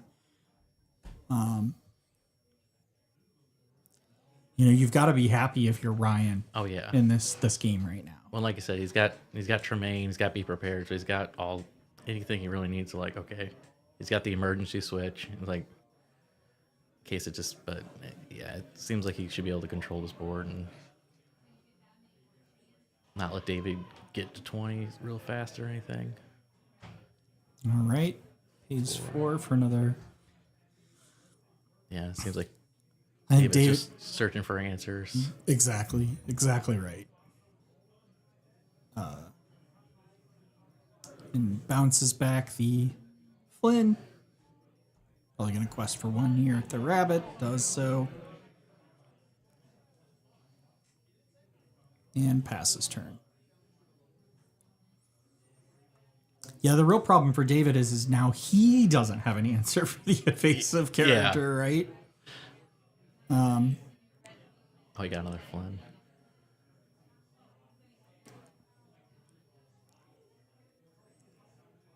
Honestly, he's got a genie. He might play that yeah. or goat. So he's got the goat.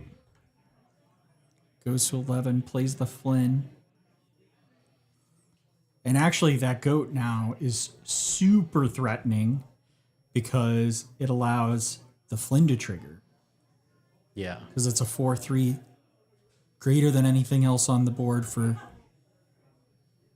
David. And he left both the goat and the rose unexerted, so kind of making you like you're gonna have to have a couple of answers to stop the Flynn.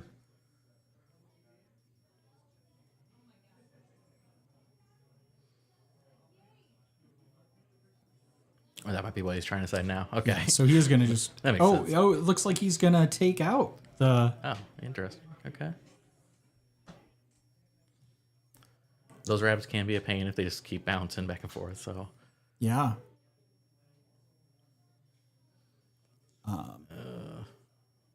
Curse Merfolk's not really the answer you're wanting right now.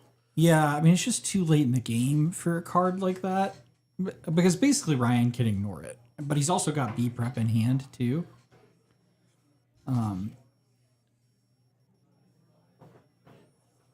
I think probably the answer is here's this Elsa, Fifth Spirit. Yep. Probably exerts the. Yep. Yeah, Flynn Rider. that's I think it'd be game if you don't do that.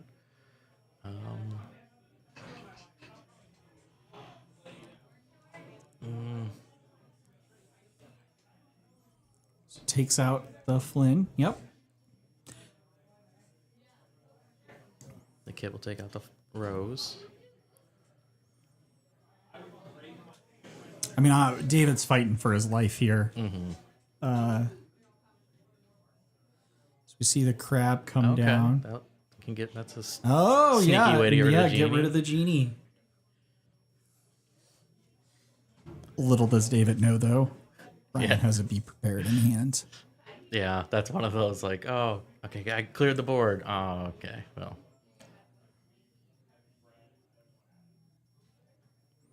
Yeah, I feel like that's the play here. It's just going to be quest with a goat and then, well. I mean, he could Tremaine, but I think if you Tremaine, David takes the rabbit off the board. Yeah. Okay. Okay. I guess we got something else cooked up here.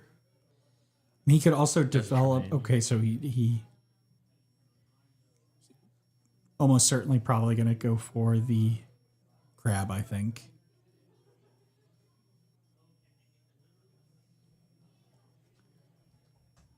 Yeah, I think with LSAT being evasive, I think you would want to keep that keep that on the board as a threat because, like I said, he doesn't really have a ton of answers for the evasive. But oh, okay. The crab is useful for mountain, and maybe that's another way. Maybe that's a sneaky way to use the merfolk too. That is true. To make some super like favorable trades.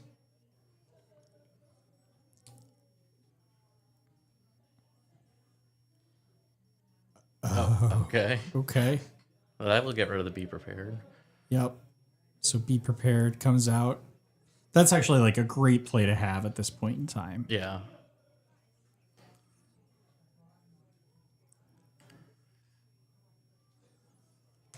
Yeah. I wonder if Ryan's now kind of like, I maybe should just be prepared last turn. Yeah, sometimes you just don't know, and it's also easy to forget that Ursula is like hanging around. And you're like, oh, okay, well, I didn't, they've inked it earlier potentially. I definitely forget about the Ursula late in games. And the real problem here is Ryan's probably like, man, I really wish I had to be prepared right now because that would be, that's what I'm looking for. Yeah, Denzel, it is really great that Ravensburger got Jesse his gold, Mickey. Out of that whole situation. So we're going to trigger the lore gain there.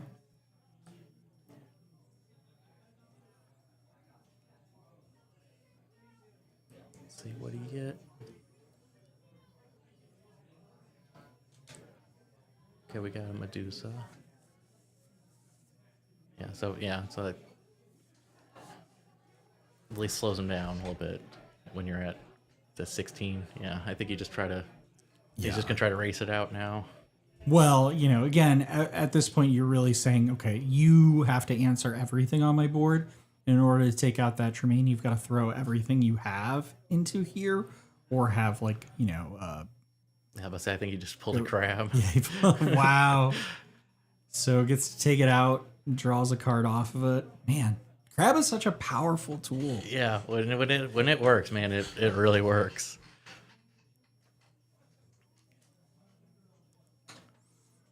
Okay. The Don Carnage. Wow, that's evasive also, I believe. Yeah, that is a spicy card. And then he's got a Maui, but it's not really what. No. I think the problem is like it's a little too late for David at this point. Yeah. Because really at this point Ryan can just keep turning things sideways. But yeah, so Don Carnage, Prince of Pirates. He's a Dreamborn villain Prince Pirate. 5 inkable in Emerald, 4/4 evasive, and Quest for 2. Oh, and that art is by Luis Huerta. So for listeners of our regular Villain of the Week, we'll know that we have talked about many cards from Luis Huerta. Yeah, so it looks like you can answer Medusa with the fox. But then, a genie's going to be a problem. But, I mean, Carnage has enough attack, right? He can Don Carnage can take it fully out. Oh, he gives the genie Reckless with the Lyle. And then Quest for 2 goes to 8. Oh, that's such a great play. That really is. And I think, Ryan only has 1 card in hand. We'll draw, so we'll have 2. Oh, wow. That's a good one. He can't do it. He can't quest. He can't quest. So. Yeah, he's going to have to attack. He's going to have to lose the genie. Yeah.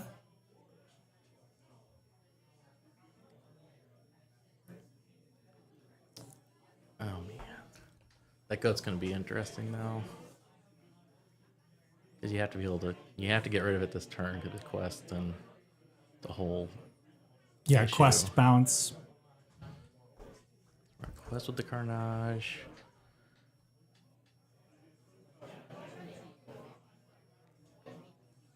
Play the crab.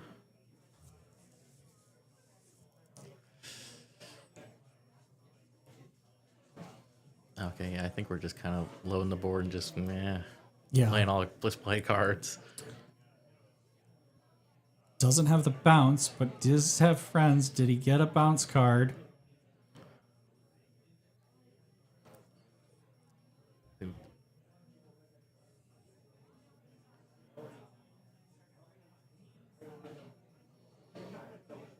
Okay. Okay. Takes the Lyle off the board. Because Lyle's only on your opponent's turn, right? If he takes out characters, then you lose a lore. That's right. I mean, but obviously that only works while Lyle is on the board. Yeah. So.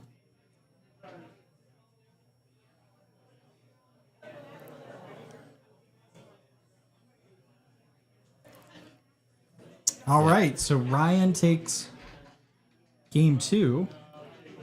And we go to game 3 here. Yeah, like you were saying earlier, that if the Ruby Amethyst can get off its control, if it can control the game early, it's going to be able to control the game late for sure. So it's kind of, and that's kind of what happened there.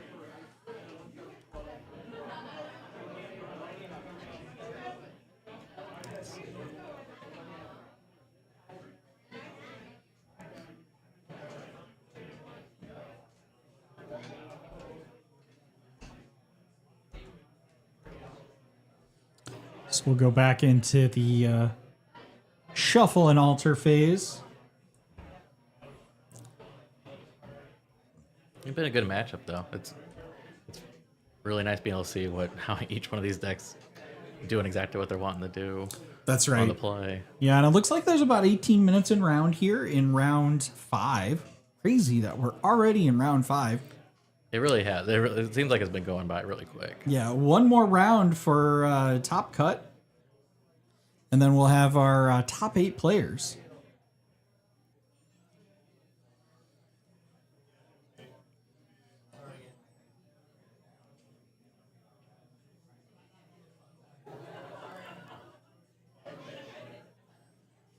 Right, I see.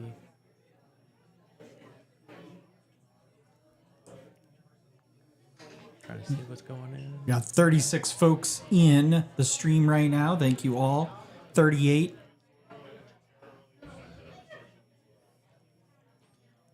And I see 18 of you have liked the stream. Gotta pump them numbers up, folks. Smash that like button into oblivion to help out the YouTube algorithm. A like is free.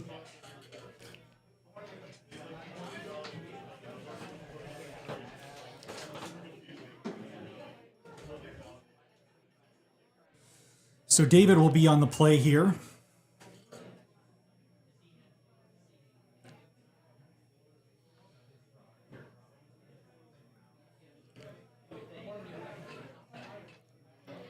So we're going to ink the Diablo, play the Chernobog's Followers. Always a good card to choose. Probably going to see quite a mirror here, although it does look like he has the Moana. He might choose instead to play the Moana. But I actually think that's the better choice there. Yeah. I feel like you see Chernobog, you play Chernobog. That's right.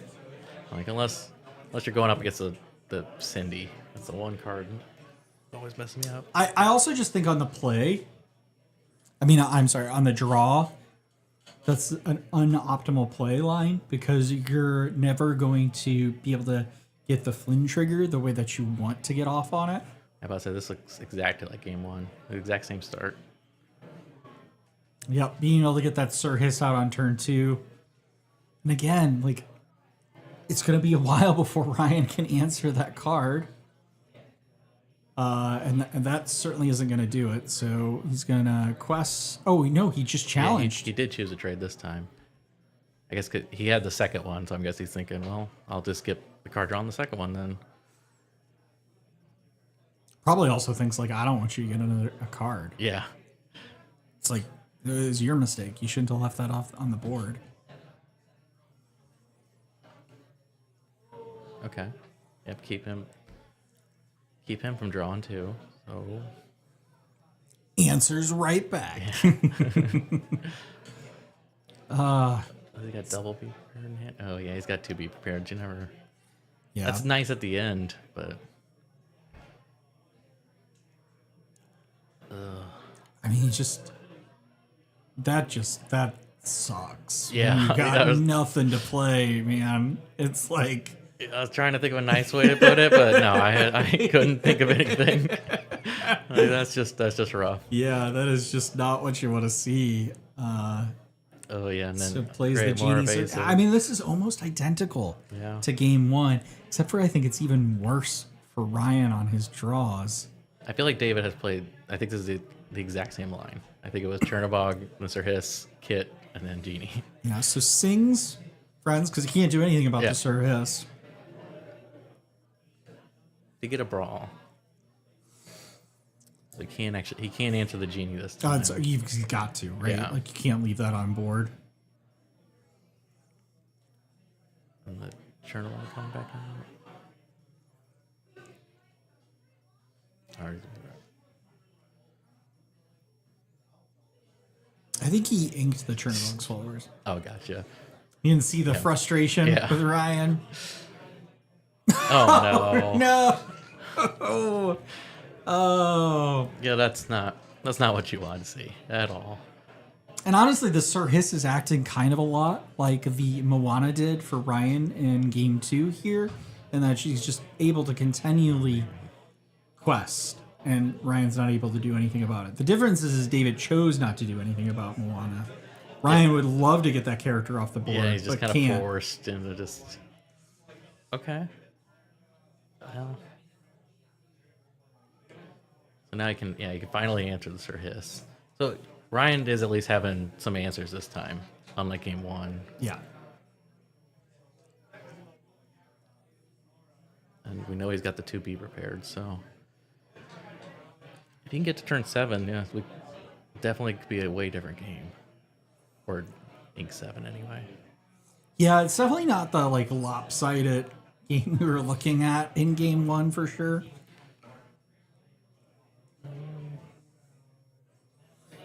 You know, these players are playing for. I think I'm not entirely sure what their record is. Another Sir Hiss.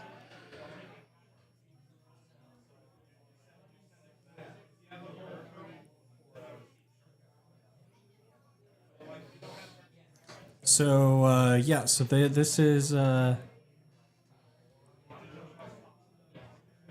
Take a look at the standings here. Ryan is in, I think, 9th, it looks like, or maybe 4th. I don't know what I'm looking at. Oh, let's see. Okay, yeah, so it Medusa? answers the other Genie too. That's huge. Yeah. And just pushing the leverage there.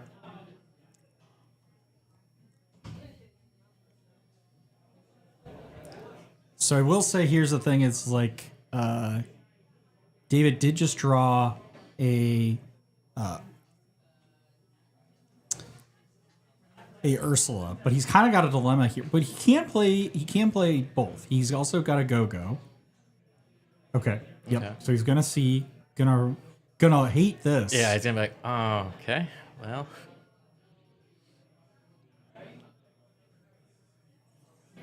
Yeah, that's where having 2B prepared is great. Instead of very beginning of the game, it's kind of like, ah, great, but now it's like, oh, awesome. That makes it tough, kind of on the. Okay, yeah, he chooses to play the go-go.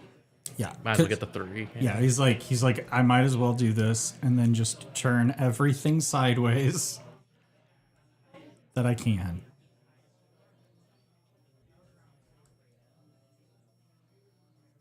I guess up to 12. And saying, all right, I know you have to be prepared. Go on.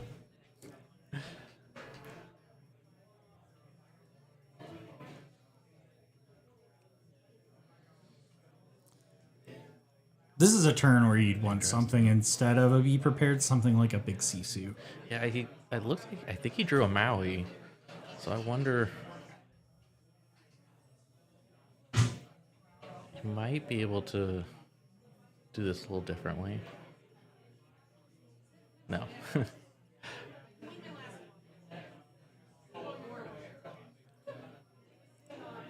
I don't know how many Ursulas, though, that David is running in this deck. And I think you'd be real remiss if you just didn't do the Be Prepared right now. And that's in, like we said, last game, he probably was like, maybe I should have played the Be Prepared. And then you've got that in your mind. And Yeah. it's like, I'm not going to mess around. It's like, you've seen two, because he inked one early in the game, and now you've seen this one on the board. You've got to say, you know what?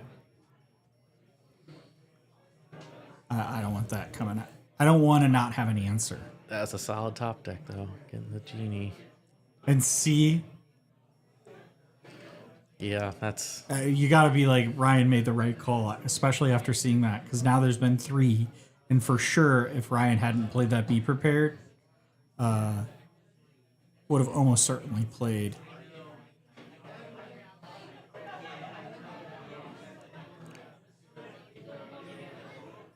Yeah, now we're just kind of into the draw card, try to find answers.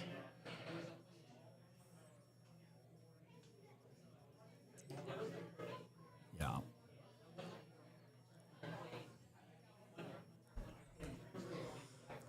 I don't know if Ryan's playing. I haven't seen Ryan with the crap yet, so I don't know if he's got that for the Genie trade. It's just kind of a brutal matchup when you look at this here. So you going to continue. Looks like developing the board with the Diablo on board.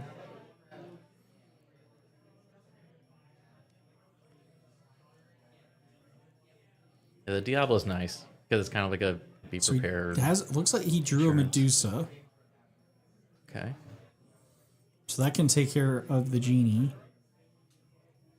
So he's going to take the White Rose off. Or no, he's just... Yeah, he will. So he'll fire both of them into there. Then the Medusa to get rid of the Genie. Okay. Oh, okay. All right. I like this play here.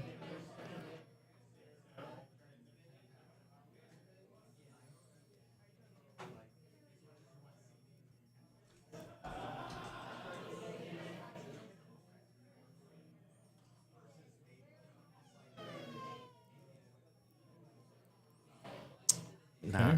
Okay. All right. There's There's the the Don Don again. Carnage. Don Carnage. Yeah.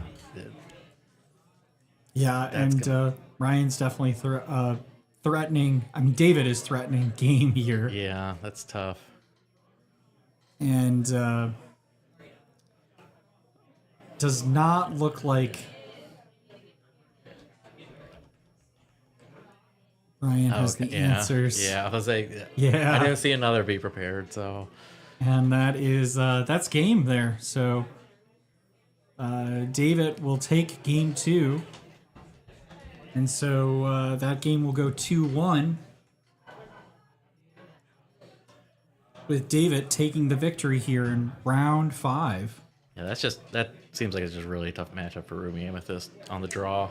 It's just like I said, it's just such a tough matchup. And honestly, Ryan played that second game masterfully for a Ruby Amethyst player. Oh, yeah. Because I'll be honest with you, that is not an easy match to win. I mean, it's not an easy match for Emerald Amethyst either, particularly, but like you just saw that being able to kind of keep pace with all of these, the card draw and everything. So. Yeah, and that game 1 versus game 3 difference was huge. So.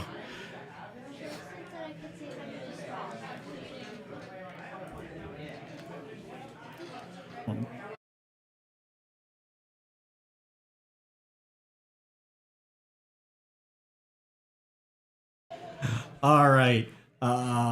So yeah, I think we've got like about 5 minutes left in round, and then we'll be back with round 6. 6, yeah. Wow, We're almost that top cut. The day is just flying by, and then we'll be into the top cut here. So yeah, well, thank you, Andy, so much for joining us. Yeah, thank you. And we'll be right back here shortly with new casters too. So there'll be some additional casters here. We'll be right back. Thanks.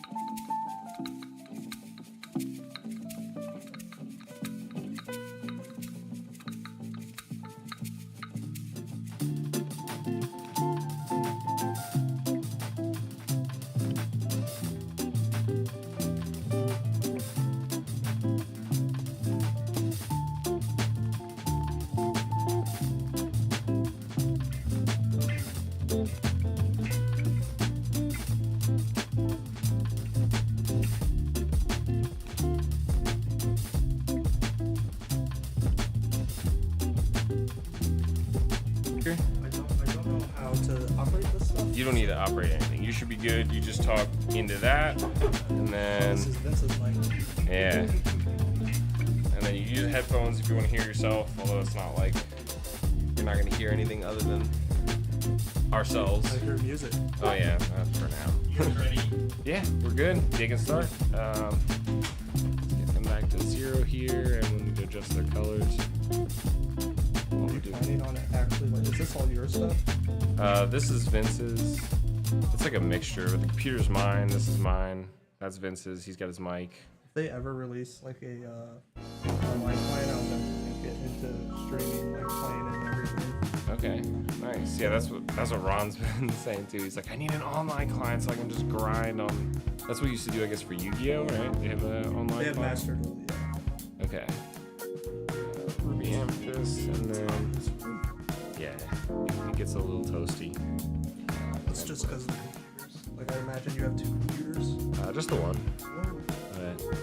The one little computer. If you do like a 2-computer setup, it takes off like a lot of load from the like gaming PC, and then you have a streaming PC which is capturing what's going on the gaming PC. Yeah, but since basically But there's that's not enough room in here for it. that's basically what we're doing because we're not playing a game on the computer. The game that you would be capturing is the camera.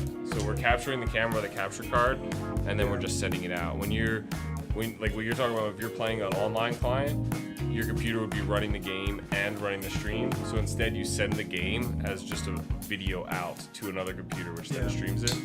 We're basically doing that with the camera.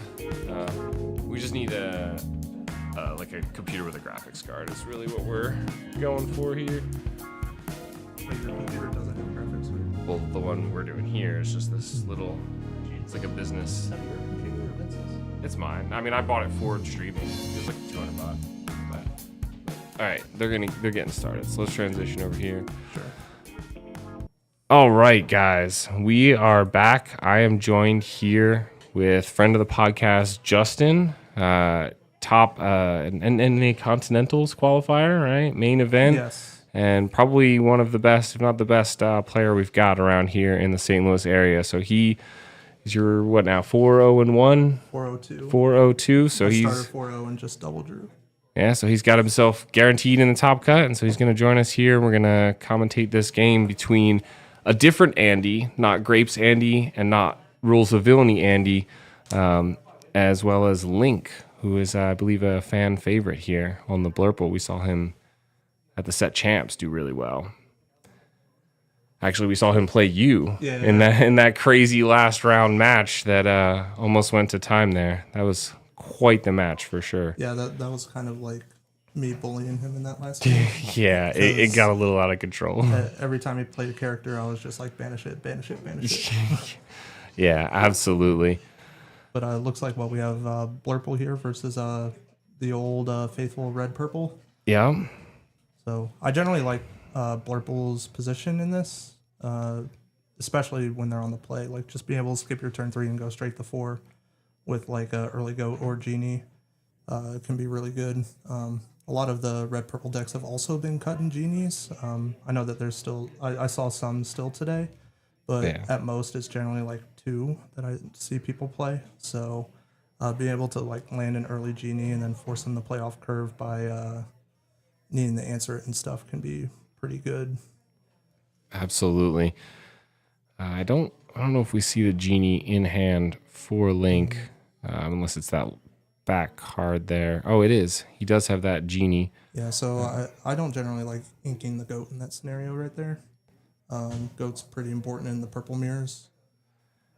Yeah, especially with this Flynn on board, right? Yeah, especially with Flynn on board. Like you can check it with the genie right now, but I think just having the goat would have been nice. I think it would have been safe to probably ink crab, just because there's really not much that you want to challenge where you get use out of crab. I can see that, absolutely. And Yeah, so I mean, he did. Unless Link knows it. It does look like he grabbed a fox off the broom banish there, so that should save basically getting rid of that goat, right? To challenge this, to check this Sisu. Right. Yeah. The problem is I think Link has 5 cards in hand. He's drawing the 6, so even if he checks it, he inks, plays the fox, and then it just returns the genie to hand, and you're still triggering the goat or the Flynn Rider. So hopefully Link has a Elsa 5th Spirit here, but it doesn't look like he does. Ooh, I was wondering if there was a play where he... Oh, he has to he let let it it- go, though. Ooh, okay. Let it go on the Sisu? I think that makes sense, right? Oh, it goes in the inkwell. okay. Yeah, there we go. So many people forget that, and it's Absolutely. like The a card Hades from as well. set 1 that you think everyone would know that it goes to the inkwell, but it's a card that's really not played a whole lot, unfortunately, even though I think it's a really good card. Being a song is really nice. And Yeah. singable Dragonfire, basically. And you're not really too worried about giving them that extra ink. Singable Dragonfire, it's inkable. Yep. Only downside to Dragonfire is the fact that it can be ripped by Ursula Deceiver out of your hand. Good point. But I still think that Let It Go is the superior version of Dragonfire. Absolutely. And in like a Ruby Sapphire deck or something like that, you're gonna Yeah. have a lot of other valuable targets for that Ursula to rip out. So having that extra... Yeah, so this position that Andy is in, I'm not like I don't think he's favorable at this current moment. Oh, that was interesting. I think I would have preferred popping the broom there and drawing and just bouncing a Flynn, because we're going to 6 ink here. So, I mean, we can check the Flynns with either a goat or our own snake, and then replay the genie. Yeah, that would definitely be a rough play there to Yeah. see. He's considering an ink now. So they're getting at a point in the game where Flynn Rider its effectiveness really isn't going to be there anymore. Let me see that. Is it the Elsa off the top too? I believe it was a Bell? Okay. Yes. So even Bell here to just be a 4/4 that quest for 2 can be pretty difficult for red purple to deal with efficiently unless he has Maui, because you can't answer it with Medusa, and then you can answer it with Tremaine, but then like you still have to deal with the genie there. But yeah, so we're seeing Crab check the Flynn triggers, and I just think that red purple is pretty decently far behind right now. This is where I wish we would have had that goat earlier, because like we could have played goat here and then gained a lore, and then like you're just racing at that point, and then goat bouncing, because you want to have to ink the fox, right? Because you could just ink the bell instead this Right. turn, and then you just keep turning it sideways questing, and then you're gaining 2 every turn with it. So I think Andy is going to need to reset the board real soon with Be Prepared, or hopefully draw an Elsa. Yeah, that or he's just gonna have to keep pushing with these Flynn Riders, because he plays the goat now to up the the cost to 1 more strength but we know that Link has that fox in hand, which I was actually curious why he didn't play that last turn. I guess he values the 2 lore off the genie rather than just bouncing and having it for the draw next turn. Yeah, so Link is in the aggressor position, so leaving it on board is completely fine. Did we challenge? I think we did. Oh, for the bell the bell trigger, it bell. looks like. Okay, they put it on one of the Flynns, maybe.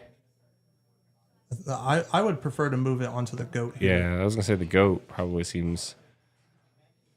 Just make him waste his time with those Flynns. Yeah. Really. Yeah, there you go. There we go. Great move. Yeah, so he gains a lore. You traded questing for 2 here, but you got rid of the bounceable threat that is goat.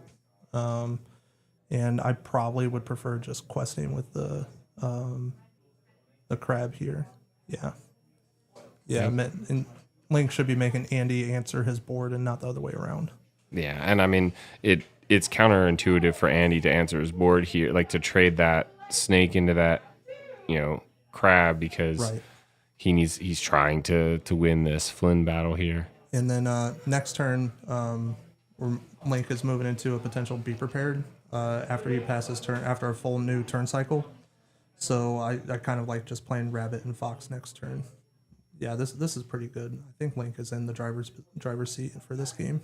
Yeah, and I mean, obviously Link doesn't know this, but I don't think we see the be prepared in Andy's hand, which is, like you said, really what he needs to do here is reset the board.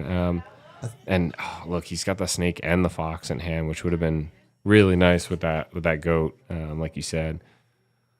But definitely the right move for sure. Then from Link. If I'm Andy this turn, I'm just playing Rabbit and then hoping to draw an Inkable, then bouncing the Rabbit back with the snake.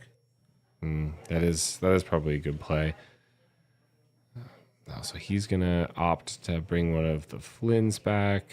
Yeah, this is a pretty Replay it. I think you have to ink it at this point. I think you just need you need to upgrade the Flynns. Yeah. And because you're just losing it next turn, and so this is also why I would have liked playing the Rabbit and then just potentially drawing a card, and then bouncing back with Snake, because the Flynns aren't doing anything anymore, and they're the worst characters that you can have in this situation right now. So, oh yeah, there's a goat there. So we can just start. So he's opting to draw here, although he can ink him play a goat, right? Still, he can go to 8 ink here. Yeah. So, I mean, I prefer just keeping everything in my hand and just playing the fox and bouncing the rabbit back. And you can use the fox to challenge the exerted Flynn rider. Yeah.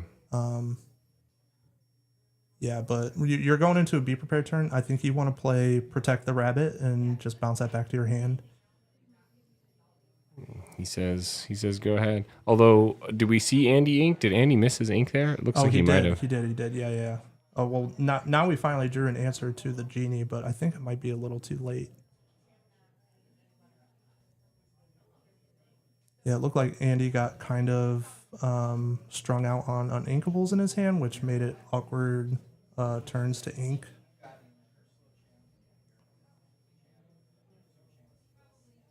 Yeah, so we're probably brawling here. Yeah, brawl the genie for sure. So, I mean, it wasn't to be prepared, but he was still able to answer most of his board. Yeah. Nothing for these Flynns to do, though. Unfortunately, Andy is in a like the dangerous territory now, because Link is going to go to 12, which means that you're just playing. I can't think of the game right now, but you're just going to continually bounce goats at this point and burn out the red purple deck. So.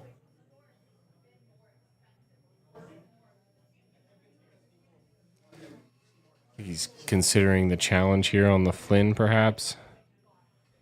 I think you just be the aggressor. So you quest here, you go 12, and then you can either play a goat and bounce the goat and then go to 14, or you could just out-resource your opponent and force them to be prepared to you next turn. Because you'll still go to 14 here next turn, but then you have Fox plus goat next turn. Okay, so he looks like he's opted to draw a couple extra cards instead of gaining a couple extra lore. He's going to TPO and no effect. Okay.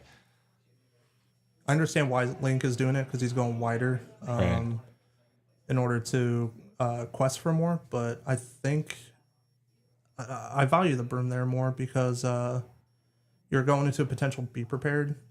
So even though he missed an ink, he could have still had be prepared in hand. Because generally, whenever red purple misses ink, they're hand strung out on uninkables. Good point. Like Tremaine's, Medusas, and be prepared. Tremaine and Medusas be prepared. So I believe we were going into a be prepared turn here. So that kind of would have not been good for Link, but I think he's far enough ahead where doing it was fine. Though that Sisu is now. He just drew another goat, so I think we just do the just double goat and quest it out. No. I don't think you double goat. I think you play a goat and then you bounce it. Okay. And then you save the double goat for the next turn. Yeah, so he's going to 14.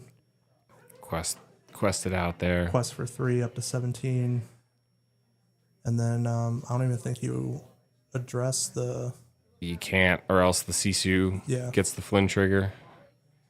And, I mean, 10 lore is nothing to sneeze at there either for Andy. So if that Flynn trigger went off 3, 4, 5, 6, 7, 8, I mean, he would be going to 18. Oh, I think he top decked the B prep there. It looks like a foil B prep, and he's got the ink for it. Yeah, I don't think he has any choice, right? There's no... Yeah, no, he... wait, is that... Yeah, he's got Tremaine and Be Prepared in hand, and he's at 7 ink, so he's going to have to quest out and then Be Prepared here. But then Link can just go... Well, so, I mean, he could Sisu into the snake, Rabbit into the Tipo, and Snake into the Rabbit, and then play the Tremaine and clear the board that way and be left with basically all of your characters on board. Yeah, I wonder if he should have saved the B prep. He could have. He would have cleared the whole board and then had it left over. Although the double goat, you're right, is kind of a threat. Well, even the one goat is a threat, right? Right, because So, goat bounce. Yeah, because you go to 18 here, and then you're going to have... Yeah, this is just checkmate now. Like, unless Andy is playing Pirate's Life. Right. Well, he would have been in the same spot, but he would have all of his characters on board with a Tremaine. He would have had win, I think. I think he might have won without that B prep. Well, you also need to remember that he wouldn't be getting the lore from last turn, so he still would be at 10. And Good then, point. Yep.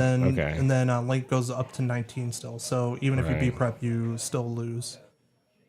And so then, yeah, he would have only gotten 1, 2, 3, 4, 5, 6, 7 lore to go 17. Yeah.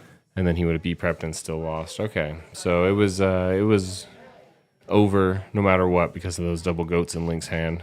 And that's exactly why you said inking the goat early there was maybe not the best move, because had he not found 2 of his other 4 goats, then that could have been a harder game to close out. Yeah, especially against red purple. Whenever they get to the point where they're stabilizing, they'll generally be at a deficit of around 10 lore against the more curve out aggressive decks. So if you're another purple deck, you just want to be playing like the goat bouncing and just grind out your opponent that way in the back half of the game.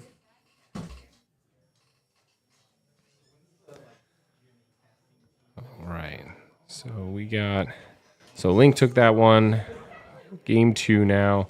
I think Link was on the play there, right? So I believe so, but like no matter what, Andy's on the play. But yeah. Whenever you're playing blue cards, you just flip the play. So that's why I like playing blue decks a lot. It's because when you go second, you can just immediately flip the game into being like, okay, now I'm on the play and I'm playing stuff ahead of you now, and you're gonna have to answer me because of that ramp on turn 2.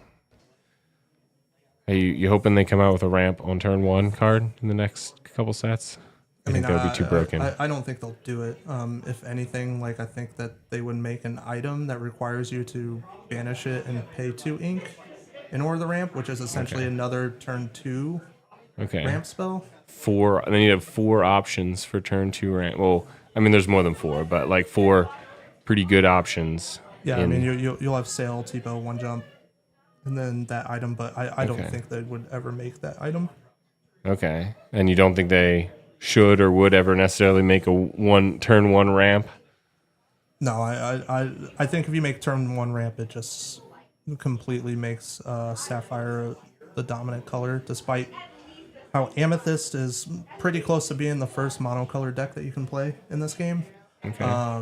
I think a turn 1 ramp, like just being able to skip all the way until so you do a turn 1 ramp, and then you could play Fishbone on your second turn, and then also just ink again, and then all of a sudden you're playing a Be Prepared on turn 3 or turn 4, or you can already play Be Prepared on turn 4, but you can potentially just like play Shark on turn 3 in that scenario, and I don't think anybody can ever deal with a turn 3 Shark whenever they're on the draw.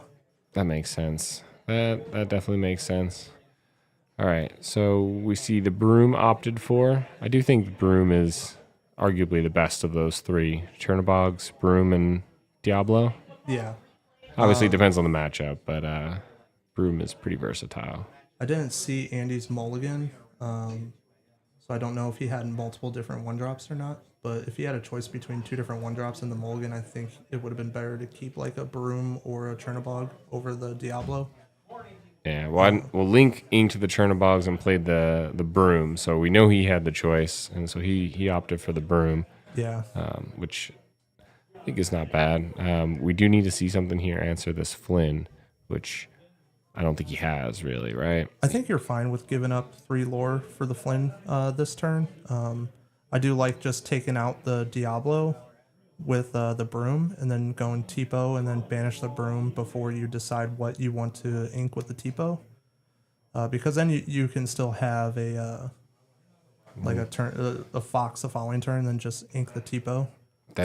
So you're pretty much just like upgrading, like gradually upgrading your Broom into the Fox. Okay, that is actually a pretty nice pro tip there, is that you can bag the Tipo effect, draw off the Broom, which we didn't see Link do here, but you're saying that you can play the Tipo, put the Tipo effect in the bag, hold off, throw away the Broom, draw the card, and then decide what to ink for the Tipo. Yep. So I think he top decked a Hades there, which would have been maybe a nice option for that Tipo. We also missed the Flynn trigger here. He should have gotten 3 lore off of... Is that a mandatory? Should we go tell him? It is a mandatory, yes. So I guess we'll go tell him real quick. Yeah. Unless he's just pointing. There we go. Looks like they figured it out. Yeah. And see, this is why I don't get up and go tell people. But then if I don't get up and go tell them, then they won't remember. Yeah, so now we're kind of... I think you have to challenge the Diablo here, and then you have the Fox. Yeah, he's going to Fox. Questing with the Flynn seems like maybe not the right I would not have quested with Flynn in that scenario, knowing that you're playing a Purple Mirror and like Fox can just answer it at any point.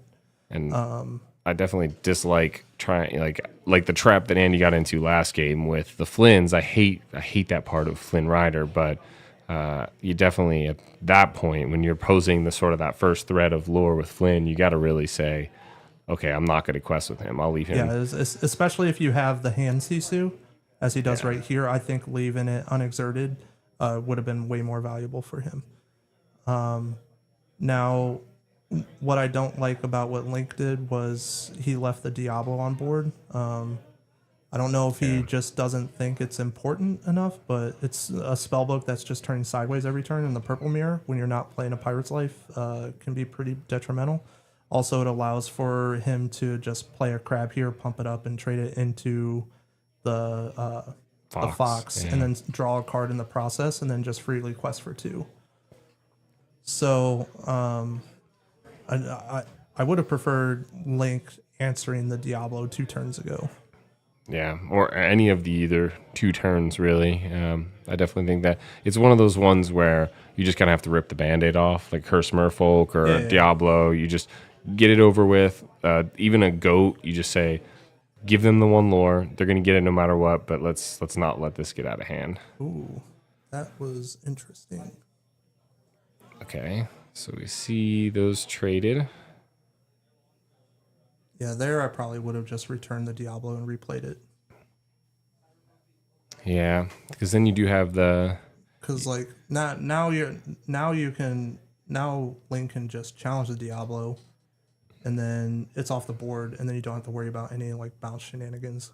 Right, and you would have had a Sisu and a Diablo left on the board instead of just the Diablo. Right. So like he could have traded the Chernobog into the Sisu, which I think you're fine there. Whenever you're ahead on lore and on board presence, like whenever you're denying your opponent card draw on Purple Mirrors, it's pretty good. Well, I know that Link is... We've seen him on stream before. John shouted him out here. He's one of the younger Lorcana players, but he is still very, very skilled at the game. Andy, on the other hand, is not that he's not skilled at the game, but I think he plays the game a little less often. I don't think he makes leagues too often. His wife Maggie, we saw on stream earlier, plays, and she's really good at that blue steel deck. But so I think Andy may just be inexperienced in some of these matchups, especially Blurple. You know, that's not the most common deck you probably play into. I'd be willing to bet that if Andy was playing against a blue steel matchup, he would know that one like the back of his hand because of the games he gets with Maggie. But yeah, so we're reaching the stage of the game where Andy is threatening taking complete control of the game with just establishing goats to the board. Link having only a rabbit here is kind of not good for him. He can trade it into the Madam M Fox and get rid of it that way. So I think we're full clearing the board this turn. Yeah, so we're putting 4 on there. nice. And now do we address the Diablo? I think you have to, right? Yeah. Okay, finally. Yeah, Link and Andy would probably be at like 3 or 4 less lore right now if Link had gotten rid of the Diablo earlier. Definitely. That's definitely something to learn from, sort of, if you will. And then Well, he played a crab over the goat in his hand and gained a lore. oh, maybe he didn't mean to play that card. Oh. So we should be at 10, or so he is playing it. Okay, yeah. Yeah. I think he probably said play goat and just put down the wrong card. Yeah, just dexterity issues. Which Yeah. it's common, especially for people who don't play the game as much. Absolutely, yeah, that happens. I mean, I there was one time where I went play popsicle and I put a Medusa down on board, and my opponent was like, "That's Medusa, not popsicle." I was like, "Oh shoot." Yeah, I like the card that I'm like considering answering on board, like my opponent's card. I'll like, okay, he's got an Elsa there, and then I'll just play like a Brawl, and I'll be like, all right, I'm gonna play Elsa on. Oh wait, no, I'm playing Brawl on Elsa. Yeah. I get them like mixed up here. Okay, so we see the Hades into the Inkwell, Yeah, and so the lore is Lore go to gained. 12. Okay, maybe Link is going to turn the corner now. He has another Hades in hand, so He just has to hope that Andy doesn't have a Be Prepared here. I think a Be Prepared here can kind of seal the game for Andy. he has friends and goat. So it looks like he'll play the goat. And then will he play the friends or will he brawl maybe the Elsa or the rabbit? It doesn't really matter to him. He needs the card draw for sure. Because he's, well, we know he doesn't know, but we know that he's going to. I think you're far enough ahead right now to where you can just hard cast the friends. Yeah. Because Link is going to have to answer your goat again, whether that's with another Hades, a Let It Go, or committing a Elsa to the board.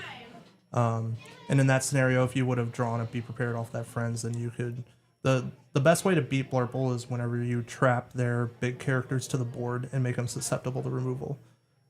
Because Blurple's strategy especially when on the draw, revolves around continually bouncing them back and replaying them to make sure that they don't lose the game and they can get the board state back again.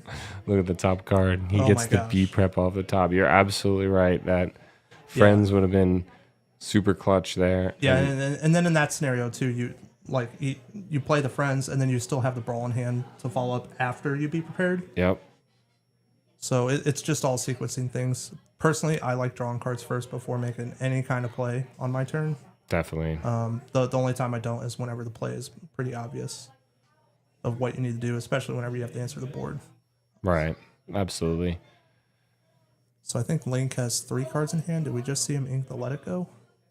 Yeah, we did. So I think he had an extra Let It Go. He drew 2 cards off of that B prep though. One for Yeah, the he did. Diablo, one for the rabbit. So and then he drew for Turd. So he ended up getting like it looked like an Elsa, a Belle, and maybe another Let It Go it was. Ooh. Sail. I think Link might be turning the corner here. Yeah, it is certainly looking like that. We see the Tremaine protection in the Diablo. Yeah, so we have 8 ink right now, right? Looks like 7 for Link and 1, 2, 3, 4, 5, 6, 7, 8. Yeah, 8 for so- Andy. Okay, so Tremaine. Tremaine gets rid of. Diablo. Oh, and it drew a bounce card. That's brutal. I think if I'm Link in that scenario, I'd probably Throw the goat. yeah, I'd probably throw the no, probably not. But like if he has a fox, then like it's a complete blowout because Like he just did right there. yeah, because now there's a Tremaine on board that he can threaten to, and he also has a snake in hand, so he can just keep playing the bounce game with the Tremaine. Well, and he just did, and now he knows that there's. Well, you can't play that, Link. Oh no! Link, you can't play that. Oh no! Oh no! Link, you can't do that. You might want to stop him.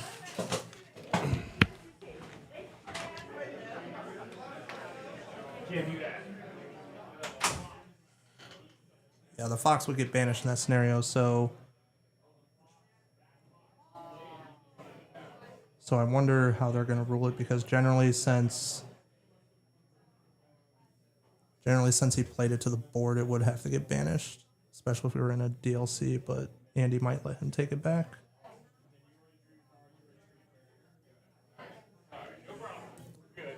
Okay, so I think Andy's in a situation now where he can comfortably take control of this game again. Vince is literally standing watching. Well, Vince is a red purple master. Like, he plays that deck so much. Well, I'm like, imagine having a judge standing over your game and letting that happen. But I think he was not looking. I think he was talking to someone else. Okay, I would have liked for Andy just to leave the Tremaine to the board there. It's a 2-lore quester. It's pretty good right now, especially whenever you're at 14. And then you can use it to bounce back the snake next turn. I guess there is the Hades threat, or like a threat of an actual removal, but honestly, I love, like, it works with in the game, and you guys aren't even keeping up with the lore totals. Yeah, that's fine. We got it on the they got it on the screen there. People can see it. Oh, I thought the 0-0 was just for game count. Oh yeah, no, we were doing the game count there. We I don't know, we doubled it up. We didn't originally have the lore counter on screen, so we would like count it here or whatever. But yeah, I like the idea. Like, personally, like Hades, Tremaine both work where like you play it once on their character and then you bounce it immediately back. And even though it's not on the board threatening lore, it's like lording over them, threatening like you can't play any character in the board. So that's fine. That's fine doing there. But like whenever you're at 14, I value the 2 lore on the board at that exact moment, because at worst he can Hades it, and then you're just like, okay, now I don't have to like play the bounce game with that anymore. That's fair. Yeah, you're right. He is at a lot higher of a lore, and you're right. He needs to be the aggressor, not the one necessarily trying to control the game as much. So yeah, so getting that lore pressure is nice. We're at a point where Link needs to address Andy's board state every turn. So I think turning sideways and just gaining lore every turn is the best play that Andy could be doing. And there's no, that's Blurple's biggest problem, is it can't deal with a wide board, right? Because you just need to bounce things. So he'll need to bounce and play the Elsa again to be able to lock down 2 cards. Oh, he get another Elsa off the top. He can shift onto that one if he wanted. Takes out the Tremaine. So we take out the Tremaine here. Yeah, but even if you shift onto it, you still have to deal with at least one more character, right? So we need to clear 3 lore off this board here. Okay. That gets 1 more. And then, so we can remove the broom. Okay, so maybe if Link has a fox here, he can bounce back the Elsa. He does. Excellent. Bounce back the big Elsa. Big Elsa, Yeah, yep. There we go. And then you probably want to keep it on board, so you do the Diablo or the Rabbit. It's still lethal, yeah. Oh, right, because you can only take out 1. Fair enough. All right, well, that takes us to game 3 then. That's pretty awesome here. So they both got 1 win.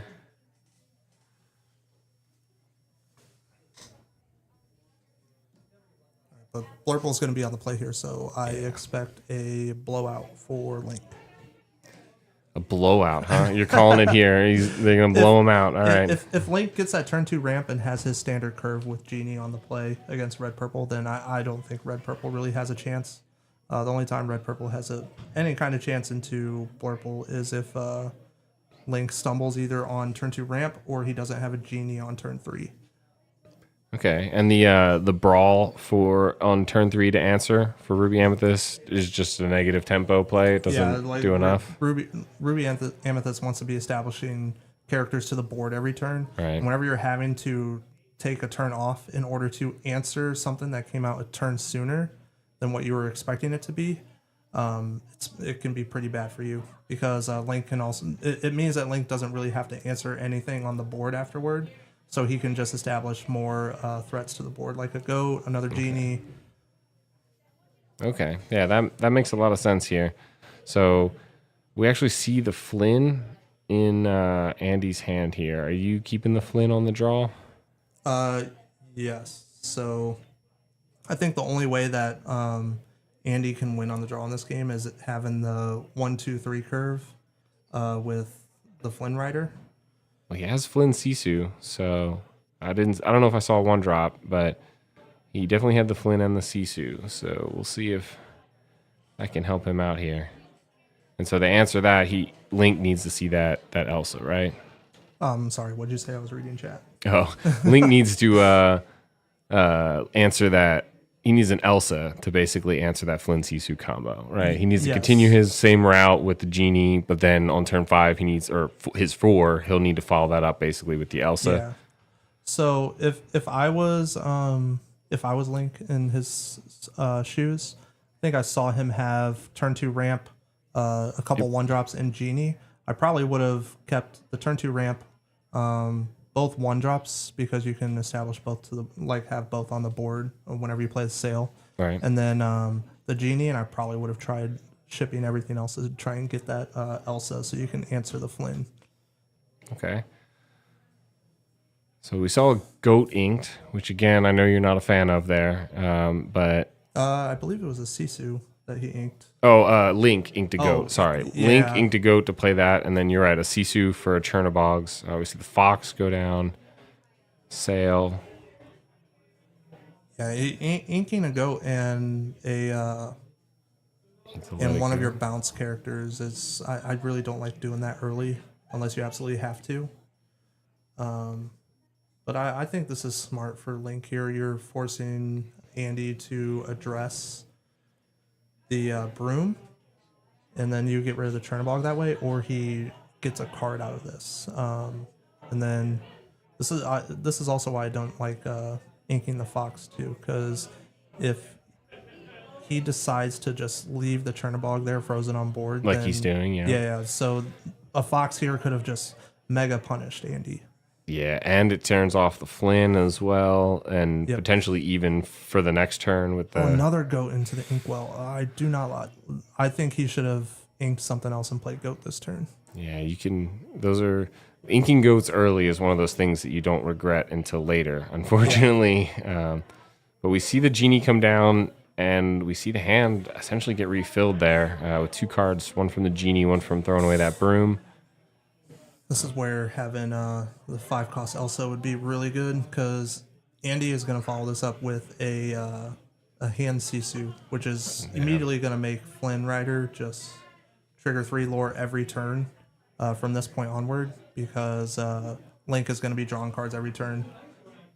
Yeah, and it really punishes that card draw, which is essentially what he wants to be doing a lot. And so yeah, we know the Let It Go was inked, and so unfortunately that would have been another answer next turn. Although again, kind of that same negative tempo like you were talking about with the brawl, but yeah. Well, when you're on the play, it's not really negative tempo, but like whenever you're on the draw and you're like having to not commit stuff to the board in order to answer what they're doing, it's unless it's be prepared, like it can set you pretty far behind. Okay, yeah, that makes sense. But if I'm Andy here, I'm challenging that Diablo, and then I'm playing the hand Sisu to the board. But this also works here. Oh, there we go.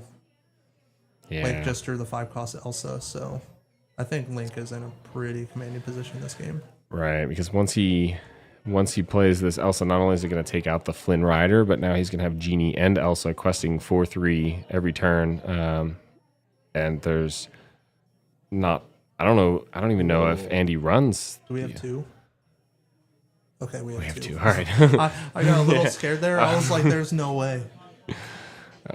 But yeah, we haven't seen the Elsa from Andy yet, or a genie. So it's possible that his really only answer to these evasive threats is a B prep or a brawl. Yeah. This is also why I didn't necessarily like inking the double goat off the start. I couldn't really see what the inkable cards were in Link's hand whenever he was doing it, but you're at a point where you're controlling the board very well right now, and you have a genie that is just gaining you 2 lore every turn. So those goats become more valuable, especially since Andy is only going to a 4 ink turn. Yeah. Yeah, it's 4 ink turn. He's going to be on 6 ink turn. Mm-hmm. That is really brutal. Yeah, not only do the blue cards flip the play whenever you're on the draw, but they also put you a whole turn ahead whenever you're on the play. So really turbo you out. Yeah. And that's why like turn 4 Shark and Ruby Sapphire is so backbreaking for a lot of decks. Because you're just putting an overstatic character onto the board that a lot of decks can't deal with for, what is it, at least 3 turns? Yeah. So they would, because you turn 2 ramp and then you turn 4, like how far I'll go or something, right? Or even just another ramp works fine. Yeah. And another character. And then that Maui Shark down on turn 4, and yeah. Now Zeus, you're looking at a Zeus as your nearest answer. But again, the same thing happens. Like you said, you're taking a whole turn off to have to play that on your 4 ink turn. All right, so we see the Flynn and another Flynn come down and a Chernobog's. We quested with the Fox, so I don't think we see those 2 characters run into it, but it does mean that if he has like a bounce Fox here, that he can just trade them and turn off that Flynn Rider. yeah, so I'm not sure. I think I see a snake in Link's hand. He could also turn off the Flynn by throwing away the Elsa into the Fox and then challenging it. Or you're pretty much trading the whole board into it and then playing something else. I don't think you really want to do that. Yeah. Okay, now we have a Fox. Yep. And so honestly, you get the Elsa back, keep the lore pressure from the genie, and threaten the same thing Andy was doing with the Tremaine, and you would do with the Hades. Is you just say, look, I have this in my hand, and you can't play another Flynn or anything like that because I'll take it out. Yeah. So do we trade here? I would trade here because you check the Flynn. Right. With the genie. I'm not sure. He was only on 4, so there's no Tremaine for 5. So I don't know. Maybe you upgrade the genie after you quest to a snake. Then that way it can't get brawled. And it kind of gives you insulation by having the snake on board against like a potential Tremaine in like 2 turns. Okay. You could also just play another 1-drop. And it looks like he even skipped ink for that turn. He didn't even need it. Yeah, so there are generally a lot of times where it's safe to skip inking, especially whenever a lot of your cards in your hand are very good. Is that another Tremaine we just saw Andy draw? Yeah. Well, and like you said, he's already a turn ahead on ink, so he's taking a turn off, but really it's just, worst that can happen is Andy catches back up. Which Link was playing in the future. Yeah.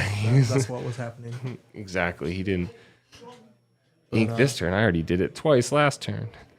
All right. So we get an extra card from Andy. If our plan was a quest there this turn, I think it would have been, or to draw with Chernobyls, I think we probably should have drew with it first before committing the rabbit. I don't think it really changes anything, but it potentially could have. I wonder if I feel like he did it because he had to. I think he wanted a card off the rabbit and didn't find an inkable, and as a result, he needed to then spend the Chernobyls. So I don't like the quest with the Flynn Rider there.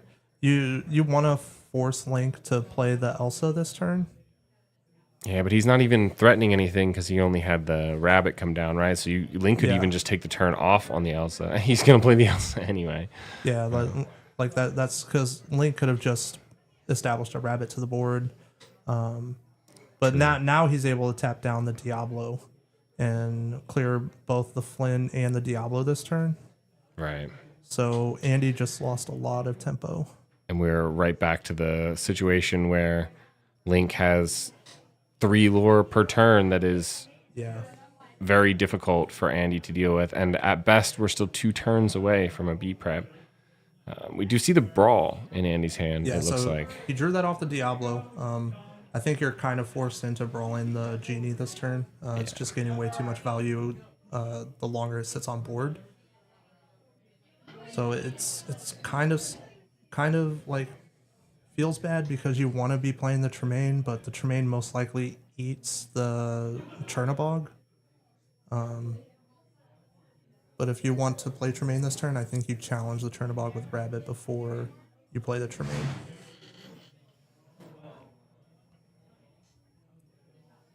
Yeah, maybe he has a bounce card so he can play a bounce character plus Brawl this turn, but I think that's 2 Tremaines, a Brawl, and a Chernabog in hand. Yeah. It looks like he might consider inking. Yeah. 2 Tremaines, a Rabbit, a Brawl, and a... So it's a Tremaine, Rabbit, Brawl, and Oh, a so Chernabog. only 1 Tremaine. Mm. Yeah. I think you have to answer the genie this turn. Oh, another Okay. Brawl. I think you have to ink one of them, right? So that you can get closer to a B prep for when you get it. Well, you're at 2, 4, 5. I think you could hold on to it, and then you could ink something else off the top, and then double Brawl if you have to. Fair. So Yeah. it kind of sucks like having to skip an ink, but there are times where because double Brawl can answer the genie plus Elsa this turn. If I'm Link, I'm not committing anything to the board that doesn't replace itself upon enter or when it leaves play this turn because of the threat of Be Prepared. Yeah, that makes sense. I think you just quest out the genie, and I think you just pass turn here. Yeah, so you go to 12, you put them on Better Have Be Prepared. Oh, we see the Elsa take out the Rabbit. I don't like one that. card closer to B prep. Yeah, I don't like that. I value taking the lore. Yeah, if I was Link, I would have taken the lore there and then bounced the Rabbit back with the snake, and then you just protect your Rabbit from B prep. Well, still no B prep. So Yeah, I wonder how many Andy's playing. I know a lot of red purple decks have cut down to 3 B preps because they're playing big Sisu, but I'm very adamant that you got to be playing 4 B prep, especially with Maui Shark in the format. and we haven't even seen Big Sisu out of him, so we don't even know if that's necessarily what's trading with it. I haven't seen Big Sisu, we haven't seen the Elsa, the genie. So he's, like I said, we know him to be a more casual player, although still very skilled. So he may be even on just like an older list of he Ruby could be. Amethyst. If we talked to him afterwards and he said I don't even own any genies, I wouldn't put it past me, and still doing very well in this in this match and in this tournament for his amount of practice that he puts in, at least. Right. Yeah, so this is why I also would have just like skipping ink the previous turn and having both brawls, because even though you give Link the card whenever you brawl the Rabbit, just taking it off the board permanently and having it not be part of like the carousel that is just bouncing it back and forth is pretty good, and it also sets Link's board presence back quite a bit. So you can trap Link into committing more to the board for your Be Prepared. Okay. Interesting. All right. So we see him still insistent on maintaining control of this board. I do feel like at a certain point you have to just say, okay, you answer me. So I don't mind that challenge there from Link, just Okay. because it denies a card draw. You good point. see that he is at 7 ink, so you just want to deny him from having that card draw, either if he already has Be Prepared in hand or to dig for the Be Prepared. Okay, that makes sense. That's a good point. The card draw is definitely crucial to get rid of here. But yeah, at this point, Link is basically saying like you need to have B prep, or I'm just gonna run away with this Well, game. yeah, but even Be Prepping this board, it's like doesn't feel good at all. Yeah. Well, we'll see the goat come out. Yeah, if I'm Link, I'm just turning everything sideways every turn. You almost don't even put anything else out on the board. No. Is it worth playing like a 2 quester to try and threaten lethal this turn, or do you just go to 15 and say I'll win in 2 turns? I think you go to 15 here, or before you do anything, I think you just hard cast the friends on the other side he drew for turn. Ooh, yeah. Singing it as an option. Yeah. Oh, he's got the big Elsa. So that's risky, but it does lock down 2 of the characters. Locks them both down. I think you just quest for 2, you go to 14, because then it's you have game Lethal. on board the following turn. So Andy will have to address the board in some way. I mean, at this point, it's like be prep or bust, right? Because Yeah. he'll only be able to take out 1 character with that snake, and then he'll be able to Tremaine.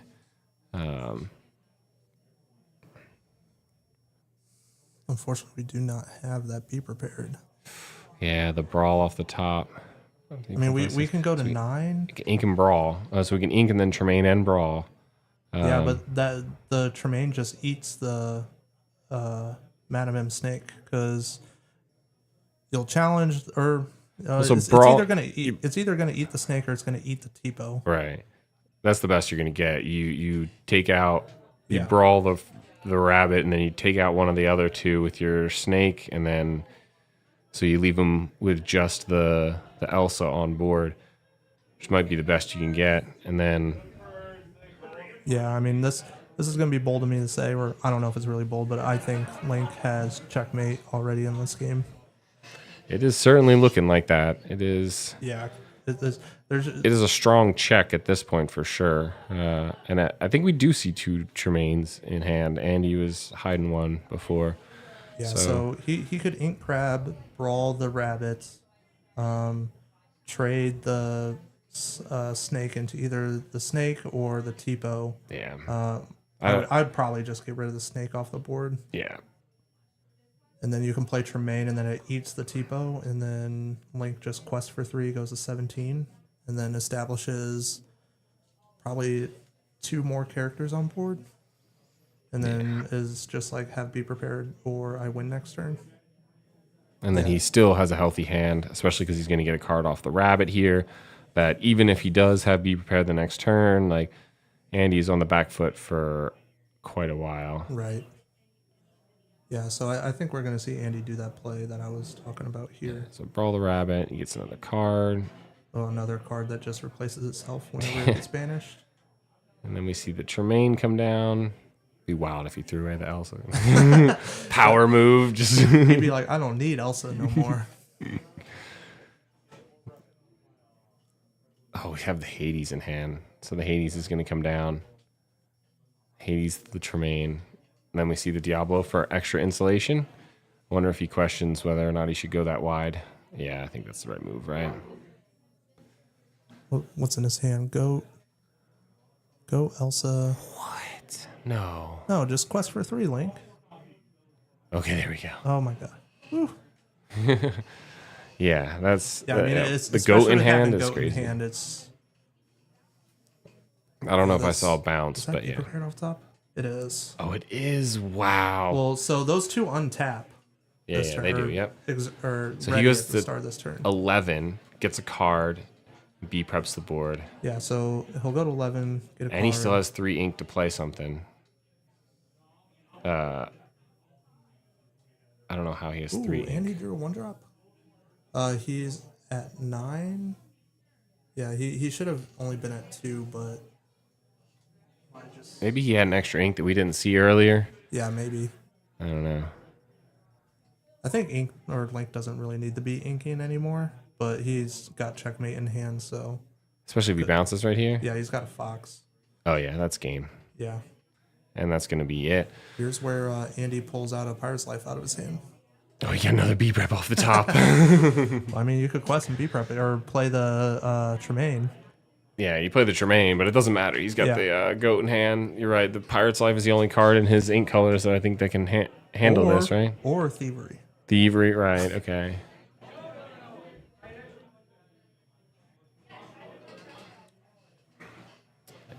And the beep rep, so he gets another card, but it won't matter. Maybe he does play Thievery. Nope. It's a snake. All right. And Link And takes it. has it with the goat. There we go. Link in 3. So what does that put Link's record at now? That is a good question. I'm not sure of that.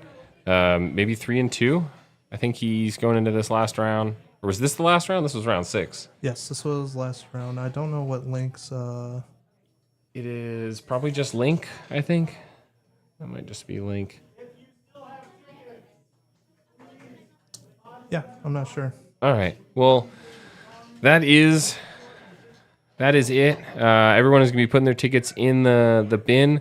Thank you again, Justin, for casting with us. Thank you for having me up here. It was a pleasure. Yeah, it was a lot of insightful information. We'll have to have you back on again for sure.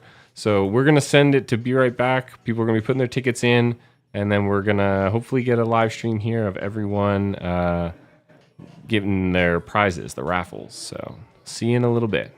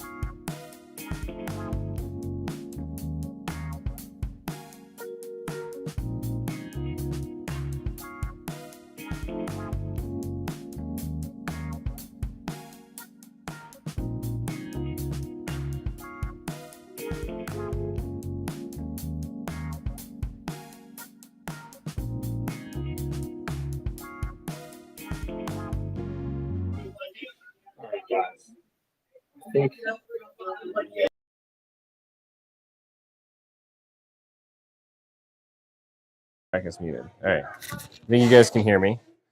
We're going to come out of the streaming room and join for the top cut.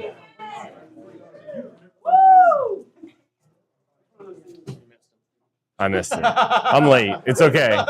It's all right. Yeah, I think we might be. I hope we are.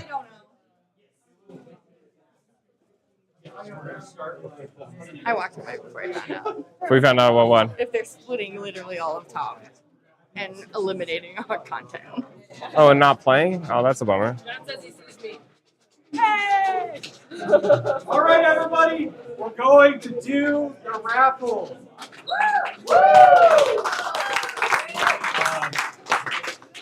Does anybody want to help pick out names?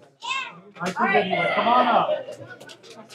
And then we'll have, if the kids want to line up to help pick the tickets. All right. Can't look. Yeah, what are we pulling for, Vince? Oh, yeah, I'm sorry. We are starting off with the pick a pin. The pick a pin. So, can you count how many pins are over there? We can just bring them over here. 7, 8, 9. 9 pins. We're doing them here or over there? Whichever you want. I don't care. I was just trying to separate it. You can move wherever you want to. We're going to put them over there and make them come up to the announcement. You're gonna pick a pin. Here's the pins. Oh, they're over here now, apparently. They have relocated.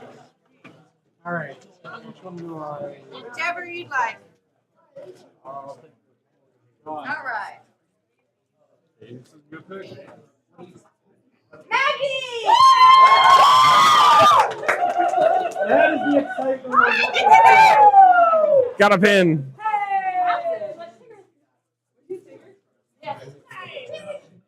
We're not doing doubles, right?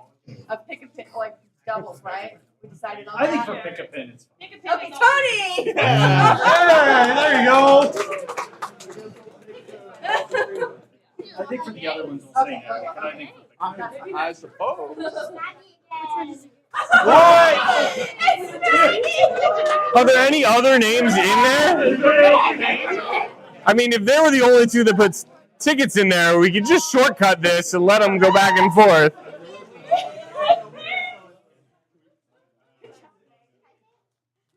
Andy S. Also basically Maggie. So I burned my luck and pin. Lily. Relapse.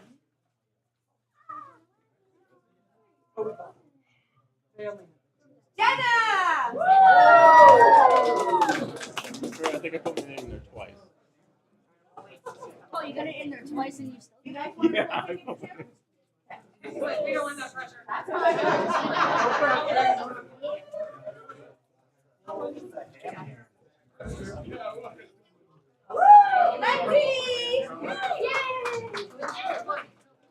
All right, last one.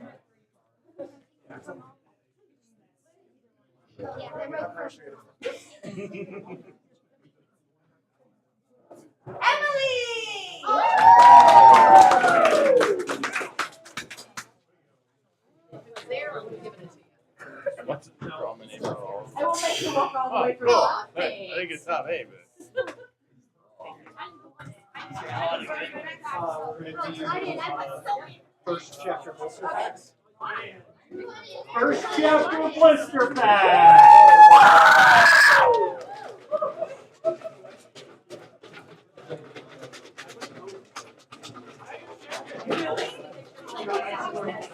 All right, Vince. Let's hurry up. And then I toss them. Thoroughly mix. Hold it in. Yeah. Hold in the cheese. Mustard Ryan.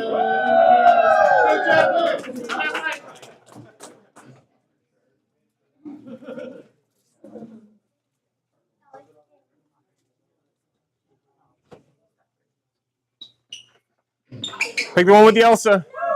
Andy Z.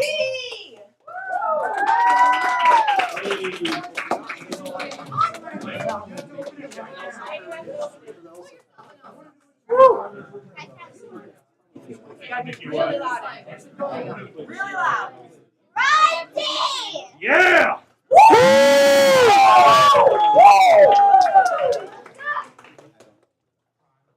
That'll be mine.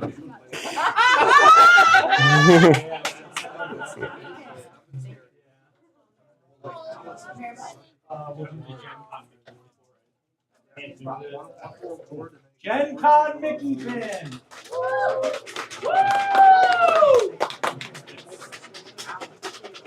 You got it. The one and only one out of the box, Mikey. No pressure. No pressure.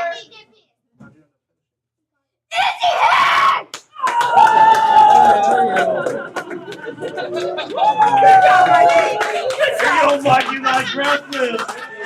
I didn't hear you, Mikey. What was that? What was that again?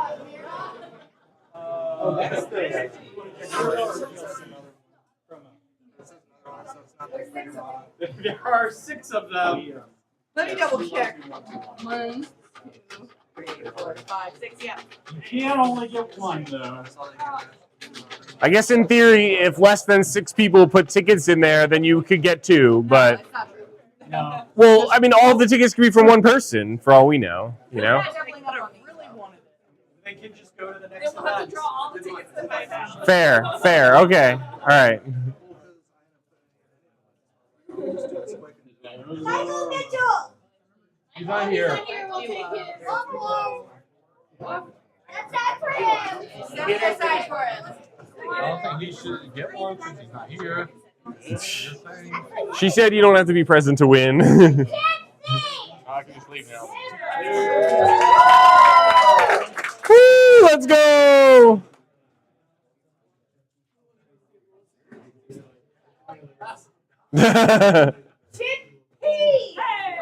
Other chip! Let's go! It's a chip party.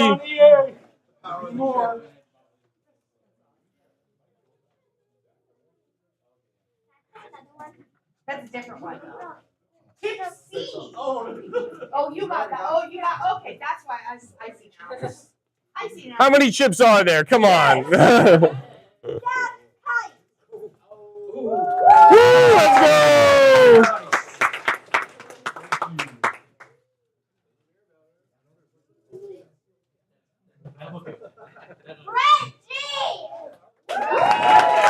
Let's go! We got one left. Okay. You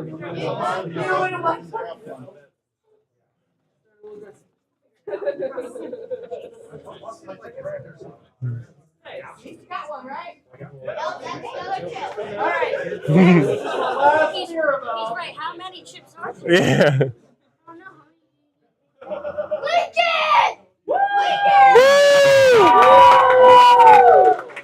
Isn't that you? Okay. You were looking around like there was someone else. I'm like, is there more than one? Disney Lorcana Challenge, Dragonfire promo.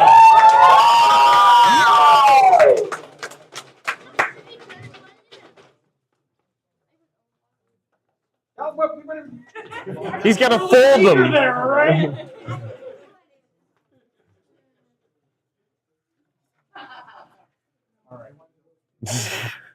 There's two of them, by the way, so 2 tickets here. Jesse! Woo! Let's go!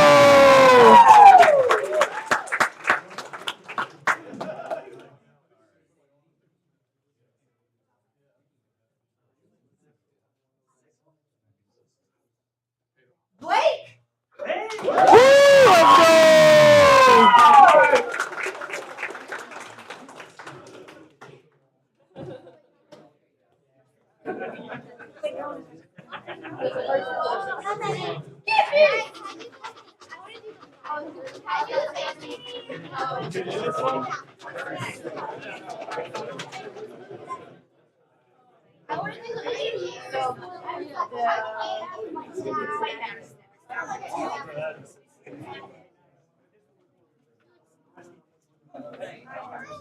The rule is if you pull the name, you can't pull your own name. So you're not allowed to pull your own name. So I'm just kidding. I'm joking. All right. Not looking. Name I cannot read. Is it yours? It's Justin.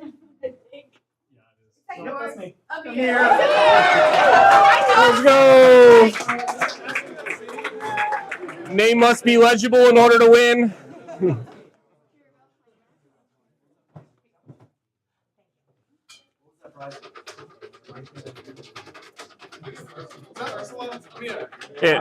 Yeah. This is the Mirabelle playmat. Runner-up playmat. It's the only playmat today. So I know where you're going.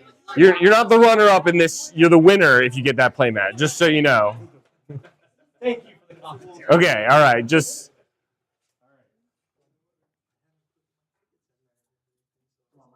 Oh, yeah.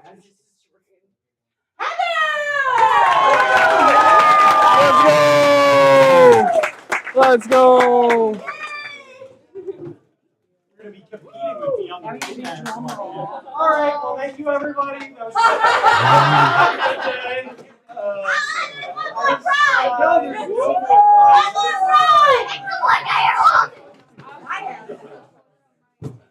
right. We're going to put it in a big box. We got to use a bigger box because you can see a lot of you putting in. For some reason.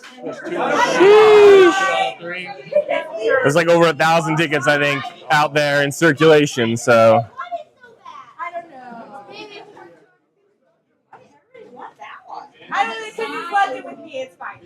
So we had to place it screw all over it. Yeah, I have. Yeah.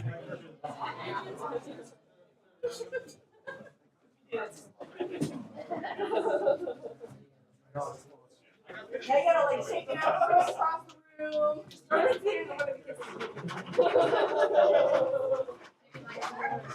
Oh, not that one. At first she was like,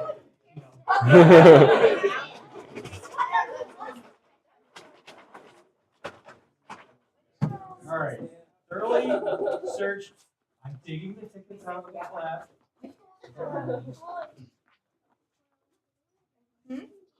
If he pulls herself, All right. if he pulls herself, she's cheating. Okay.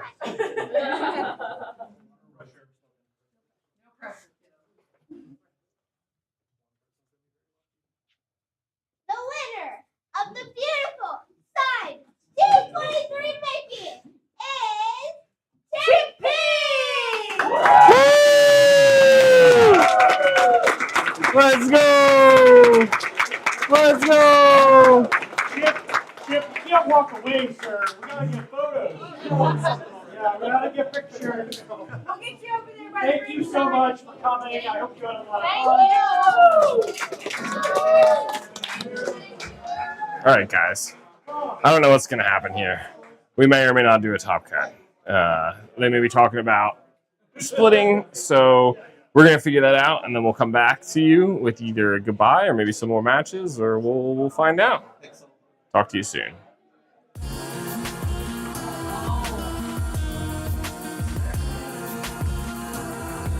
Jimmy, what did you do?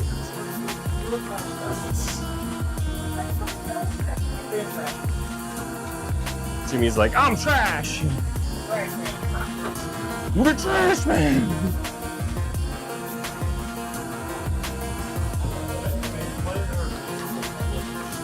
They want to split? Is that what they want to do?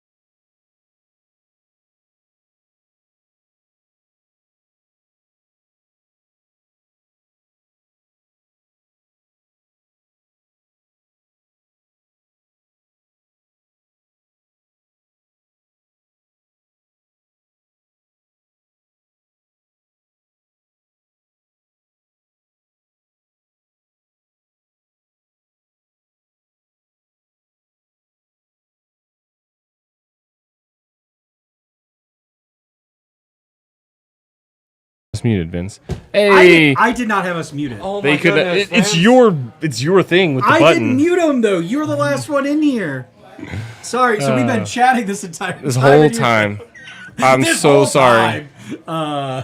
So, congratulations! Can you pull up the top 8? Let's shout out all the Yes, top 8 let's here. shout out the top so 8. hopefully you will recap here. We got Ron. Everyone knows Ron, ROV Reckless, and so we finished our Swiss rounds here. We gave out our prizes. Hopefully you guys got to see that, and congratulations to Chip P for taking home the D23 Sorcerer Mickey. Yeah. We'll have that on our socials. Be sure to tag. We'll tag Ryan Miller, and then be We'll sure to tag Ryan Miller because thank to you pump so that much. up the algorithm so he sees for- it. Gets that thanks. And I do want to thank Ryan Miller directly for providing such great prizing. Absolutely. We had I was saying when you couldn't hear me that we had the most tickets in Absolutely. that box, that we had to get a bigger box in order to be able to raffle those off because people really wanted that card. But in first was James Moore. Jimmy. So Jimmy, he's been on the stream before. 2 is Tom, I believe is his name, right? The Steel Song no. player you played? I don't think that's Tom. I think that is Different Tom. It's a different Tom. From Wizards? Was it? You played I thought he got the Diggy. Isn't I that thought he him? only got a pack. Yeah. Oh, no, that's not him. No, that's not him. That's not him. And So I don't know who third that was is. Justin, and then Steve, then we had Jeremy, and Chance, and then Alec. Alec and David. David. So Oh. Blast OPM. That's Shout out. Eduardo. Eduardo. Ah, That's right. That's right. I knew we know Eduardo. We just didn't know his melee name. So, Okay. Okay. But yeah, that was the top 8. They ultimately decided to split the top pack pricing, so there will unfortunately be no top 8 matches. Sadly. Just means that in the future, either A, I will have to get better at guilt tripping them to play those top 8 rounds. I did try, but I just gotta lay down the hammer a little bit more. Or alternatively, which is what we'll probably do, is offer some prizing, perhaps maybe a Rules of Villainy trophy. I was thinking might be Trophy, to crown shirt, t-shirt. the first champion of a Rules of Villainy tournament. So that might be it. And the only way you can get that is if you play to the top tables. Absolutely. But it's been a long day for these players. Like I think Andy was saying, they've been here since 7 hours plus. Player meetings started at just a little after 11 because we had some stragglers coming in. Yeah. And so it is 6:30 now here in the St. Louis area. But we really want to thank everybody who donated prizing. So I think thank you, Andy, for putting all this together. You donated some of the Mirabelle, Dragonfire, Dragonfire. Dragonfires. Ron also helping out with the Mirabelles. Yeah. John and Megan with the playmat. Playmat, which Heather won, so I'm really nice. glad to that. She was actually Tom, just telling me that she's now going to have to go get the Ursula's playmat. Nice. So she's going to be competing with me on the playmat collection here. So we had Tom as well from the Illinois side, friend of the podcast. He donated a Mirabelle. We had Tamatoa's Lair, Vincent from Tamatoa's Lair. We met in Seattle, also donated a Mirabelle. The Ursula from Mitchell, who unfortunately couldn't be here today. But thanks again, Mitchell. Shout out. Yep. Vince with his pin, his Gen Con pin. We had, I don't even know who donated all. We had a pile of pins. Yeah, we had some, a whole pile of pins. OP which I kit think pins. A lot came probably from you and some other folks too. And then we also had I feel like we're missing one. Is that there? Is there any prize? Dragonfire, Mirabelle, Ursula. Oh, the first chapter packs The from first Ryan. chapter, Yes, thank you. So yeah, we had a lot of stuff, and we're excited. This isn't gonna be the last of this. Probably the next time you'll see us. Well, maybe not. Who knows when the next. We're gonna have to do a live stream, like we did the live podcast We before, will- right? we'll do one of those we for are. sure. We've been brewing something. We're like in the talks to try and do another one of those for you guys, like a live podcast. And I don't know. Maybe one day we'll actually get the villain showdown between. Maybe it's recorded. Brad, me. Well, the first round's recorded, Yeah. but we still have to do additional rounds on that. But yeah, and then we've got reveal season coming up. February 10th. That's February 2 days. We're gonna start seeing massive amounts of reveals. Are you hyped, Ron? Ron's hyped. So hyped. Get ready to check out those new Are you more cards. hyped for that, or are you more hyped for the more Japanese packs? I'm more hyped for new cards. Yeah, new cards. Say ready for new cards, dual colors come to us. That's gonna be some hot stuff. Yeah, And then for sure. I want to thank the guest casters that we've had on today. So I think we've had Andy here from Grape's Games. We had Kristen from yeah. Grape's Games. I think Izzy was on the podcast for a little bit. Mikey. Was there anybody else? Justin, thank you, Justin, again Justin for Ward joining was us on for that last match there. So yeah, Kirsten, thanks for helping us out. She casted a few of those, and she's been doing a lot of work behind the scenes here, helping us out. She's been in chat, I think, answering a lot of y'all's questions. I'll say this, and I'll probably repeat this when we do our episode podcast, but at a certain point towards the end of the night during the round 5 when you guys were casting back here, somebody hit the table where all the tickets were, and the tickets slid off the table. Luckily, they all stayed in the boxes, but because the name of what they went to is on the lid and not inside the box, we didn't know what matched with what, so we had a slight panic attack trying to figure out which tickets went to which. So we were pulling out things and hey, did you put your ticket in? Which did you put in this prize? So, but yeah, so good times. Yeah, well, again, big shout out and thanks to everyone who came out. Shout out to Grape's Games for hosting us here.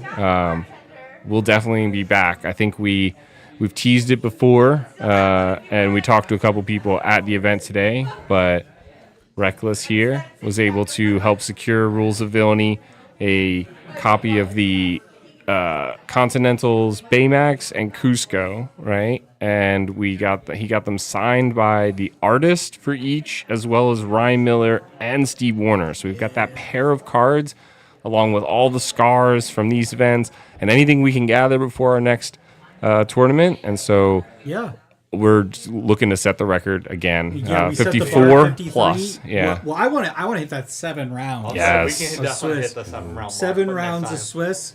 And I tell you what, it was great. We had here people already talking about giving us their scars for future events. So I mean, just goes to show you how great this community is to come together.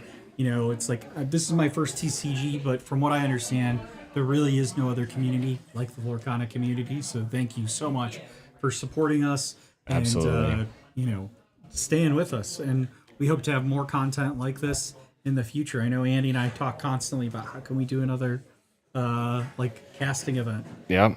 Yeah. And if you guys have an event and you need casters, you need help, you need production, let us know. We are fortunately local to the St. Louis area, but we've been gathering experience doing this, and we love doing it, and it's a whole lot of fun. 700 plus views, 31 people still hanging out in the chat with us. Thank you guys so much for coming in and joining. Yeah, like and subscribe. Make sure you hit that like button, hit that subscribe. Thanks, Ron. I appreciate that because I feel like I'm the only one that says it. Yeah, we need to approach that 500 mark. We're getting close to 250, so we're almost halfway there. Yeah, did you hear that we made a deal on what we'll do when we get to 500? What are we doing? What's the deal now? So your wife is going to play Ruby Sapphire through the entire set championship. She'll play the entire set champs if we hit 500 before then? Well, whenever that happens, when we hit 500. Whenever that happens. Yeah. I don't know about that. That gets people a little lazy. I think the next set champs is coming 2-3 months from now. I think if we can get to 500 by then, we'll make sure she plays Ruby Sapphire the whole set champs. We'll Otherwise, the target moves. Maybe it'll be 1,000 in a couple set champs. If that's really, we got, it's a give and take here. Okay, I can't just throw her to the wolves like that. Yeah. 500 by next set champs, and I'll make sure she plays it every single one. We do 8 set champs too, so she's gonna get a lot of practice on it. Yeah, because she says that's the deck she hates them. We'll make Ron play Amber Amethyst Hyper Aggro. What? The real question That's is no big deal. The real question is I've got to do one of these challenges at some time, so we need to think of something creative that I need to do. How about you play a real deck and win? Oh, no, I'm just kidding. Well, thank you so much for joining us. You guys can good luck. We need you to stick on your ruby amethyst and pilot that back to the glory days of Stitch. All right, I believe, Vince. Like you said, we got the Enchanteds, and it was Brad's turn, and then you were due. Well, I truly believe you're due now for your big set champs win in the next one. It's gonna be like, Pixar's not next set, but No, Pixar's not till next year. it's gonna be Aristocats character. I'll be honest with you. The set champs, the promo. Oh my God. Vince is gonna go hard on it. I will. I'll be playing, honestly, when that happens, I will be playing every day that I can. You'll be like, oh, I've never seen you at Bodox. And I'll be there. Oh, no. See, here's the thing. People don't understand, like, in the St. Louis area, we have a whole ton of wonderful game stores. We are blessed. Every with the day. amount of game every stores night. you can play every day. And honestly, I don't know that I'll play every day, but I'll come close to playing a lot of days.